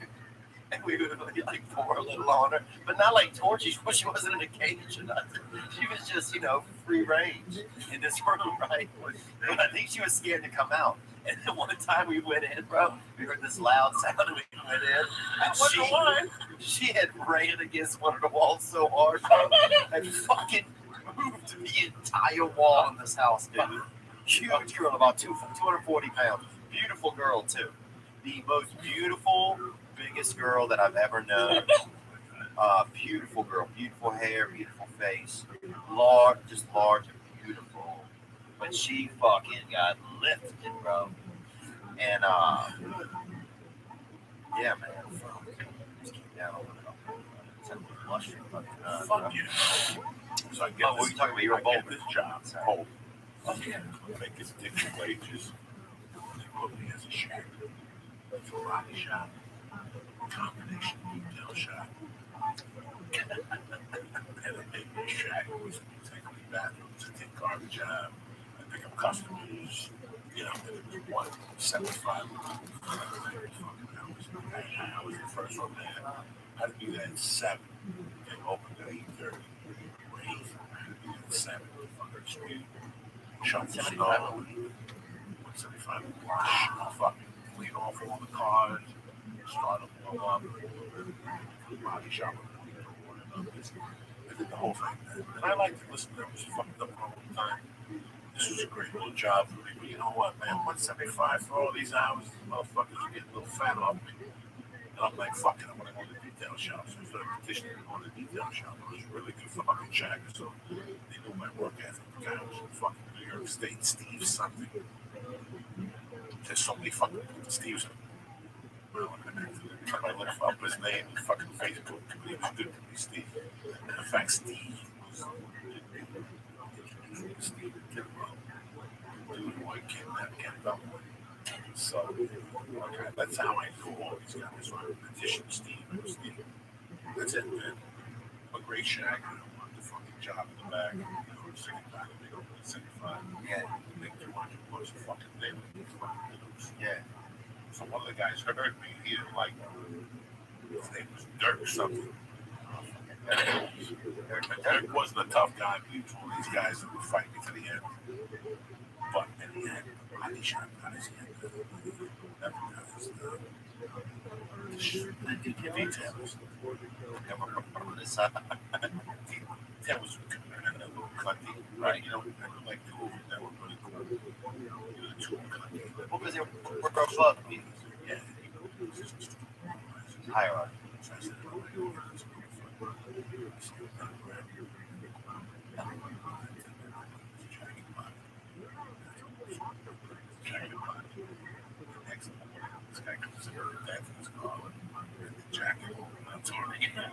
He drove all Walden with the mouse in his pocket. And then the next morning, he fucking started his car, released it to for a pack of cigarettes, and there's this fucking rat in his pocket. And he crashed the car. He fucking got. That's what the dent was for? Oh, fuck yeah. I mean, he fucked up the side of his car into like trees or something like that. Fuck him. You know, he loved this car. He was one of those dudes, I love this car. He waxed it out and everything. Shit, I'm like, get the fuck out of here. Totally. Oh, it's like a beautiful, man. Too deep. Like another start bounce. Yeah, you gotta fucking Don't balance out your pH. You need some fucking horchata, bro. You need to fucking hit up the Mexican milkmaid, bro. Get him to spray in your mouth a little fucking thing. Get you back. You got a baby bird you a little. Get you back on the branch.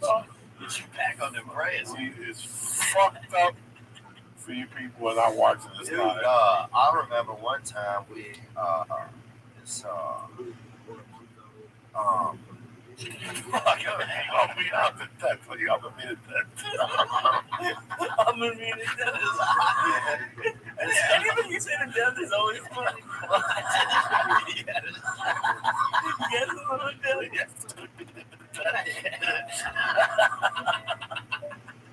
Joey's fucking died a million. I used to have a friend that he was describing the girl I was dating. So far. And he goes, thank God you got her off me. Because when she was a kid, I used to call her Dollar to death because she dollared. Dollar to death. That's a great fucking name. Dollar to death. Oh, give me a dollar. Give me a dollar. Give me how many fucking dollars? How many fucking dollars do you need today? It's a dollar to death. Dude, I remember this. Yeah, now I feel bad about what we did to that bigger girl, bro. But we didn't do it because she was big. We just did it. She just got fucked up and she couldn't get out the room, you know? Like, I got fucked. One of my best friends got fucked up one time. We started talking about Asians. We never even seen any Asians in our life. And he started in your life, you know, and I guess maybe like in a past life he might have known some Asians, you know. And so he starts bringing up their names, bro. And no one shit about him with this mattress in his house. And I'm like, fuck, you're fucked up, bro. I'm leaving, right? So apparently I'm the kind of friend that when your friend is at his worst, you fucking leave, bro. Because I was just talking about Chinese people. Yeah, well, I've never met Chinese Yeah, people. we never known any. So what is he saying? He's just saying like, hey, you remember fucking like you remember fucking Sun Lam, bro?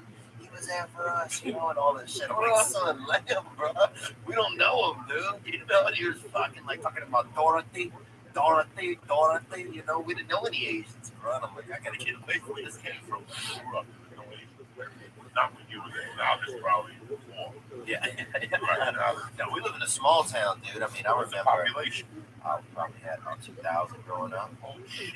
This one dude I remember was trying to be an Elvis impersonator. He said he was an Elvis impersonator, bro. But he was just a fucking alcoholic. You know what I'm saying? Like, we don't need to be Elvis, bro. You know? We got 2,000 people. We need fucking gas money. And we need jobs. Yeah, we need ideas, bro. Give us some fucking ideas. Those fucking Elvis impersonators are paid. What in the world, dude? They really are. Get a fucking light. I gotta bro. tell you something. You know, I told Lee before when I first got to Canada. I got serious about it in '94. There was a guy in Denver who used to go to Canada. That was hair color familiar. But you know, this guy with the hair color, I'm cold pills. You know, I'm eating badass. I have eating bad. I got terrible habits. Who might fuck around with somebody's hair I have fucking terrible You know? habits. And all of a sudden, I got a call from the guy that goes, hey, I'm doing a gig. You know, told me those days, $50. Come up and down. I'm like, yeah, I'm here now. And I show up, and he comes to the door, and he's got away from me. He's got the belt done, the whole house. You know, guy. Did you know that was going to be like that? No, I knew the whole time. I was at home preparing for this shit. When I walk in the fucking door, there he is, all fucking bigger than life. I And hate I'm when like, they surprise you and like he's that. like, let me Elvis impersonator, just do 10 minutes in front of me. And you know what? I think it was supposed to be $50 a gig. Wow. And then he called me because they was hanging out with the water from my areas. So I get to this bar, it's Wednesday nights, Wednesday night. He brings some drinks up and I think he sings Elvis songs and he's fucking good. And he's fucking hard and he's smoking cigarettes and his teeth are green. Yeah, they're horrible. He's boozing. He's fucking fat. He had let himself go. It sounds like Elvis. Yeah, That sounds like their voice. God, you know what this guy did? He was an Elvis impersonator. Something that was great. The whole inside the club was Elvis themed. Right. What it had on the wall right up somebody. Oh, he was a Vegas boy. He was no good. Maybe at some point. You know,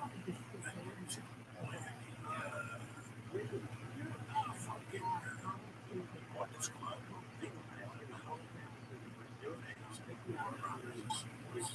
I don't fucking know.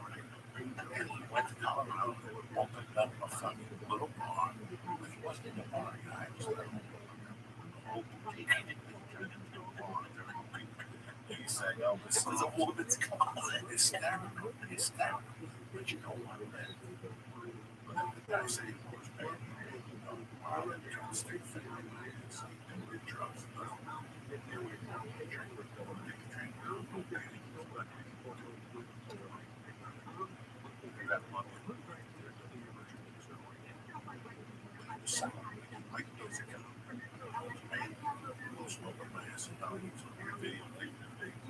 thinking back, and I forgot his name. I'm really sorry. He was just a terrible Elvis.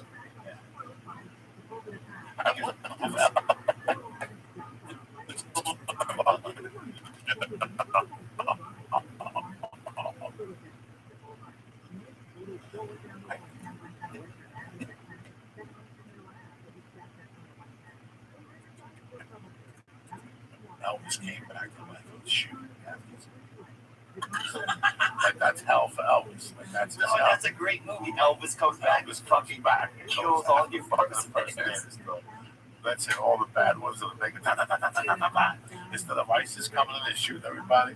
It's a fat Elvis with a missing leg and a decapitated neck and shit. He shoots people, he goes to the kitchen, takes them, and leaves and shit.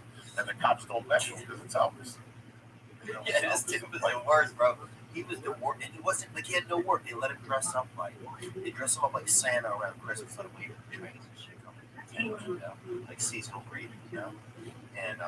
And he'd always like you'd see him, and he'd be like, you know, it's like, Chill the fuck out, dude. Yeah. What you fucking It's just us. You're an alcoholic. Yeah, you know fucking Elvis impersonation. You're not even in uniform. You're in an alley right now. And his kids made him be Pentecostal. He has 4 kids, no mom. Made him be Pentecostals, kept him in the car. What's Pentecostal?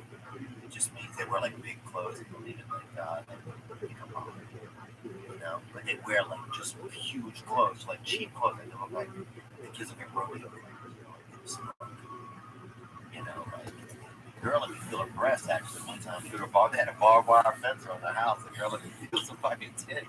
Fucking what was her name? Barbara, I think. Barbara fucking boss. Yeah, Barbara fucking breast, right? Let me feel that fucking hard nipple through some fucking barbed wire, right? His son used to eat fucking tuna and ice cream every day and vomit on the bus, dude. So people would fucking beat him up. Wait a second. Would he eat the vomit? Would he eat the tuna first and the ice cream? I don't know. He showed up with both of them already in him. And people would fucking beat him and he'd already be sick. He'd already be sick, dude. And the fucking dad made the kid a wooden shirt one year for fucking Christmas. He made him a fucking shirt.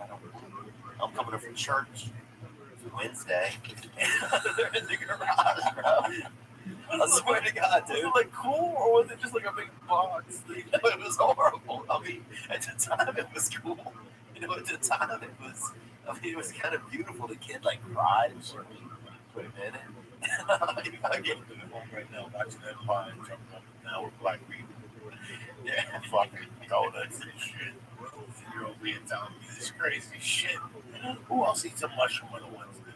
I'm sitting here going, that's us, dude. what is wrong with me? I should know better, but I don't give a fuck anymore. I guess I've got to the point in my life where, you know what? I look in my drawer and I got Quaaludes in there. I got fucking grenades.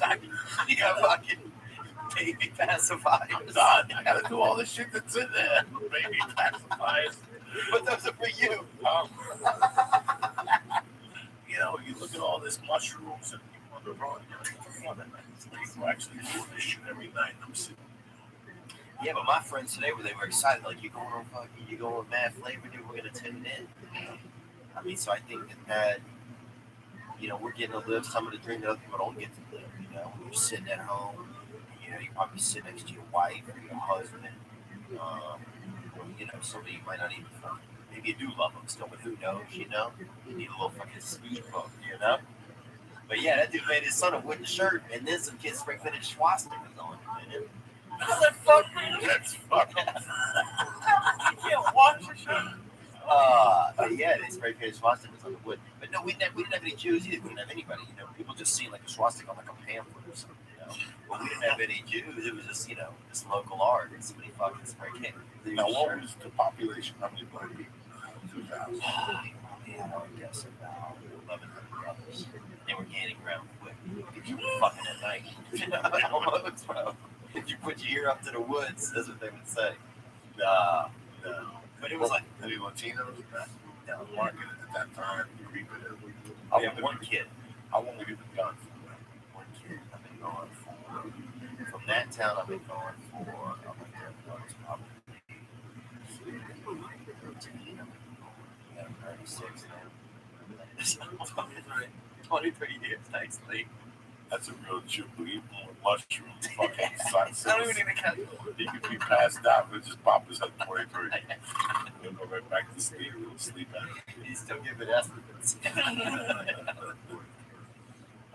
They have one Mexican kid. His kid. He's rapper. Fucking he supposed to write rapper on his shirt. Oh, about that? Yeah, right. Yeah, they fucking wrote raper and they spelled. That was the first Mexican. Mark, is it when you guys match? Oh man, my dad was Nicaraguan. I'm Polish Nicaraguan. I'm one of the few, you know. There's probably 11 of us out there.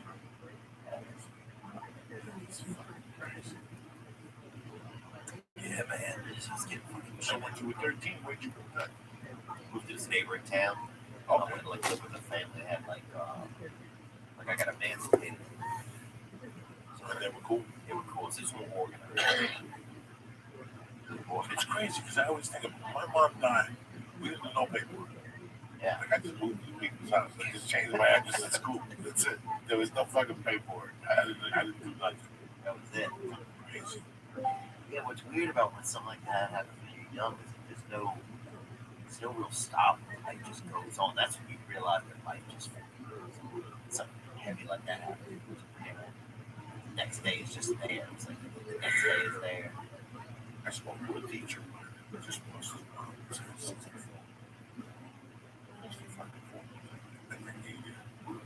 Every day since I can't imagine bulletproof that it catches up. All that shit catches up when you're caught up with your friends. Really? Yeah, you know, you're young, you're involved in activities. You have so much going on. Yeah. And it never really sets in. It sets in at level 4. And then for years, you still have to pay for that. You still have to do that work. You can talk to somebody. For me, it was just fucking going in the closet by myself.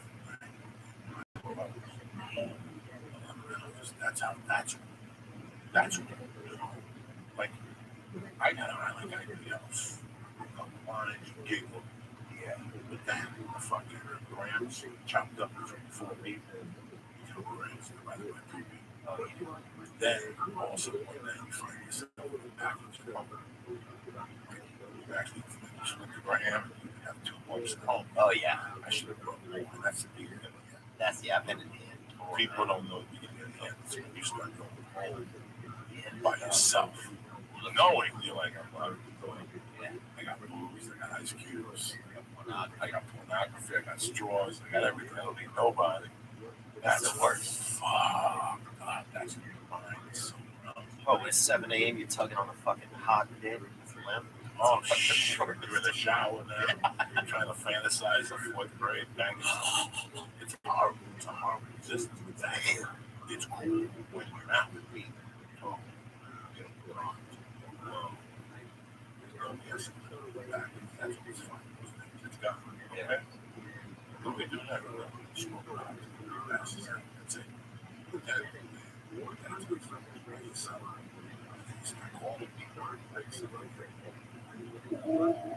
Yeah. Oh, fuck. I used to go to El Padre. I've done that recently. I used to go to El Padre, but Man, over there on Sunset? yeah. Oh, 1 o'clock, start coming down. I call another guy that was the DJ. 1:50.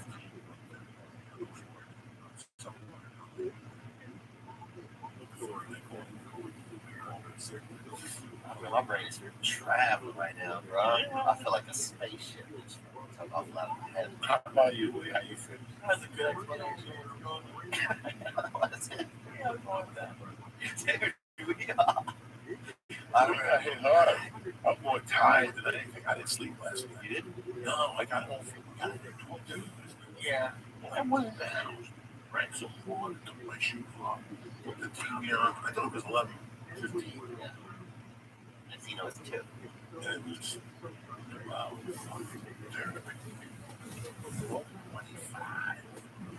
He called me like at 12:30. He said, I walked in my door or something. And I stayed up until 1. And I went to bed. I didn't fall asleep. That's the close to 30. Close to 30. He said, it's too real when we dance. Right. Sometimes you go to those parties and functions. You see somebody like Theo Vaughn. He's talking. And I'm talking. And Theo's cool. Theo knows I'm talking business more. This chick's a bitch. I'm taking this victim home. You know, there's always something. And you go home, that hits you at night. You gotta say, I love Theo. Right, I feel bad. I didn't see Theo. That's the shit that I got through. But that's nice because you're a friendly dude. That a lot of people, bro, when that shit doesn't go through your head, I think that's when you know, that's when something's wrong. When you get high, listen, you get high, you have a cocktail. So sometimes the fucking camera moves really fast. Yeah. It's not till you go over into the making with the film. Yeah. You edit in the film. Oh, yeah, You see yeah. what's going on. And then now is when you see, shit, I fucking saw Deal there. Yeah. Wait, did you see Deal there? Yeah, what happened to him? I don't know, he was doing to somebody. He didn't say hello to you, man. No, was he mad? No. He smiled, but he was talking to some broad, that's some guy, and talking about videos. And next thing you know, you're off. Next morning, you'll say the same thing. I seen Joey last night. What the fuck happened? How the fuck did I talk? That's what that. You know, you go home and you play that channel. I was drinking. I don't drink. I just woke up. I can't imagine if I drank. I used to drink and have to decipher the night. The next morning, you wake up and just you pee, you grab something to drink, you sit back down. You see little flashes, and then you know, put shit together, and you know your buddy calls you. What happened? Fucking monster. Yeah, it's always some fucking monster, dude. Bro, I remember this one girl I brought, we had this thing for a while. If you would fist clean a chick, right? That's if you would bring a chick home, she would fall asleep or at her place or at your place, and you put a piece of fist clean over. What the hell is fist clean? It's like, you know what it is? It's like that material. Yeah, like some haters. Rain and shit. Yeah, for raiders. Keep rain off the stuff, right? What the fuck? Because, yeah, because I hear, like, if you really want to kind of spook a girl, that's like, if I hear from a woman I heard who woke up on some biscuit once. She said it was the scariest experience of her life, bro. So then we were like, oh, we got to do this as some chicks, right? So we had this thing. We would fucking put biscuit over. Is it like the blue thing when they put down? I mean, it always has holes at the end because they always need to rope it together. It's clear. No, it's clear. It's the clear stuff. Oh, the clear? Okay, now, okay.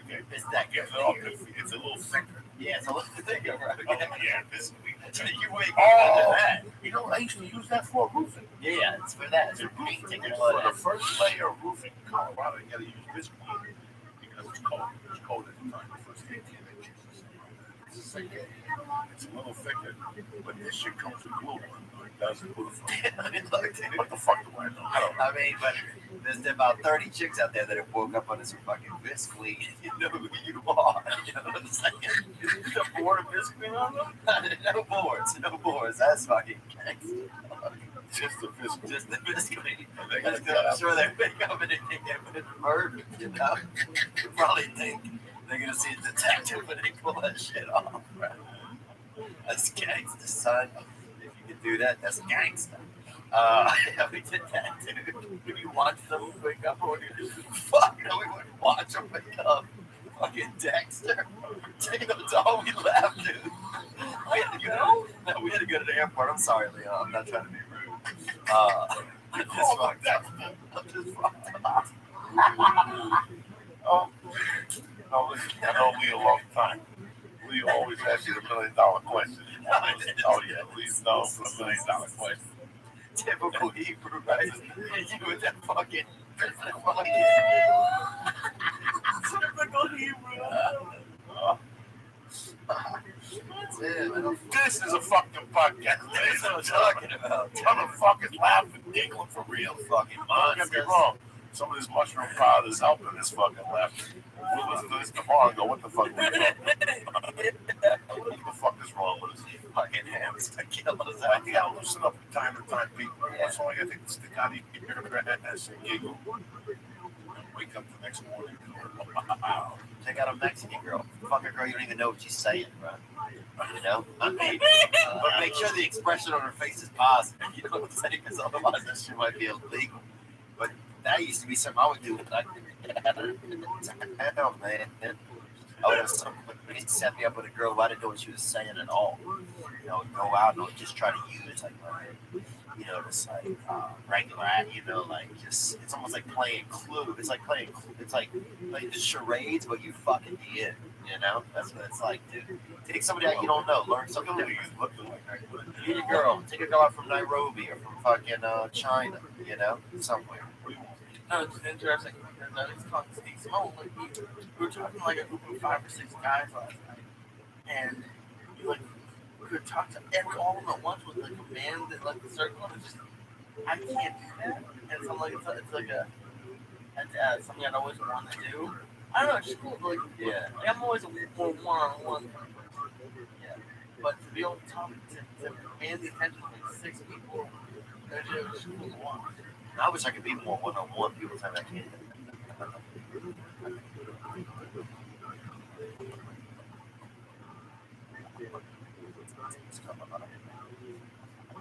Straight. Yeah. Straight to the sun.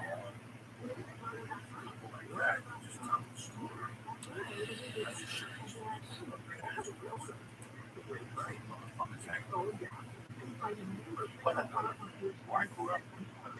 Say a word. Right. Oh, especially in your area. So, Yeah. In the southeast, you have to be able to speak.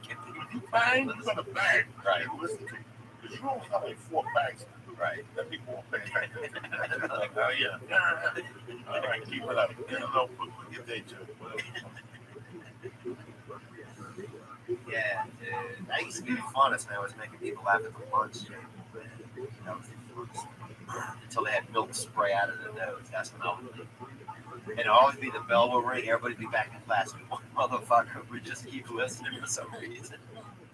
I would just hold him by his fucking arms across the table and keep telling him shit until they fucking sprayed out of his nose. And then I would leave, dude. You know, they had the first wigger I ever met was Shamar Taylor, bro. I think the first wig I ever met, this kid named Brian St. Pierre, bro. And they put him in He was a class. white that was trying to be black. Yeah, he was a white dude. They Where put did him he move from? oh, fuck, nowhere, bro. He fucking just, you know, he was raised like, kind of like, you know, he was like Moat, you know? He was fucking spent most of the time on the other side of town, you know? And his brothers really got a hold of him.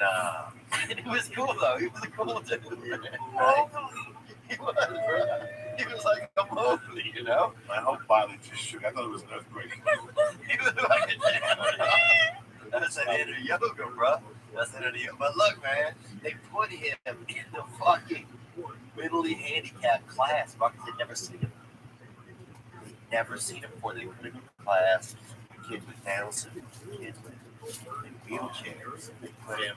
Well, it's just a dude who had like, and couldn't he just be like, hey guys, this is the story I want to talk I don't even know what the fuck you're saying to me right now. You sound like him right now. They probably put you in that class right now. It's like, oh, they would be in.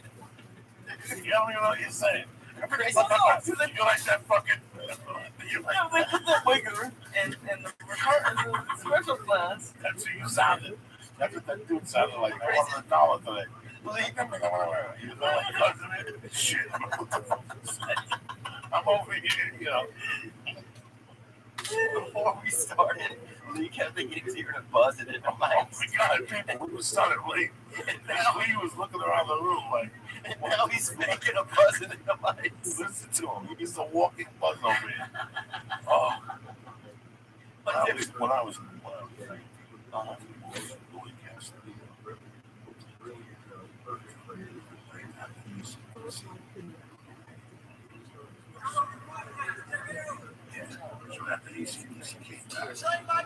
Some podcast by night. All day.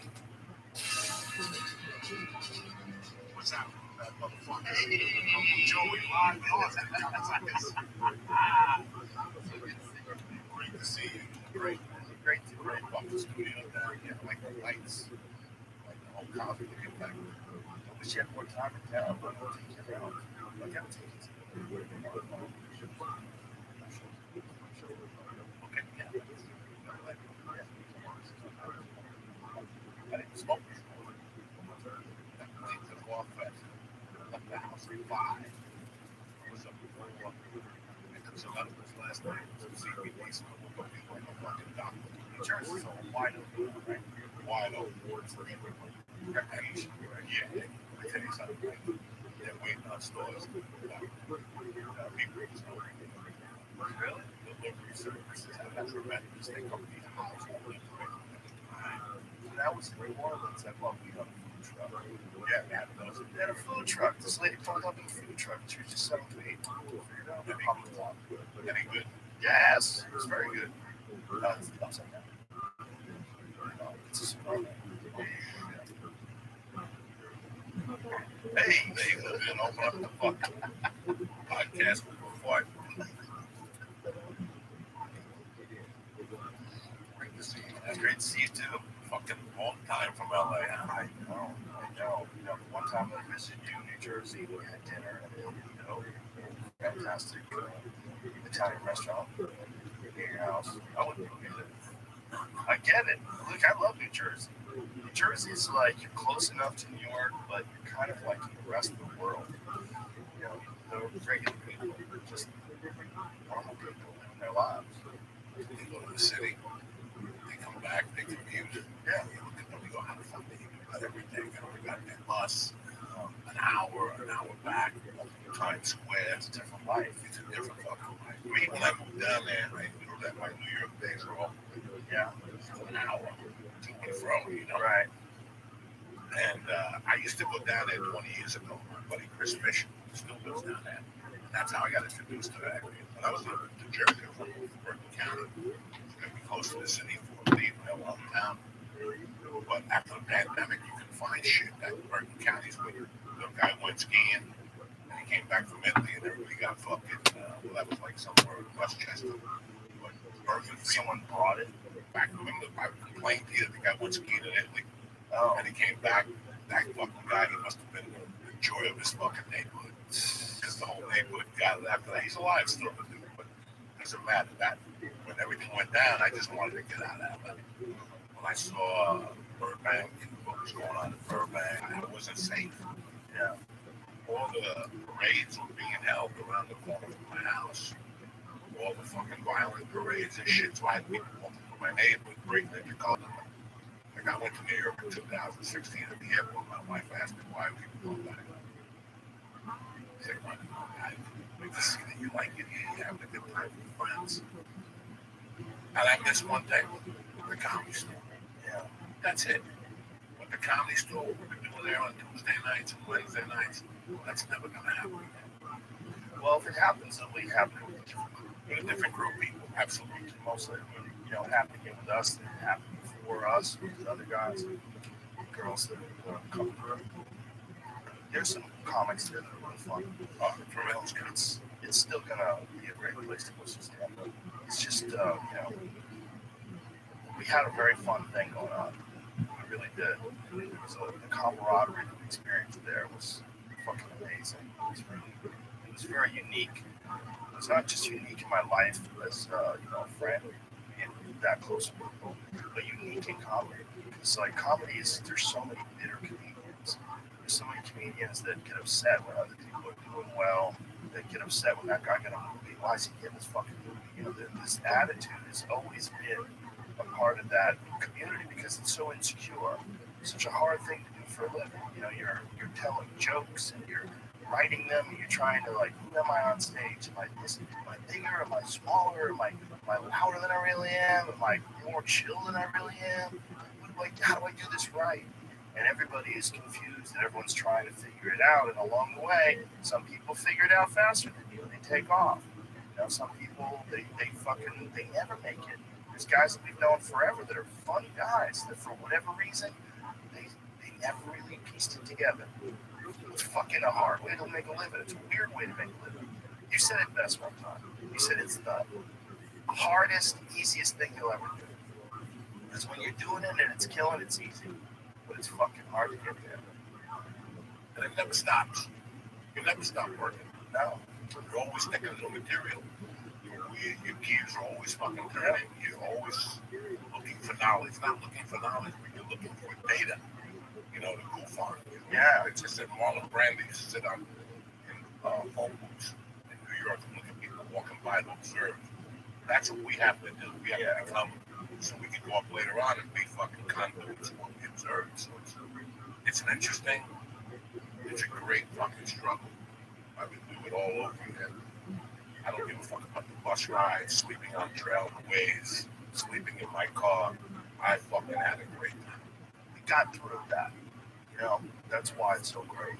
If you're still doing that at 50 years old, if you're still, sleeping in your car, that's rough. If there's no success. Yeah, it's like everybody loves to struggle. Yeah, but they like to struggle and then succeed. That's what they really want. And for some of us, it's just, you know, just too hard. It's just too weird. It's just a fucking weird way to be. Ron White's still up there killing it. Ron White went up last night, the Vulcan, destroyed. Destroyed. He is the last of the real fucking Lakers. He's the real deal. He's the real deal. I see him with his white hair He's the bad and his motherfucker. mustache. He's not drinking. Nope. So he's got to be lethal. Oh my god, he's lethal. If he's not drinking, if he was lethal when he was drinking, He's microdosing mushrooms and smoking all day. He's an animal. if he said if it makes you happy, it can't be that bad. He's playing golf. I see that. He's eating. Yeah. He eats good. He looks good. He looks healthy. He's just such a sweet person. Just such a sweet guy. He loves everybody. Just such a good guy. Good fucking tequila. Oh yeah. That's good. That's real shit. That must be torture on him. David Lucas is into the tequila. Is that him right now? That was him too. Yeah, Playing golf with Cat Williams. No shit. That is Cat Williams. Wow. What did they play?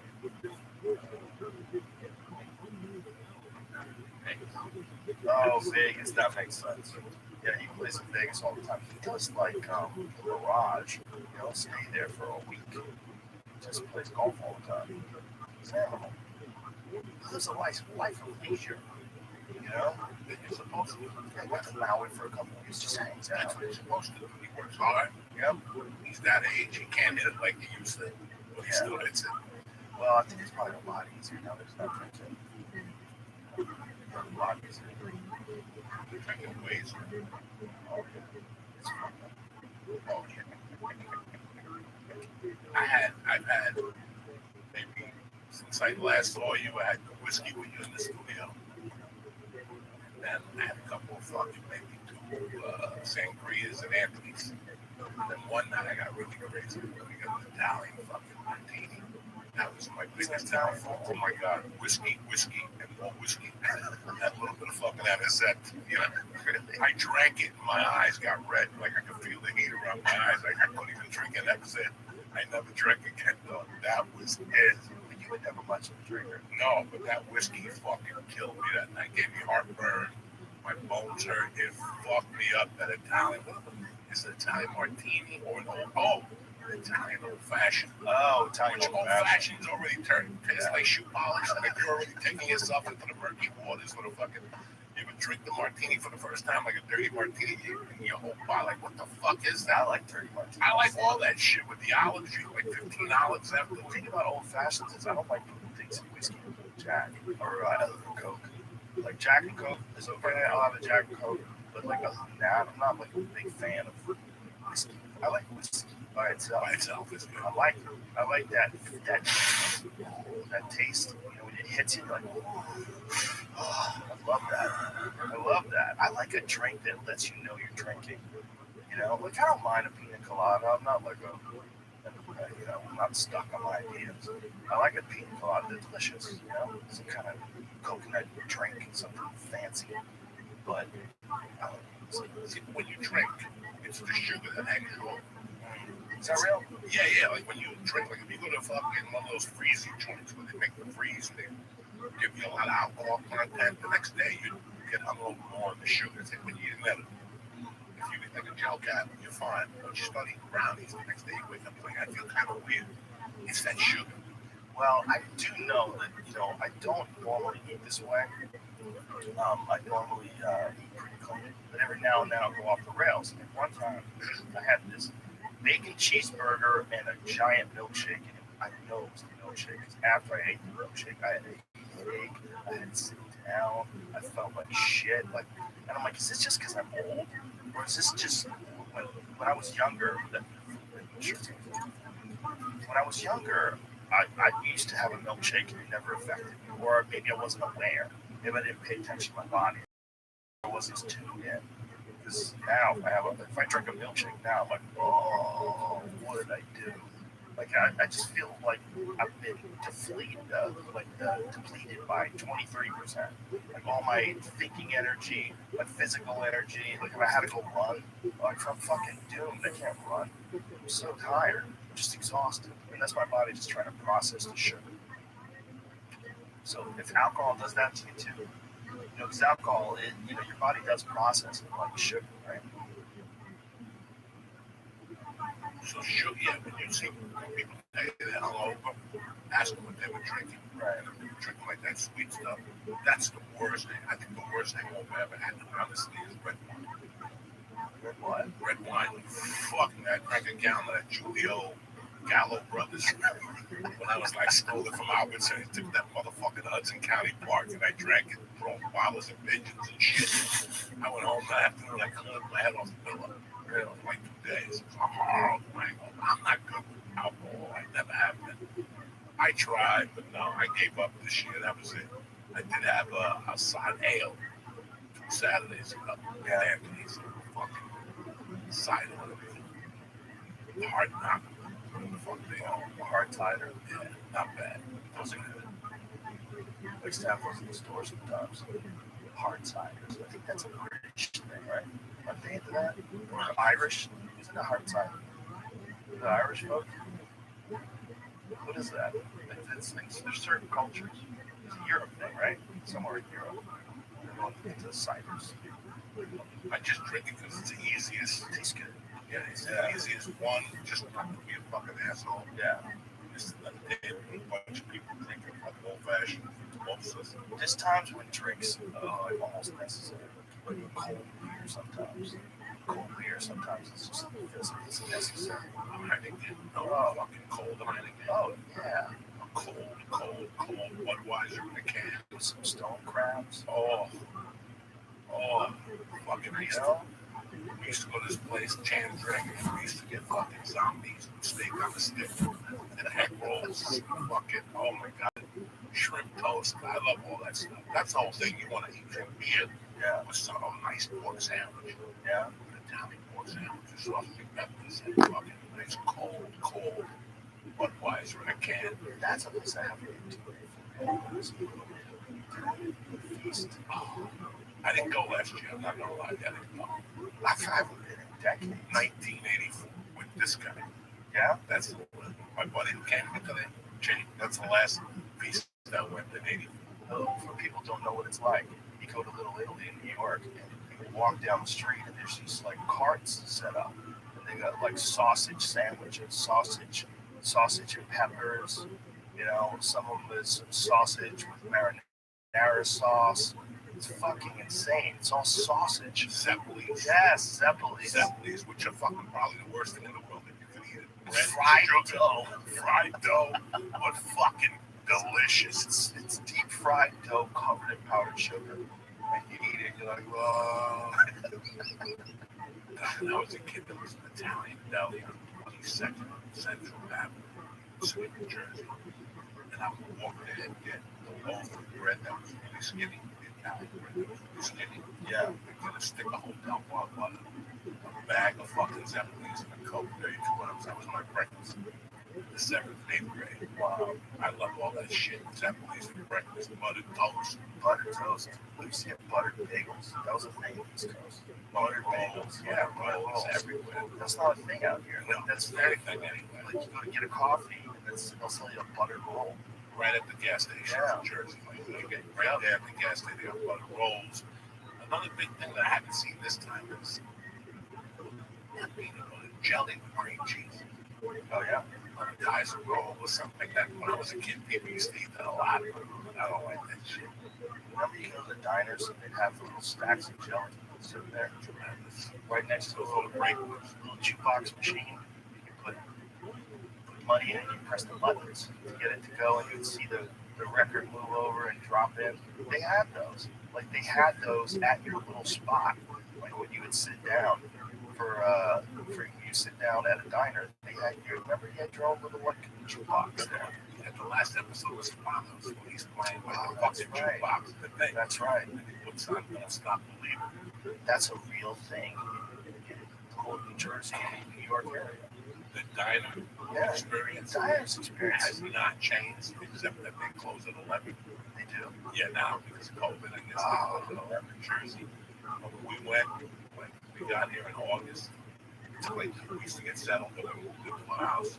And like the second week, when I was a bunch of kids to now and then diner, and I had fucking disco fries, and the kids went fucking nuts with the French fries and the mozzarella cheese and the gravy. They went fucking nuts. I was high as fuck. I just started ordering, and my wife's like, "What are you doing? These kids don't know what that is. Go watch." They started handling those things, bro. We did September 2nd. September 3rd, I had to go north. When I came back, there were 2 moms in front of my house with 4 fucking kids. That's the neighborhood. Talking to my wife, talking about shit.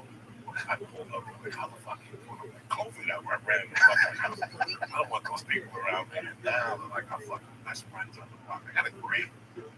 It's, listen, I remember you calling me when you want to go to Austin. I go, listen, I got to be around the family. I got to go back and be around the family. I've been too far. That's too many years. That It suits you. It suits you. As soon as we got there, I was like, oh, I see. Oh, He's not going anywhere. no, it took time. The first 6 months were kind of rough. I had the knee surgery. How is the knee now? It's Really? listen, I didn't do the research before the surgery because I'll tell you what, if I would have done the research, I would have chickened out. I would have read too much into it, got on YouTube, seen the tools they use and shit.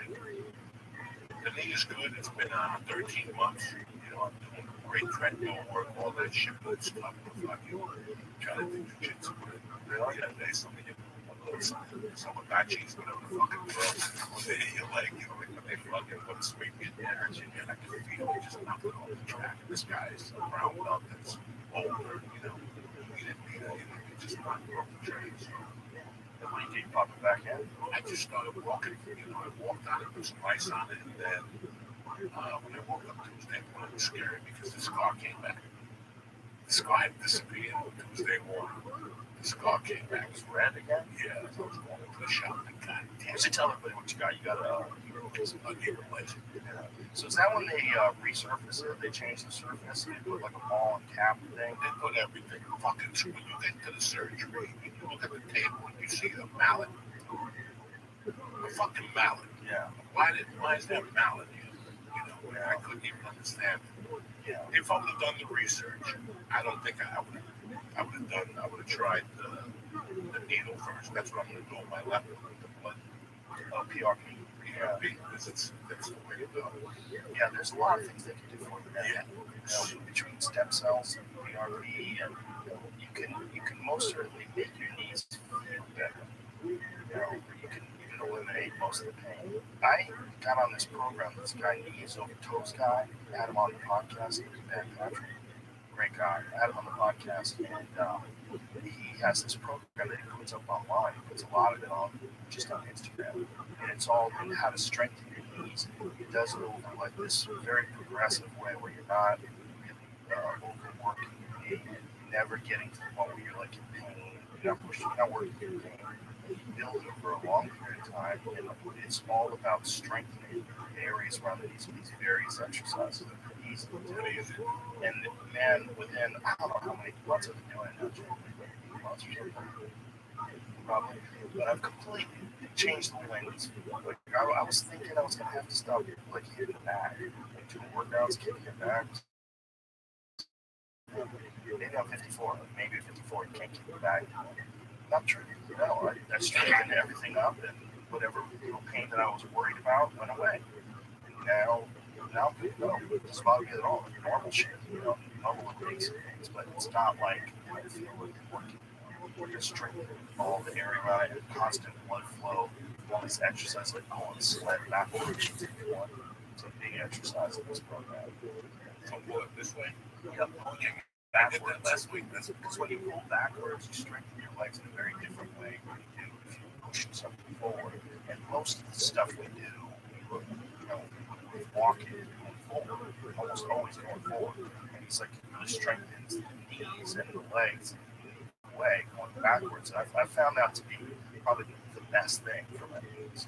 And so I do it with it now because he told me he did it with every workout, so I'm trying to do it like basically 3 or 4 days a week. I walk backwards on the treadmill. That's all we go outside, and then I just do like he bends, my heel will touch the floor. We kept raising the stuff, and I go see my buddy. They've been told he hits it like on some laser. So my left knee, the arthritis I had, I gotta be honest, I don't feel it. Really. I'm still gonna do the thing. PRP, I do my initial consultation, and then I go back in 2 weeks, and then take the blood out, and do all that stuff. I know people that have had knee replacements. It's been a game changer for them. It's really amazing. I know other guys who have problems. So I guess it probably depends on which kind you get, which doctor you go to. There's probably a lot of variables. I can imagine. You know, I went to see him, and he goes, "Oh yeah, you need another right one." The pandemic started on the 16th. They counted me down in March. I went to the doctor on the 9th. And he shot me with the gel. This is the last 3 years. But the house I moved into New Jersey, the stairs. So we accelerated the fucking deterioration quickly. And unloading the truck and all that shit. So I went to get it, but I went like on a Thursday because you have the surgery in 2 weeks. That's how fast it was. So he goes Saturday, you gotta go to Brick and do the whatever the fuck I'm going down at. When I'm gonna do this shit, we had that mask on, the fucking place was packed. Everybody did the lung x-ray and the EKG on it, was a blood test. I was ready to walk out there. Walked in there, 20-inch up on me. Fucking walking. And this motherfucker didn't end that. This motherfucker walked into the nest and was, "How you doing? My name was Charlie Brown, whatever." She was holding on for a second on the phone. I just drove her around. It's a fucking cooler. He took a beer out. He sat on the cooler. I started drinking on the beer. While the receptionist was fucking on the phone. I'm like, I don't want to do that. He can't walk. You can see when he got down, he couldn't even bend to sit down. So I just went in, got it done. And I went in the morning of, like maybe 2 weeks later, and it was quick. Like I was in there, and I was all in. And they said, "We're gonna hit you with that fucking thing in the back of your spine." Jesus Christ. And I was naked as shit. My dick shrunk up because that's the worst when you drink shit. Because they give you all that shit free inside, like, you know, there's a little bit of that. They give you the IV. And I'll never forget, I'm on the fucking table. They go, "Listen, wait 2 minutes. I'm going to give you the intramural block, whatever the fuck it is." And I'm like, "Listen, before they give me the block, I got to take a piss. Because when I stress out, I got to pee." Right? And I look like I just glazed my dick under the robe. And it was non-existent. It was just a pair of balls. All it was the flap with the turtleneck, the uncircumcised. I kept even double checking it out. And the guy said, "Come on, hurry up, get him. He needs to pee." And a beautiful girl came over the door. She says, "I'm gonna help you. Just put it in here." And I'm like, "You're not gonna do this." You know, what are the chances you show up and my dick is as small as it's ever been? And I remember, like, I had to maneuver the fucking thing onto my dick to pee. And then I took it out. They hit me with the epidural block. I passed out. And I woke up fucking 4 hours later. How long before you walk? I walked around that night. Really? They had me walking. What did that feel like? I was so fucked up. You know, yeah, you can't really get a read on anything. What do you do if you're an addict? Like if you're a person in recovery and you're not supposed to get high, go and get surgery. What the fuck do you do? I had a friend that did that. Really?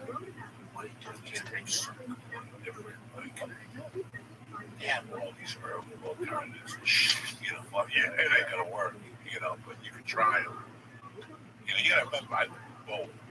All those motherfucking granola people, like, you know, I'm gonna have the birthing center in Boulder was across the street from the hospital for a reason, because those bitches were full weekly.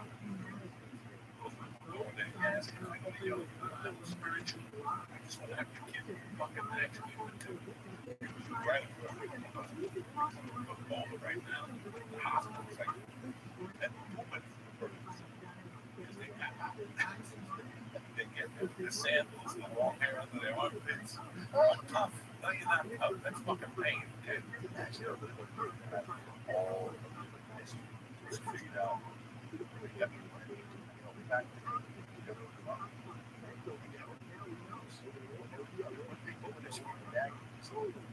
It's like that.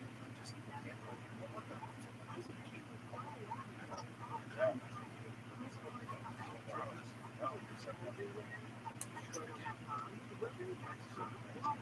still to this day, like, want to tough.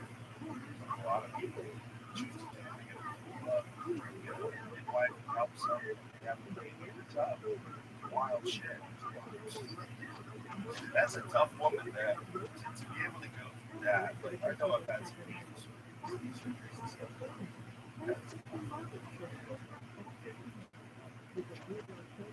Fucking out of here. That baby's so big. It's so big. It's just crazy design. The thing about people is all your practices come out helpless. Like, monkey's not that helpless. Chimp's not that helpless. We want to know, our heads are too big. So when we come out, like, we need to be taken care of for long. It's like our period of development inside of the womb is like 9 months, but then you're not mobile for like another year or so. It's like you walk. Check it out. Fucking go. Around pretty quickly. You also come out with a lot of fat. And you come out with ripped. You come out right out of the box, like a little fat, strong. But help us with these things. It's just a crazy thing. Thank God for that. How few people babies have to come out of guys.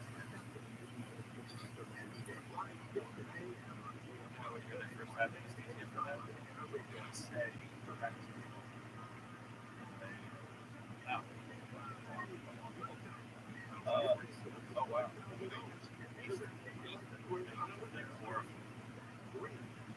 Oh, so they came out. And then in the 1920s, they had a mix of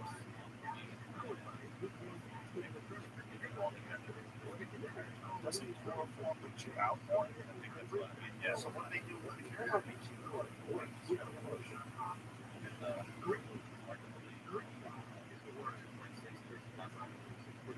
so it's hard to imagine the person in the 21st century brain surgery. Prior to discovery, all surgeries were minor to painful or absolutely radical. Oftentimes head down, the operating room, held down by men whose only job is to promote patients who bleed, screams, and sobs. The surgeon did the job. Oh my God. There's some fucking horrific film scenes of surgeries that they do on people when they have to saw through the bone. Guys like biting down a leather strap and screaming. They have to saw his arm off because this guy can't breathe. Yikes. Some people depends. Some people stay awake. Like passing out's a weird thing. It's like some people pass out at the sight of the thing that executed a girl. The guy shot heroin. And then she saw the guy shoot heroin.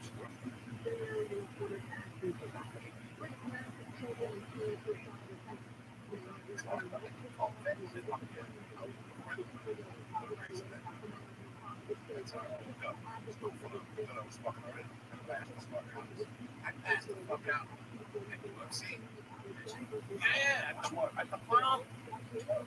one of the early ones you took someone's really good. The pow. The right down. Yeah, the guy just the pow. I'm sitting there. The pow. Yeah, round, they wipe it down. Right there. Stands.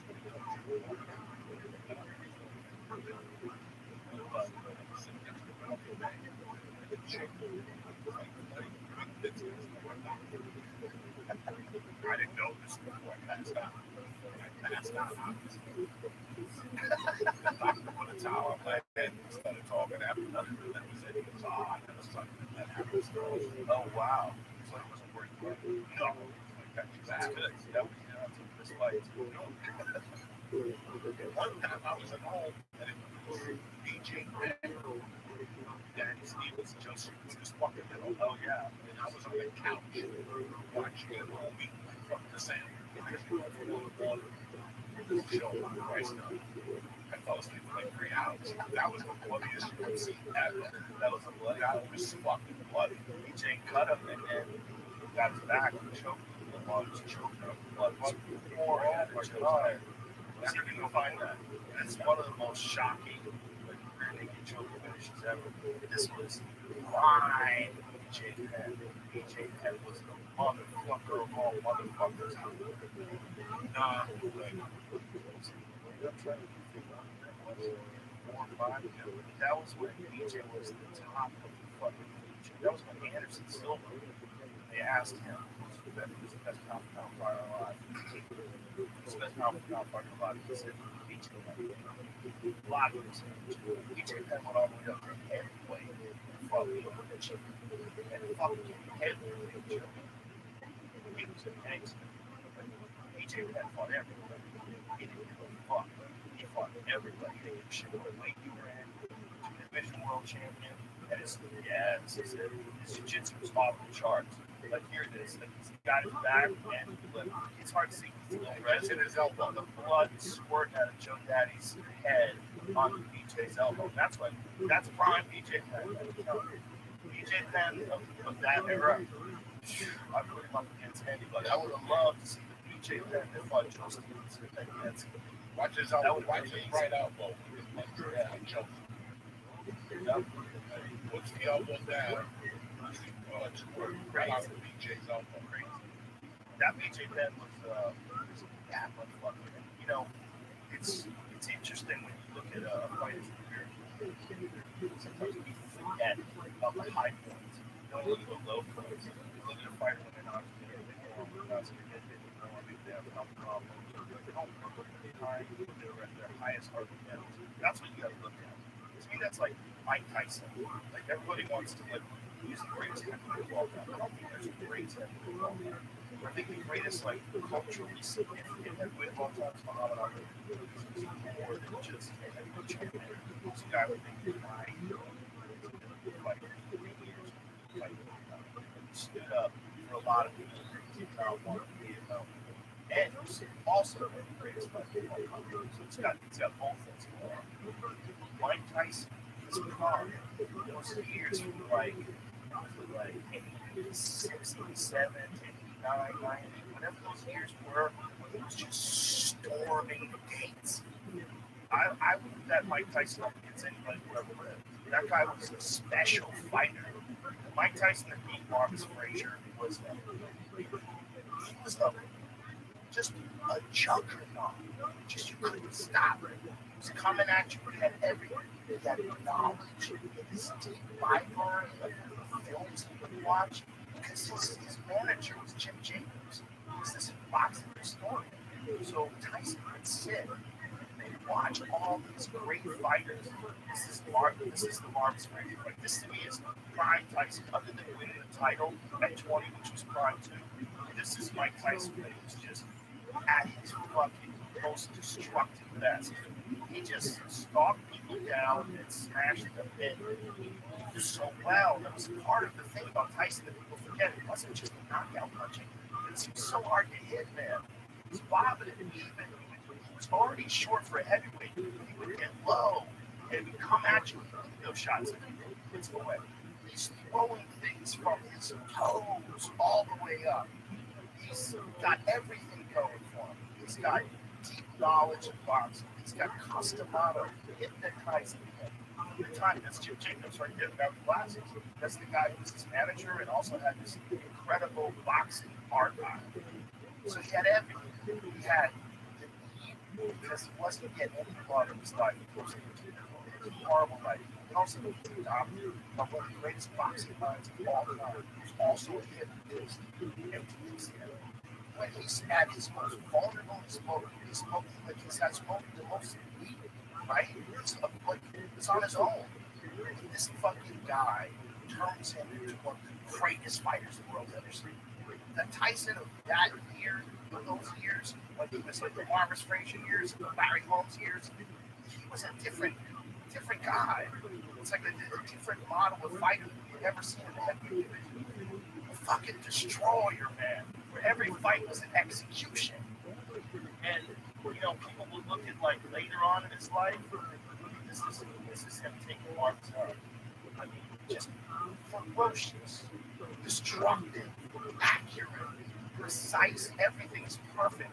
The technique is perfect, so strong. So he had everything going for him. He had incredible coaching. Kenny Atlas is one of his coaches. Kevin Rooney, working with Customato, and then Desire. He had everything. He had heart, and he just destructive power. That for those years, man, there's very few people who have like just some everything. Yeah.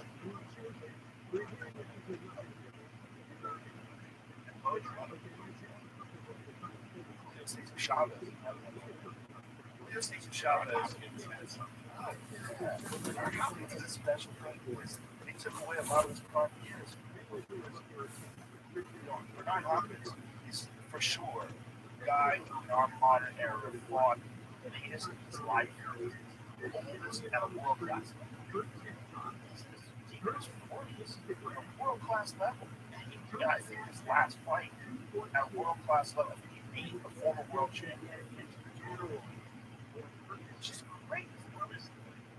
Bernard's working, he's doing golden boy boxing, of course, he lost a fights. So there's fights, and because he was such a craftsman, such a great defensive fighter, he's got full control of his faculties. That's the saddest thing about it. Ali was older.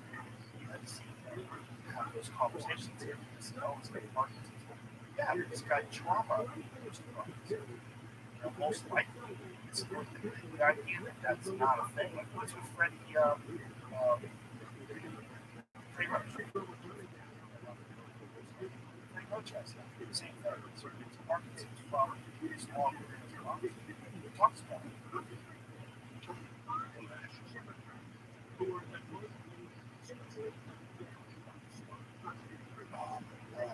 I can tell that you were blown away. Joe was blown away. Like when I got there, like I was parking. I was just watching. Is this real? People try to talk to me. Just is this real? That's what you realize. Cultural icons. See, when I first saw them live in Austin, it's amazing racetrack circuit in America. It's incredible. It's incredible to see concert. Because the stage is massive. I think they told me that they had 60 trucks. 15 or 16 trucks, all for the Stones, and one of them was Big Jack's gym. The whole truck is his gym. The fucking guy works out twice a day, every day. He's doing his choreographed dance routines, he's working out, he's doing cardio, lifting weights, constantly exercising. And the fucking guy is Biden's age. Biden's age. He's like moving around on stage. I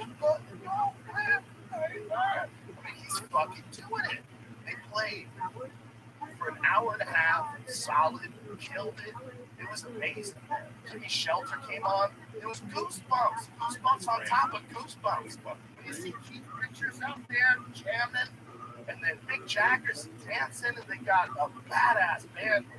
They have a bunch of, like, they have this lady singing with Mick Jagger, who was amazing. I wish I remembered her name, but there was a bunch of other people in the band as well. Oh my God. Let's just talk about that. 50 years. Yeah. More. It's suddenly on stage. More would have passed whatever. Big Jagger. Big Jagger. He's the ultimate fucking professional. Ever happened, I think, watch this life. That's what makes South America. And Cuba. And fucking. This is it. Yeah, no, this is it. But this is the one that I saw. Oh, this was yeah, this is in Austin. So is it someone's cell phone footage? Cell phone or something. I think you video. It looks so good. They look cell phones are fun.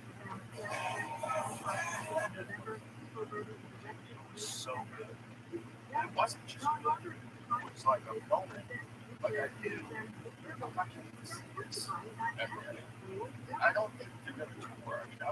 I don't know if they're going to keep going. Look how thick that guy is. He's thick, but he's got muscle. is super fucking healthy. They never play back to back. So you take nights off. They take a night off and they shows. They plan out where get sure. Probably on some kind of response for the show. I'm not putting anybody down. I'm just telling you what I heard.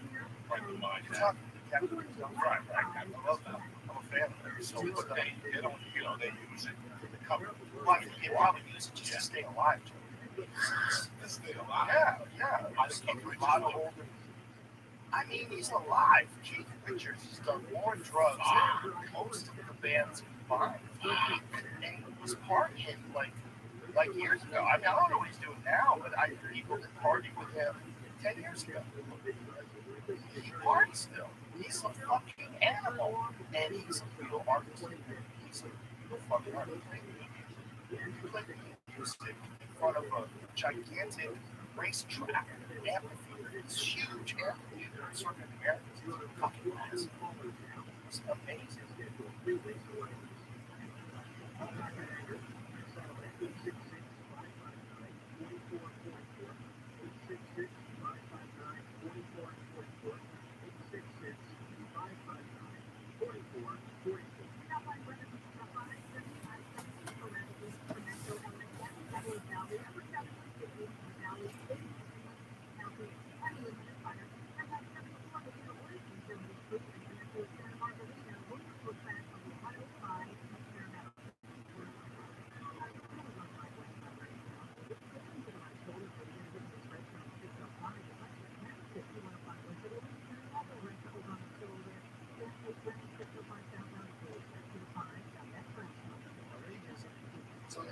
So it was also like surreal. Like coming home, I was like, oh my God, I see that. I didn't know I saw it. I didn't know I saw it. It just got surreal. So, yeah, that's what it is. Wow. No. One of the nice things about the Boston is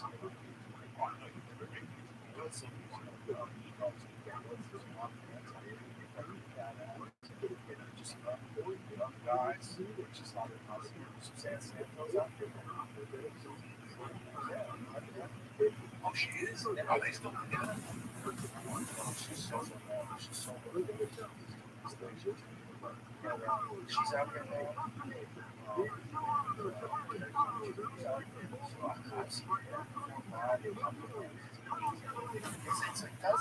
It does something for you that's different than like seeing comedy. Like it's good to see comedy. It's good to see someone kill. Like it feels good. Like it's like gets you excited about comedy again. But there's something about music that's different because like I don't know. It's magic to me.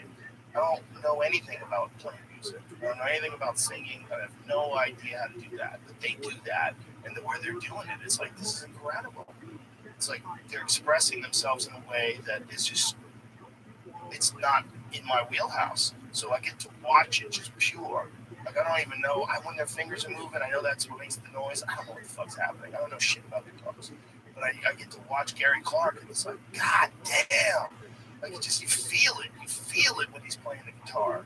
When she's singing, she hits these fucking high notes, and you're like, God, that's a beautiful thing. Seeing things live. It's so like I would say about someone's comedy special. They say, yeah, I saw them. Their special on Comedy Central was pretty funny. I go, listen, see them live. A special is basically just an advertisement to come see you live, because a special is at best 60 or 70% of what seeing somebody live is. You're missing everything. It's like the difference between having sex and jerking off. It's not the same. It's, seeing someone live it's a feeling. Like you're in the room with all the other people that are experiencing it together. It's not just you're seeing someone that they're there, but it's also there's a vibe where everybody is there enjoying. That's part of what live entertainment is.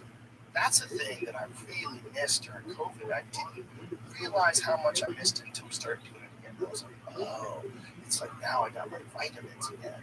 Like you're taking your vitamin, like the vitamin of killing, the vitamin of like making this whole audience of people have a good time. Like you're responsible for their moment, this hour and a half block of time. You're responsible for that. You gotta go out there and have a good fucking time with them. And they leave there and they go, that was fun, that was great. They feel good. They go to work the next day. We had a great fucking time. Oh my god, we laughed so hard. You know, that's how I felt. The best is when you go, what did he say? And they go, we don't remember. It don't fucking matter. Right, It right. don't matter. And that's why, for years, and we discussed this 10 episodes ago, I wouldn't send the tape. I refused. Comes to me to see a tape, no tape. Yeah. No tape, no tape, no tape, no tape. And in my mind, I always knew that. That, for me, I always felt better when you came to see me. Yeah. I didn't like the shoot was special. It was too It's tense. whatever it wasn't for me. But live, I can always get you. Come see me live, something might happen. Yeah. In the middle, a waitress drops a bun, some drunk chick gets up. If we ever do a special with you, what we're gonna do is you're gonna do a whole week. I'm gonna film every show. That's the move. Do it out here when we open up. We'll film every show, so that like you don't feel like it's a filming. Once you, that's why I always do 4. I film 4 shows. Like if I can't, like I would never do a special at a giant place because you can't sell enough tickets to do 4 shows. I want to do it in a place where, like a club or a small theater, where I can do 4 shows. Because that way, you know it's just a show. Like you do the first one, you feel loose. You go, all right, we got it in the can, and then just have a good time. And then it's just having a good time, and then decide which one you want to be, you know, represent your special. That's what we got to do with you. It's just weird how you stand up. For me, I always felt better when you came to see me. Oh, wow. I always felt that I gave you everything I got. If you didn't like me then, okay, we'll shake hands, part friends, and whatever. The tape's just, it's, and also a tape when you know you're being filmed. That's the thing. It's a tape when you know you're being filmed. It's like, I was pointing to Bill Hicks' Revelations, because Bill Hicks did this special in the UK, and he did it, it was, I think they did one, they just filmed one, and it just felt a little tense. It just felt like a little tense. Like I'd seen him live, and it was amazing. But I saw that material in the special, and I was like, it's just a little tense. Because I think, you know, you realize, okay, here it is, this is it, go. And you have 1 hour to film your HBO special. I'm pretty sure that's the case. I don't think we filmed 2. I might be wrong. But it just felt tense. You know, and I've done it before where I did one, just 1 hour, just filmed one, ready to go. And it's just, not that good. The best way is doing like 4. That, because then it's like a show. You know, but live is the way. Live is, for comedy, it's not even close. For music, it's not even close. You go see a band live, you know, you feel it. You know, you feel the music. You literally feel it in your skin.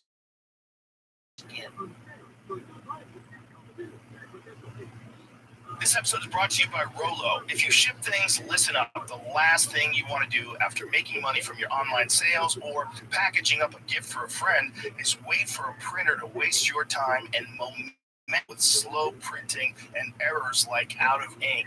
Rollo is disrupting shipping with their wireless, sleek thermal printer that requires no ink. That means you can save money and print more than 500,000 inkless labels.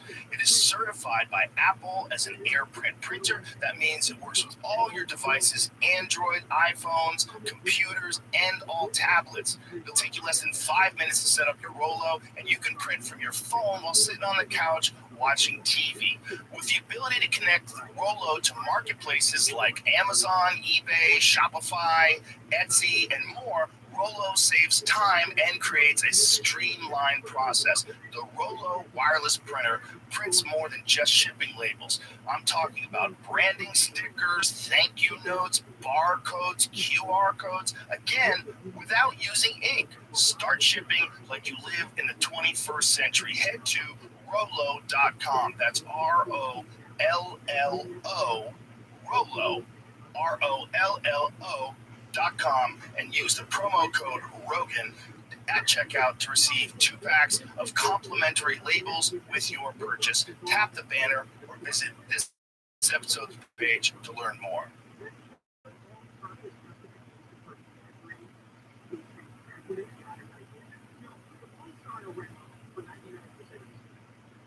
know? The smells, Yeah. the odors, the fucking, I went to great concerts growing up. And I think that's what, because I never went to any shit before I was there. Really? Never? Did you get on stage at just a regular open mic night? First time? Which club?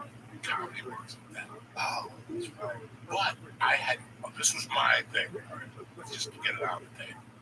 Whenever I saw prior, David, was a guy in comic book kids. David, David Brenner. Yeah. Those are my guys, Freddie Prinze. This is what I thought. I always thought that you just call the comedy works and go, hi, I'm Joe Diaz, I'm Joe Rogan, whatever. Are you guys busy on Tuesday nights? You dare come down and shoot a special? And they're like, yeah, we'll have the camera ready for you. I really thought that you just walked into a comedy club and talked for an hour. And you went home. That was my first introduction to So comedy. you didn't think they wrote anything down? No, I thought that they just fucking went in there and said, let's go. Well, you know why? Because you were used to being around a bunch of people that were great at telling stories. No, we're talking about the fourth grade. I'm hanging out with a friend of mine. I know nothing. I know about the guy named David Brent that I see on NBC from time to time. So all of a sudden, I'm at my friend's house, and we're trying to listen to the Beatles' White Out. All right, I want to listen to the Beatles about White Out. Yeah, we were excited about listening to the Beatles' White Out. We go up to his house with the fucking first song on. His mom gives us like Kool-Aid, and she goes, I gotta go. And 10 minutes later, his brother comes out, and he's a fucking junkie. And I'm not talking about a boozer, I'm talking about a heroin junkie. And he comes out, and I'm like, what the fuck's going on out here? What are you assholes listening to? Like, the Beatles, we're all excited, like, we want to be cool. And he's like, the Beatles, what the fuck is that shit? Take that off. And he put on Richard Pryor album. And that's all I needed to hear. My head fucking exploded. Wow. So I knew David Brenner, and I maybe knew one other guy that I can't remember what his name was. And all of a sudden, I remember the first two Richard Browns I got was something I said, and the two with the, and two of them It's got background music for it. so it had to be like 75 and 76, and that's all I knew. So I brought those albums to my friend's house in Berkeley when I first moved there. And now to this day, whenever I talk to her, I say, my mother's still mad at you. Why you bringing that album to my house in the 8th grade? Because it was fucking crazy. Like, but that's what I thought. I thought that you just walked into a place and did comedy. Before I got locked up, my buddy wanted tickets to see the guy from Boston with the dry pan comedy. Stephen Wright? Stephen Wright. And I met him there. I was late, so I walked in, I caught the last 35 minutes maybe. That was my first stand-up comedy show. What year was that? 87. Wow. Then I got arrested in 87. All right. And I came out. And I'll never forget that he took me again. Because he wanted to go see this guy again. Again. And this time I sat for 15 minutes and I walked out because he said the same jokes that I saw the first time. And I like Steve Wright. I got nothing against him. I just thought he did the same material. I wasn't even doing comedy. Comedy wasn't even on my radar. And I said to myself, if I ever do comedy, I'm never doing the same material. Like, I fucking knew that. Like, fuck this. And I wasn't even thinking about doing comedy at that point. And it wasn't to the arrest. After the arrest, when I got out, that comedy was on the rise. And I still put it off for 2 years. But I thought you basically called the club and just went down and went down. So you thought that Stephen Wright doing the same material was crazy? And I like Steve. Well, listen, I mean, when you see comics, like, that's one of the things that a lot of the kids that worked at the door, at the store, told me. You know, it's crazy, like, you see comics, like, great comics, kind of over and over and over, and you see them do the same act over and over again. It kind of takes the magic away, but it shows you how it's done. Like, you get an education. That's one thing about that gig for up-and-coming comics. Mitzi was very smart in that she hired comics to work the door and hired comics to do the ticket booth and work inside the club, so you could see great comics over and over again. You would have your spots you would do after the show was over or on potluck night. When you got a chance to be there, maybe you weren't getting paid as a comic yet, maybe you're just a door guy, but you're still working at the fucking comedy store, and you're getting a chance to see great comedians work out the material. It's like you never would get that opportunity to see them go up in front of 30 people. Like you get a chance to see Chris Rock walk on stage in front of 30 people at 1 a.m. on a Tuesday. He will just show up, and he'll pull into the parking lot, and we'll go, hey, can I go on stage? And they're like, yeah, go ahead. And Chris Rock would just go up to 30 fucking people and work out his shit and fuck around. And if you're a comic, you're a door guy, and you've been doing comedy like 2 years, you're just trying to survive. You're eating ramen every day. Meanwhile, you're 13 feet away from one of the greatest comics of all time, just popped in at 1 a.m. on a Tuesday to do a set. You get to just sit there and watch, like, wow, this is crazy. Like, I remember the first time I saw someone famous on stage at the store. It was Damon Wayans. Damon Wayans is the first guy I ever saw that was like a real, like, I'd seen guys who were at the store when I first moved there that were, you know, decent comics, road comics, club comics, you know, guys who've been around for a while, but I hadn't seen anybody that was like really good that had been, you know, on HBO or anything like that. Other than Dom Herrera, I'd seen Dom Herrera live a bunch of times. But to see him at the comedy store like that, was like, wow, to see him working out material. It's like, whoa, this is crazy. Like, you're getting a chance to see these guys craft what you know is going to be a great HBO comedy hour someday. You get to watch it. When I was fucking 26 or 27, whatever I was, just a young dummy standing there watching all this go down, like, wow, this is crazy. It's a beautiful opportunity for people. For young comics, like that opportunity that the store provided was different than any other environment. Because we were all, like, everybody there was treated as a comic. The door people, the guys who parked the cars, everybody worked the bar. Like, how about Punky? She's on Saturday Night Live now. She used to work the bar forever. There's always our friend Punky. Now all of a sudden she's on Saturday Night Live. I mean, that happened with so many comics who were there as employees and made their way through and became very successful. You know, it's one of the beautiful things about that place, and one of the incredible, like, Mitzi's understanding of Maniacs and her ability to manage all these fucking loonies and get them together and figure out how to extract the best comedy out of them. It was amazing, that lady. I think all the time, where the fuck would I be if I never met them? Like, I feel the same fucking way. Like, ever since I left LA, I have no desire to do stand-up. That's crazy. And it's because of the comics. She had the recipe. I fucking think about it. I light a candle for every Monday. I put a glass of water for her. Yeah, I took it into my Cuban act. She's in my fucking Santeria life now. I light a candle for every Monday. I got a picture of her. I fucking put a glass of water for her. And I realized how important it was for me to walk in there. At the end of the day, the reason why I have you as a brother, my wife is my wife, my daughter, and my comedy career is the fucking comedy school. It's a big factor. A big factor in my life. So when I went and said goodbye to my comedy school. I want you to know. The building was closed. I went down there, I sat on the stairs. I smoked a joint by myself. There was nobody there. I was told that everything was still closed. I walked over, I broke my neighbor, and I said, I'll see you when I see you. But it's never going to be. And it's never going to be the way it was when Dyson Kennison. No. The guys that got us there, they got me there. You know, I did a stand-up comedy course. The teacher's name was Jeff Arnold, a good guy. And after the 3 weeks, he said to me, this will be up to 15 people. Maybe you will come to the girl show. Promise what are you going to do? And I go, no, I think we're going to get on stage. And go, why don't you go to this new comedy club over there? Come work for me. I'll call the guy right now. He will go work for me. It's in Westminster, Colorado. And what the fuck was it called? I forget. What's that? And it was a B room, you know, but I wanted to ask about it as a doorman. And the sound guy quit, so I became the doorman and the sound guy. at the bar back point. I became the bar back, the sound guy, and the fucking door guy. And then I went to Wendy, and I said, I want to get on stage. And Wendy put me up on a Tuesday.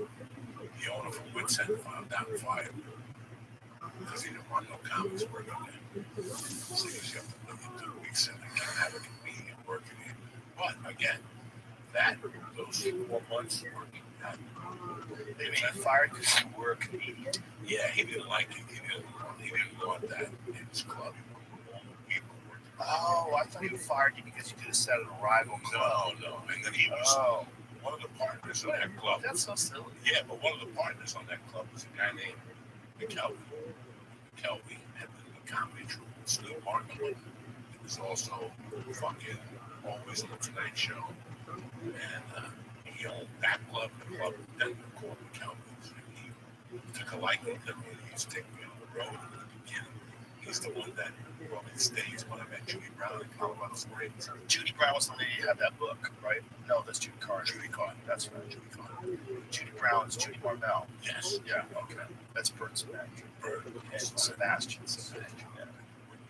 It's funny how it was full circle. Like I started watching, and it was a great education because I came from a society of comedy. You listen, Right. and watch. I listened to, and then I got the one. So I got the first three Richard Pryor albums. I don't know if it was the first three. And then I got a George Carlin one. And then I had to go for fucking the man, Red Fox. Oh, yeah, man. So honest to God, like I've never stolen a joke. But when I was 12 and 11, I did Red Fox at every party. Oh, yeah, I get that Wash too. your ass, Yeah, the whole thing. And then I did Delirious. Oh, yeah. But my all-time favorite was The Wine Home Meets Dragon by Richard Pryor. I could say that head to fucking toe, backwards, frontwards. Yeah. You know, but that was my A game. When I met a girl, you know, hey, about winos and Dracula, and I would drop it. What the fuck are you talking about? And I would go into the fucks and the whole thing. Richard Pryor to me was such a, because he cursed. Yeah. He talked about drugs. He talked about all this shit that I was like, you don't talk about this. He was vulnerable. Yeah, you don't talk about this. Who talks about this shit? Yeah.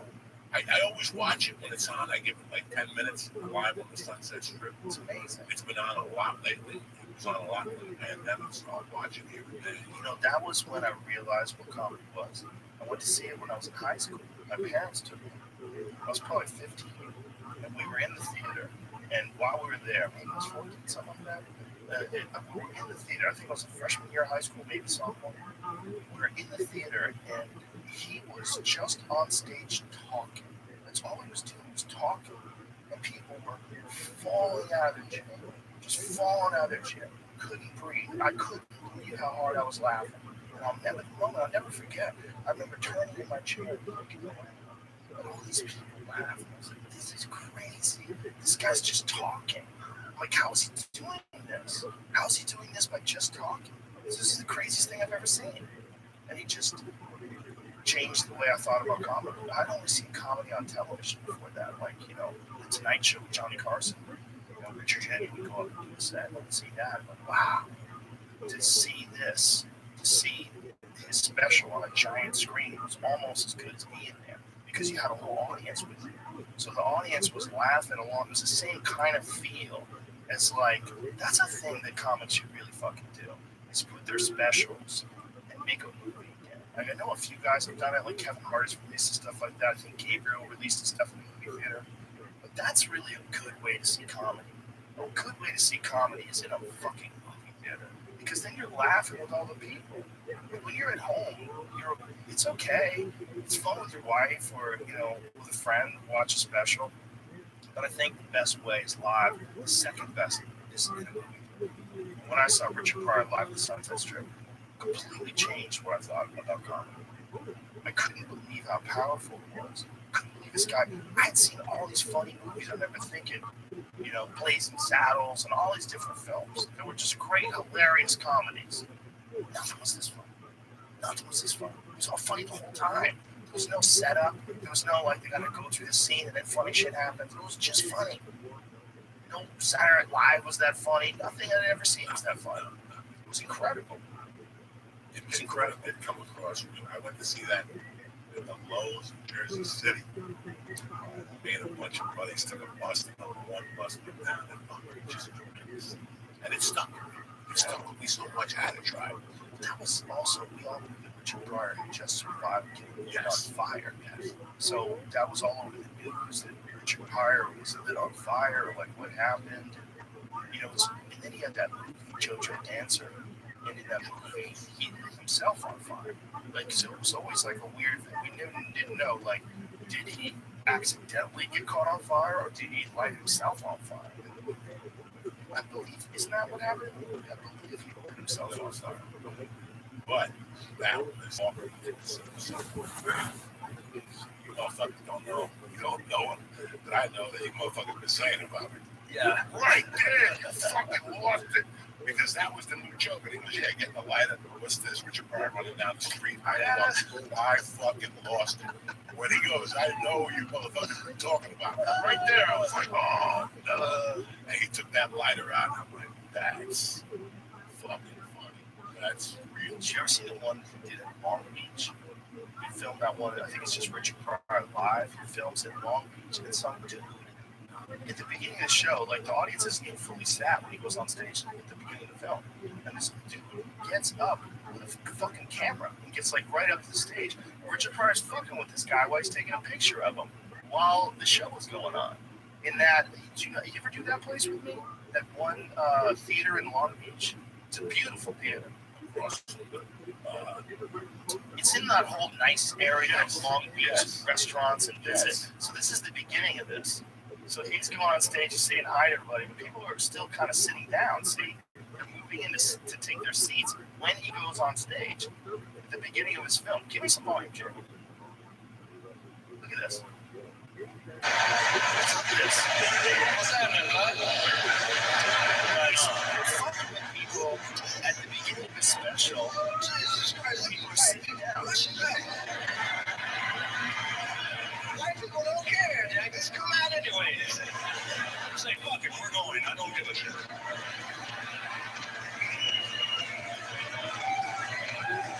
Look at the film special where the audience is lit up. Taking a chance being in Long Beach, though. I'm sitting down. I saw the police had some brother jacked up when we was coming in here. Niggas' hands way up here. And I'm like, what? Just searching the shit. To take him away to jail. Go to jail in Long Beach is a motherfucker. Where you at? I'm in Long Beach. Shit, we ain't coming down there to get your ass out. He does a special like this where people are still being seated. It's weird, right? I don't think they knew. Did they have an opening act for him, you think? He might not have had an opening act. Maybe money. This concert was recorded live at the Terrace Theater in Long Beach, California. I don't know if he had an opening act. I mean, I don't know how they did it back then. It might have just been Richard Pryor, you know? And she's doing really well. The ex-wife. Yes. Yeah. I mean, she was always on the storm. She's towards the end. Yeah. When he was, you know, when he would go under Marilyn Martinez's husband, David and Chewy, used to get him to the stage. Remember, she was always with him. She's a good lady. She sends me stuff still. Really? Yeah, they're doing a lot of stuff for Richard Pryor now. Well, I know his company sent me a bunch of t-shirts. Yes, sweatshirts, and where he was on. Alvarado, yeah. One shirt. Yeah. I love it. The one with him, the UMS, Yeah. horns over his ears. Now, listen, man, when it came to comedy, I love Pryor. I love everything that went with it. Pryor gave me the basketball with snow coat, jump up and down, you know. That was it. He's my dog. That's it. It's Pryor. I like Carlin. I fucking love Bill Hicks. I adore Rodney Dangerfield. You know, that's my other fucking, that's Plan B. But the guy that brought me to the dance when I saw him was Andrew Dice Clay. Oh, for sure. That motherfucker still makes me laugh on Instagram with his craziness. He still makes me laugh. Whenever I get a text from him, I can't believe Dice Clay's my friend. Yeah, no, I'm the same way. When I was 19, I was dating this girl. We were sitting in front of my house. We were sitting in my car. And I had a cassette player. We were playing. I think it was just called Dice. The first one. The first cassette. We were crying, laughing in my car. I'll never forget that moment. just sitting in front of my house. This girl just cackled, playing this cassette. This guy's the. Every now and then I get a text from him, but it's all caps. Don't ever forget who you are. Oh! He called me as I was getting off the plane in Teterboro Airport. Just getting off the plane, loading everything into the car. Alex, the driver, Alex. Yeah, that guy. Fucking this man, Sam. He's like, I think you do a good move for your family, because he was in the city. I think he's still in the city. Is he in Manhattan? Yeah, really. He's been staying there the whole fucking time. Does he still have the Bell's balls in his face? Or is I it don't come know. back? He looks good. He looks good in the Instagram pictures. But not lately. I haven't spoken to him. Yeah, he looks good. Oh, he's smiling. So Yeah. that he doesn't have it. No. Good. Yeah, they say that. Dom had that for a while, and it goes away. Like whatever makes your face fucking go numb for a little bit. He said he was sleeping on his email, and that did it. How crazy is that? Like he fell asleep like on his fist, and he woke up and his fucking face went on. Like how crazy is that? That's crazy. Dom, Andrew, pretty sure that's what Ellen. But Dom got it in a different way. Dom got it years ago. He just, for some reason, his face like started drooping on one side. He said there's nothing he did. So he'd go on stage and make fun of himself. you know what's fucking crazy? I think about this, that I actually talked to a fucking state correctional institution. Like, went in it by myself, no attorney, and said, can I rent out? What do you do until fucking inmates on New Year's Eve? And they're like, nothing. They go, no, you gotta do something for the inmates. I'm in the halfway house. And you gotta do something for the inmates on New Year's Eve. Like, why don't you pay for it? I go, I will. If I want to rent out the community room, and I give us $50, I go, fine. I brought a VCR and I watched, and I invited everybody in the fucking 98 inmates to watch Andrew Dice Club. Really? Which one? The first one, like everything could be dark. Some chick sucked my cock, you know, the whole fucking thing. And I was just blown the fuck away. I was blown. If I would have seen Andrew while the special was still out, I would have beat him up because I felt he stole a lot of jokes from me. I'm out of my mind. All right, so I always thought about stand-up, right? I was thinking about it. I told a friend of mine, Manny, I'm thinking about stand-up, and he's the one that you got to see this guy. So the first time I seen Andrew Dice Clay, I'm like, I was depressed. I'm like, I think that shit all the time.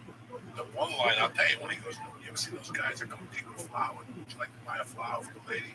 Yeah, so I can plant it in your ass. Well, that shit, that's me in my mind. That's this guy's selling flowers. Go fuck yourself. So, you know, when you're fucked up on drugs, like people follow you. Helicopters are following you. Yeah, so I'm like, fucking Andrew, he stole my joke. Like in the beginning, I wasn't even doing stand-up, guys. I was just thinking about it. Like, and I saw Andrew's special, and then I went and hunted down all this shit. And I hunted down the New Year's Eve in Philly, which is Buck Wild. That's at the peak of his powers. That was the peak of his power. And then I found the Rodney shit. Oh my God. The Rodney shit was what pushed me on stage. Hicks, Kennison, Lenny Clark, the guy, Robert Schimmel. Fucking Schimmel. Oh, Those guys are really all together. If you look at that special, I came out to be all those people having a child because I looked at those specials. Yeah. I analyzed that special so much. By the way, have you seen the Fat Tuesday night? What's the Fat Tuesday? Fat Tuesday, they have a show on Amazon Prime. Like a documentary? Yeah, Really? Joe Torre, Guy Torre. Wow. You know, it's okay. It's okay. I mean, I'm happy they did it because that was one of the fucking crazy. Dog, when I first discovered Fat Tuesday, I was selling. I was giving away free tickets at the store on the phone. I was working upstairs with Anders Mitchell and Shane McTash. Wow. All right, and I never forget the faxes. Every Tuesday, you get a fax in those days from the industry that was coming to Fat Tuesday. And it was 10 pages. It was 10 pages. I'll never forget them rolling it up. Oh, look at this shit. NBC, Warner Brothers, all, you know, that. Then they have the fucking documentary that's about how they went to look at Chris Tucker, or found the other kid from American History X, and then Bruce Willis went to the Fat Tuesday to see Joe Torre, and he ended up hiring what's his name from the Fifth Dimension, the Fifth Element. But that was Chris Tucker. Yeah. Yeah, man. Oh, And facts. they go to the beginning, and they talk about the funniest fucking brother of all time, Memes Kids.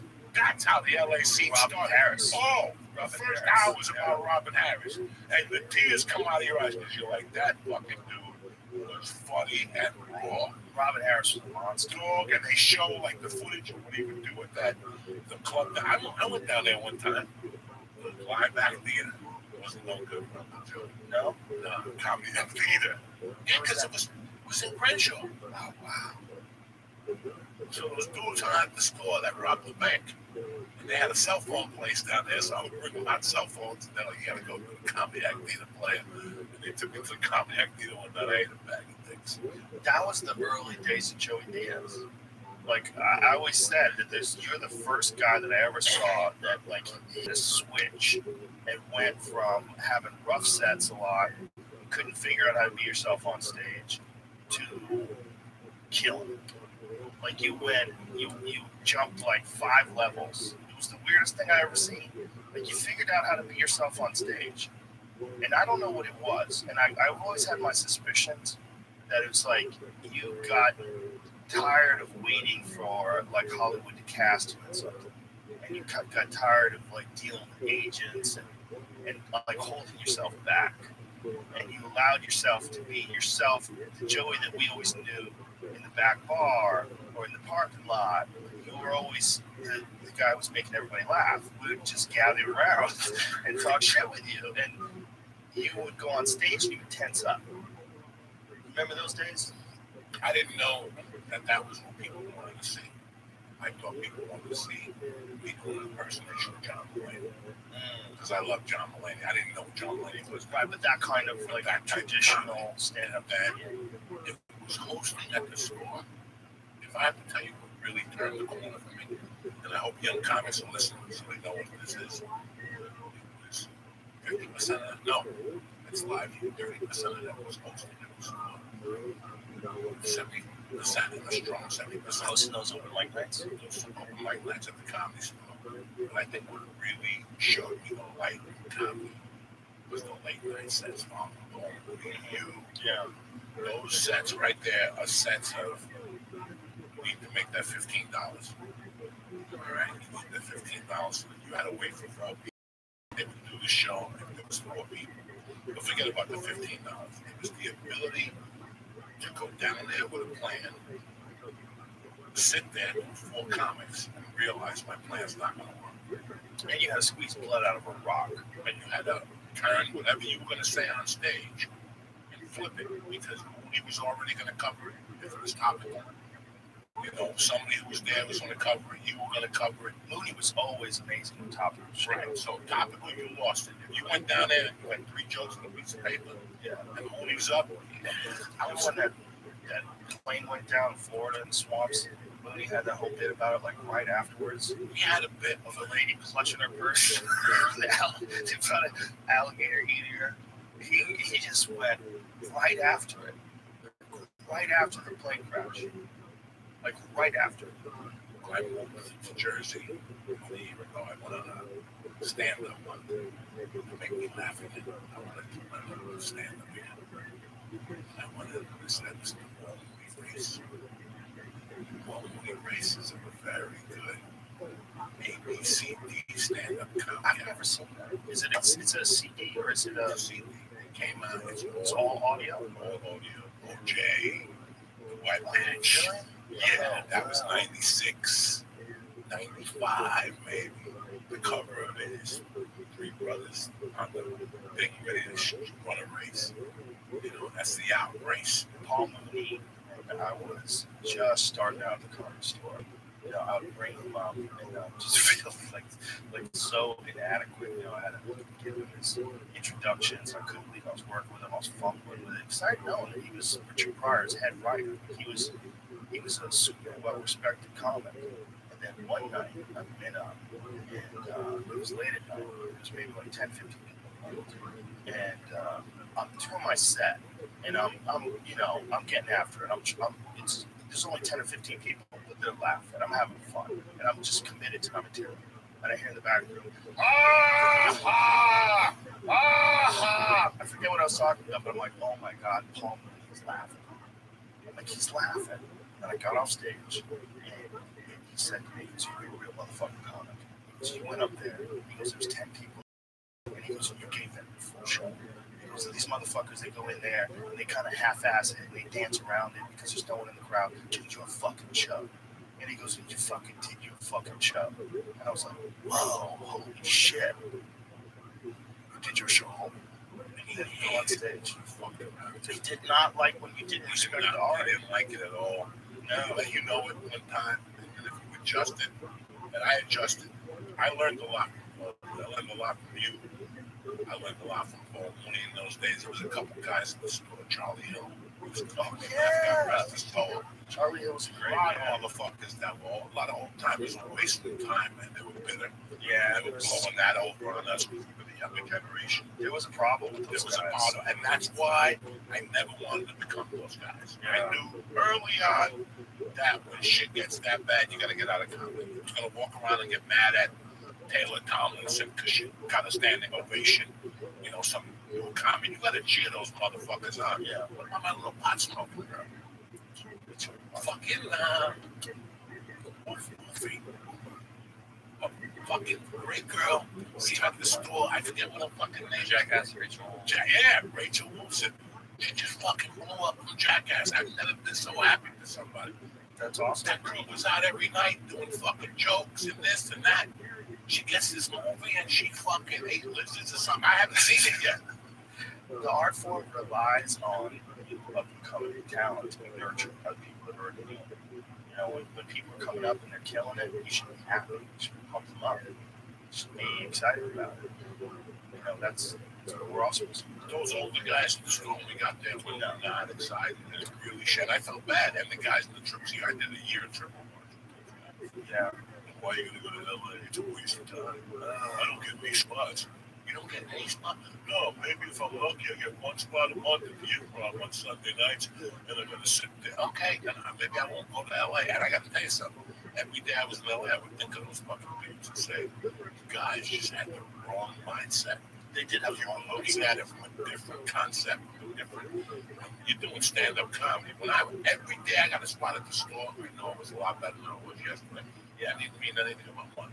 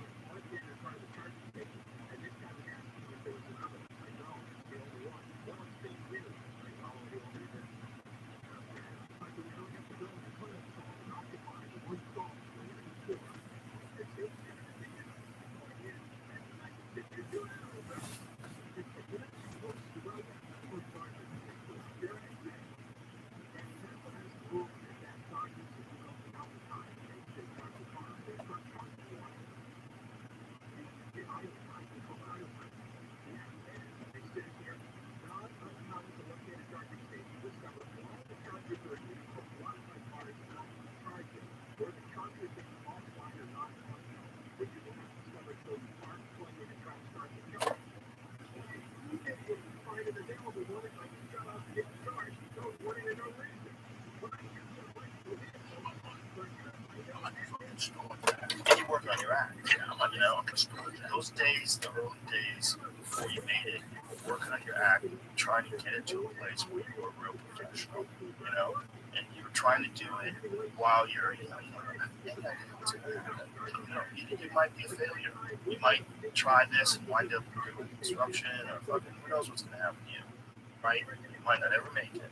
Might not be good. Yeah, but the original plan was to go to LA, stay there until they pull me out, stop in Colorado, shoot me, go to Jersey, have the cops looking for me, okay? That was the plan. That was the plan, because I was already expecting failure. I was already expecting to fuck it up some way. I never thought I'd get in a TV show or a movie, so I figured I'd be an extra. And when they put me on the store, dog, I get to look you in the face and tell you, there's a lot of times I pulled up to the store in the daytime, and there'd be 10 bottles of fucking booze out there, which I could have taken and sold for half price. I didn't live the store in the area, and I wouldn't do it. I wouldn't fucking do it. I respected that motherfucker with all my heart. I really did. It was a church. If I found $20 on the floor, different store. You know what I'm saying? You found it on the floor. You found a gram of coke on the floor. So be it. Yeah. But I took it that seriously. Yeah. I took it that seriously. To me, it was that fucking intense. You know, and to this day, I love the improv. I love Jamie and the Laugh Factory fucking characters. It was a special place to be. A really unique time. You know, a really unique time for us as people. I remember when I was a 21-year-old open mic comic in Boston, just starting out. I'd hear about the comedy store. It was like hearing about Mecca.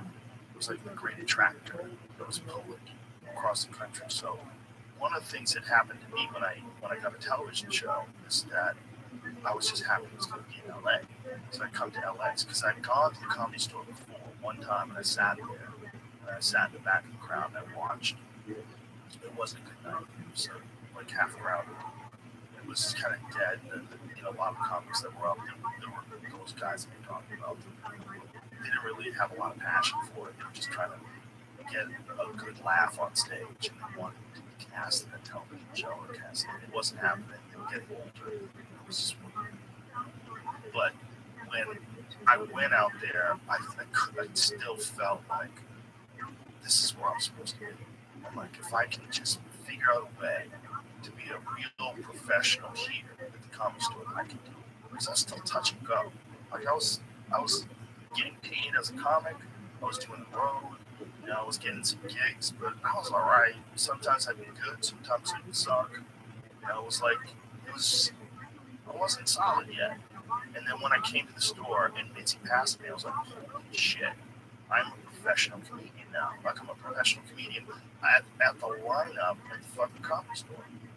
So, and then you get the chance to see all these comics perform. You got to see Dice.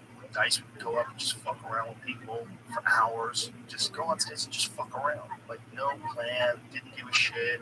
Went on stage smoking cigarettes, just talking shit. Sunday nights. He used to, I would do the host, and I would call him, go ahead, you gotta come down. What do you mean I gotta come down? The place is sold out, and there for you. The place wasn't sold out. And nobody knew Andrew was coming, but I had to get him down there. Right. And he's a real student of the game. It's a Sunday night. You're the one that told me you gotta get on stage every night. All right, I'll get down there. And he'd come down on one fucking Sunday night. These Chinese guys asked me, holy shit. And he was talking about fucking going to a restaurant and eating. And he shit blood for 3 days. So he stopped. He goes, maybe almost restaurant. Like, he just did beautiful things at the store where I learned about timing. Yeah. Another time I'm driving by the store in the afternoon, one in the afternoon, I see a ton of cars. And she was maybe I give them free lunch. That was the mentality. I pulled up, cars all in the back. I hear Jeff Scott playing the piano. And I looked to see if there's Andrew up on stage with sunglasses singing about the color of his ball sauce. And there's a bunch of fucking people in the audience at 1 in the afternoon. And they're just staring at him like, what the fuck? The color of my ball sauce. And he's like, cut it, Jeff, do it again. And Jeff is playing the piano and having a fucking breakdown. I'm like, this guy, we didn't talk. I stayed away from him for a year and a half. Did you were there when he was doing the thing where he would go on stage and not talk? Yes. He told me to go up there and not say a word for 10 minutes. And I'm like, come on, man. No, right now, I think I lasted like 2.5 minutes. He's so crazy. He would do that all the time. He was just having fun. But he was having it like it made himself laugh.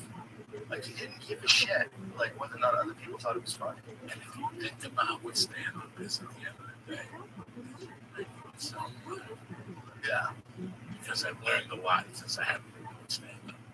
Okay? I've learned a lot. Yeah. Think about shit, process shit. I've had a chance to process like this since I was 16 years old. The last year and a half was just processing of what the fuck just happened. Right. I came out of college and I lost a child. I got married, and next thing you know, I'm at the fucking college. Next thing you know, I'm with you. Next thing you know, I'm with Adam Sandler. What the fuck just happened? How did this happen? I was a junkie. How the fuck did this happen? So and I gotta tell you something, people, Richie Shaw was a genius. From A to B, A to Z, from the 3-minute audition to the fucking, the 18-minute spot with the 2-minute mic. Yeah. Everything was just genius. Everything about it, what we went through was genius. Well, she had been around comedy in a time where the comedy club itself was a new thing. You know, like being married to a comic, like her husband, Sammy, was a comic, Paula's dad. And she'd been around comedy, but she knew comedy. She's like the most important figure in comedy that's not a comedian of all time. Don't you think? Yeah. There's no If one. if I would have listened to her from the beginning, I would have been taken off from day one. I didn't listen to her. Everyone used to call you Fat Baby. Yeah, and then she put on the fucking lineup. And she Fat Baby was on the lineup. and then she There was a photo of somebody grabbed a screenshot of a photo of back when you were called Fat Baby. I used to talk with her all the time. It was the best chats. Fat baby. You have to dress up like Fidel and go on stage. And I would go, I'm not dressing up like Fidel. Where I come from, they're anti-fucking revolutionaries. They see that picture of Fidel, so I ain't making it back. I can't go back to Jersey. Yeah. Yeah, you can't do that.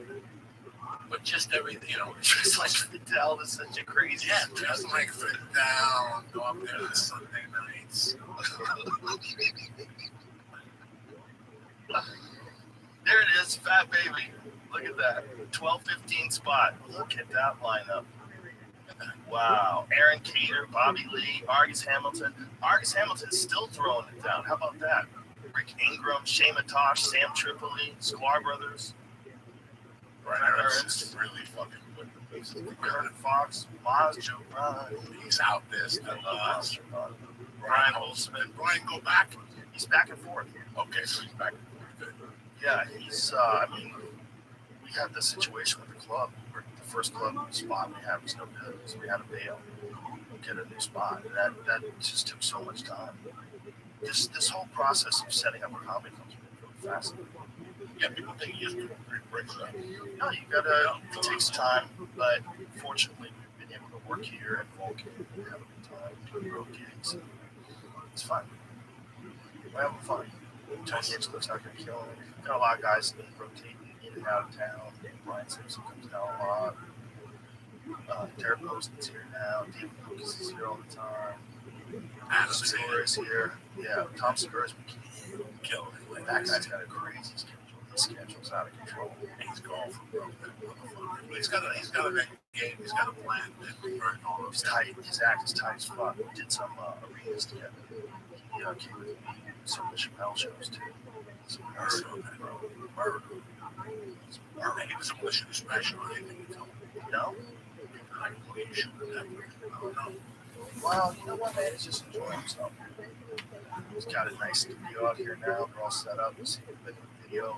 They got a set. The set is just set up for Two Bears, One Cave. Christ Show. So that's a set. The mom's house is a set. They got multiple sets. If you go over there, it's like a production studio. Birds down here a lot.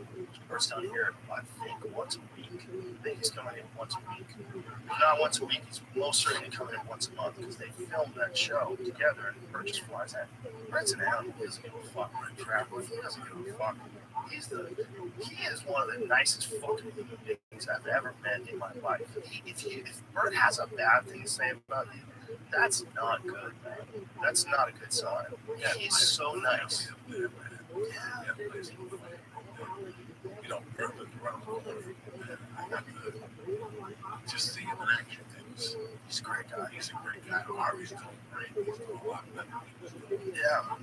He started checking up the podcast and shit. Yeah. Ari, yoga with Ari. Yeah, Ari's doing a lot of great shit. We're doing a podcast together with Mark Norman and Shane Gillis and Ari and me. We do it like once a month.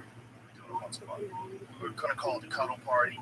Then it became Protect Our Parks because Ari kept talking about some park in New York City that was going to get taken out, and it got taken out after he talked about it. Apparently, people didn't want it, but it didn't matter. What was the park again? Jamie, remember? It was a big deal. He was very upset about this park. So Shane Gillis changed the name of our text group to Protect Our Parks. So that's kind of what the podcast is called. But it's a wild podcast. You know, four of us just get lit. We just get lit and talk shit for hours. You gotta make it happen. Make those encounters happen. You gotta make time to hang out with people. Let me tell you something. I hate driving to New York City. Yeah. No, I wouldn't. That's one of the reasons why I set up out here is that I knew there's a lot of people I can hang out with. Yeah, that hour's a lot. I went when I went to visit you when we were in the city for the UFC, and then I came out to visit you. That was a long ass drive. And then we went to Clipwood down in what was that town? It was like a couple towns. Yeah, a couple towns. And fucking Edison got some good place. Yeah. They took me to a place there. My neighbors, you know, again, I was just happy to be around Italians. You know, understand that I feel a lot more comfortable around Italians, a couple Irish, a couple brothers. I'm good. Maybe a Chinese family. I just think you didn't want to be around Hollywood anymore. I don't think it has to do with nationality. It was LA. I'm just joking around. I know, but you were always a guy, before all of us, that was sick of, that system, the Hollywood system. You are always making fun of the agents that would come around and promise you the moon, and all these executives, and all these people that would come around and watch shows, hee hee and ha ha. You hated all that shit. You always hated all that shit. You know what, man? It was good for a period of time. We all figured out. Once you realize the direction you want to take this, you will lead her that way. Keep going. I don't want to act anymore. I'm going to put a piano on the wall. This is what I want to do. I want to stay. I want to do a stand-up. I love that. Listen, man, I was locked up next to the fucking comedy store. You know what that feels like, you know? I know. Being there with crazy fucking Bill Burr and Brian and all these people. So after a while, it just got fucking hurt. It just got really old. I was tired about it. The main thing that I want to get out, I had too much comfort. Too comfortable just showing up there. It was just too comfortable. It was too comfortable. My whole life revolved around the 4 block area. You know, my house, the office, jiu-jitsu, crowd therapy, pizza. Don't you think there's just any kind of change like that? Yes. It was time. It was 23 years. 23 years there, 2.5 in Seattle, 13 in Colorado, you know, a year and a half locked up. It was time. It was time to come home. It really was time. I think it was for me. I just wanted to go home. I wanted my daughter to fucking see the things I saw as a kid, not North Jersey type shit. I wanted to see that fucking special on amusement park with the kids in New Jersey. What's the name of it? Action Park. No, they have a call it Class Action Park. Oh, what happened? What happened? Was it accident? We used to go with a kid. Yeah, every time you went there, they take you out a neck brace. Fucking when you were a kid, dog. Please, Jamie, if you find anything, a trailer. Dude, I was at a fucking one of those fairs. Look at this Joe up in a parking lot. Look at this shit. We were kids. Christ, you're flying down these things. How many kids got broken legs? Oh my God! Every time you went there, if you went with a kid, somebody was going there. It's dangerous. And New Jersey was right in New York. Oh my God! People are jumping off cliffs. Whoa! You can do All of that shit. Race cars, everything. You can. What is this, bungee jumping? This was the 70s with the class action pool. That was like Palisade Amusement Park. It's a pool that's like a big cops pro glitter shit. Like park accidents. People just got in accidents all the time. Oh, every other weekend. Look at it. But is that okay? Yes. Question. When I was a kid, I didn't go out to play. I went out to die. Big difference, okay? These little fucking half of fruit cakes play, they go out to play. I went out to die. But you know, you bumping and shit like you. Well, I don't know. We're gonna go rob a train. I don't know what's gonna happen. But this shit is so ridiculous. And New York had a ton of these when we were kids, from Tuxedo, New York, all the way down. Oh my God, that's hilarious. Action Park. You gotta watch it. Why was this? So here's the question: if you can go, like, if guys are doing like BMX flips, you know, guys are practicing for those things. How many of those guys get hurt? A lot, right? How often they get hurt? Well, why is it okay if they get hurt, but it's not okay if you go to a park where you're reasonably certain you have a good chance of getting hurt? Like, if it's basically people paying to have the same kind of risk factor as you would do if you were doing something else crazy, that's totally okay. Like, why can't you know what I'm saying? Like, you can get a BMX bike, you can be a ramp, people know you're gonna jump it, everybody knows, that's fine. But what is that, more of a commitment? Because you got a helmet, you got a bike, and you got the whole thing, instead of just going to this place? There should be a place where it's fucking risky, right? There should be if you had a lockdown, solid contract where no matter what happened, you couldn't sue them, they can make a place like that again. But I don't think they would ever be able to. You gotta watch the documentary. It's tough. I remember watching it. It's tremendous. But is it negligence? Yes. Oh, If I remember correctly, there's a lot of People tell them you can't do this for kids, and people are like, give a fuck. It's the 80s. We're doing coke. We're making money. Have fun. But the jumping off cliffs like that thing, like the fact that they had a cliff dive, like that's just crazy. They built a cliff dive, and you paid people can just jump it. Like if you're jumping off of, This is the big thing that they had to remember. The bridge where everybody would like get drunk and jump off of it. People were getting hurt. They're landing on each other all the time. Oh, of course. Look at that. I can imagine. I can imagine people landed on each other on purpose. I think that's part of it because they would cheer. It'd be like you're the man for the 5 minutes of the summer day. That's a great way to break your neck. Someone was just flying and landing at you. Watch the duck. It's a great way to break your neck. It's really good. I think there's even a fictionalized version that giant ice bucket that's like nothing. And I don't remember. You know, these places that it was the 70s, late 70s, early 80s or 70s. I don't think the insurance regulations were as strict as they are today. Like they didn't have a fucking idea. Open up a park, yeah, whatever. Just give me $900 a month. Check out the first. They probably didn't have the kind of lawsuits. What kind of places? It's like seaside. You know, it's nice. Couple little swings and shit. This question: when did the first lawsuits emerge? Like the first law, like a civil lawsuit, like someone suing you because they did a thing and they got hurt, and like you were like you get trampled at the circus or something like that. When did they start suing for things? Probably pretty recent. I want to say within the last 150 years, like a civil lawsuit. When did that start? I have to think that has to go back because America didn't make up law, you know? No. I think it's gone on a long, long. Well, did they wear the powdered wigs in the beginning? Like the English guys do? That's wild, right? The powdered wigs? They have to wear wigs when they judge things, right? I mean, I don't know how their system works, but I've seen many an image of like court in England from back in the day, film of dudes with wigs on, like in our lifetime, right? I'm not imagining this, right? What, 20 years ago? Yeah, not long ago.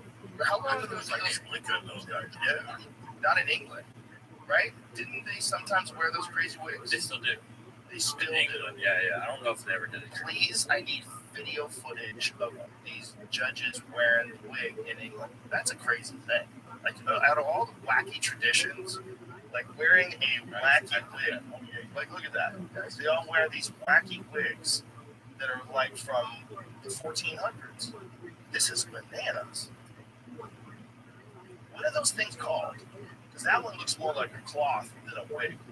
It's like it seems to have evolved. Right?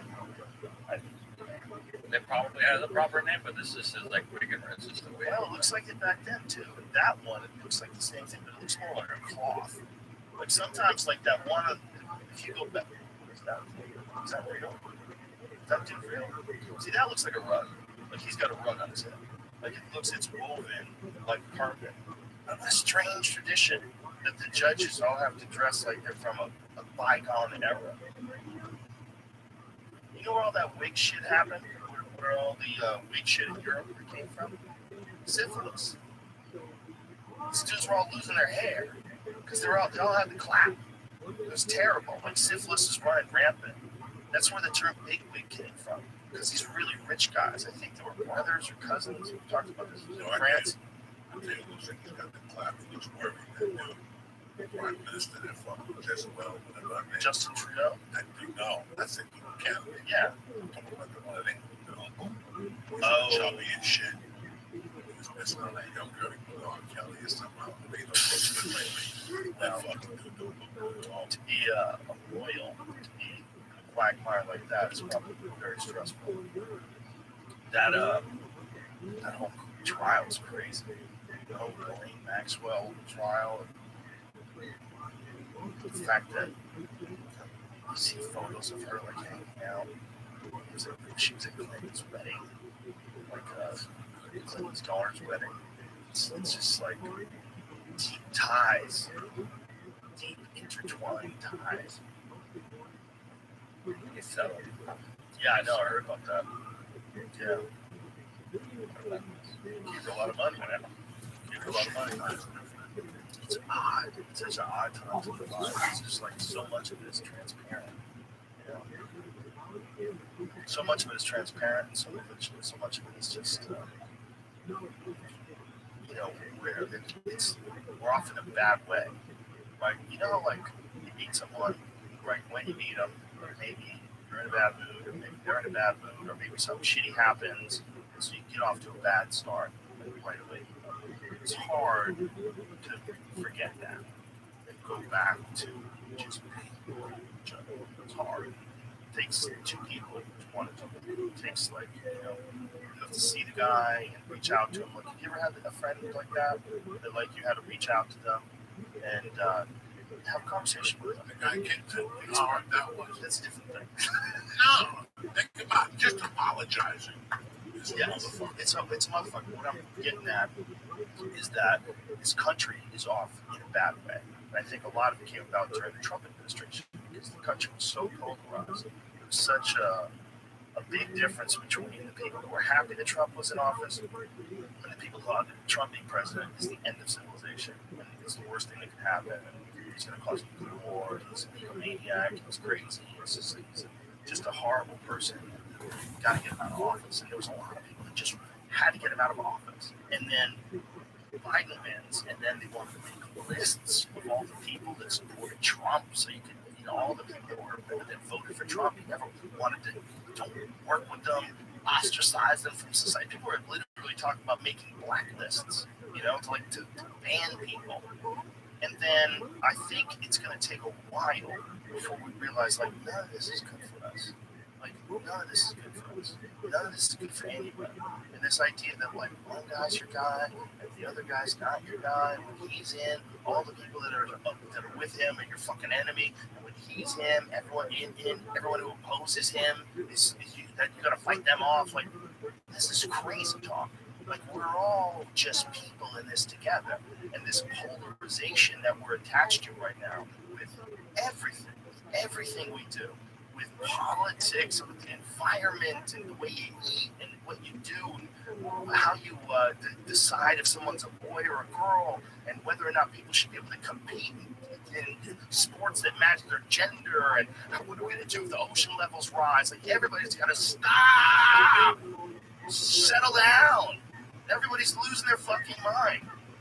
We have way more in common than we do apart from each other. We way more often to get along than we are to dispute. And yet people are only concentrating on dispute. They're only concentrating on problems.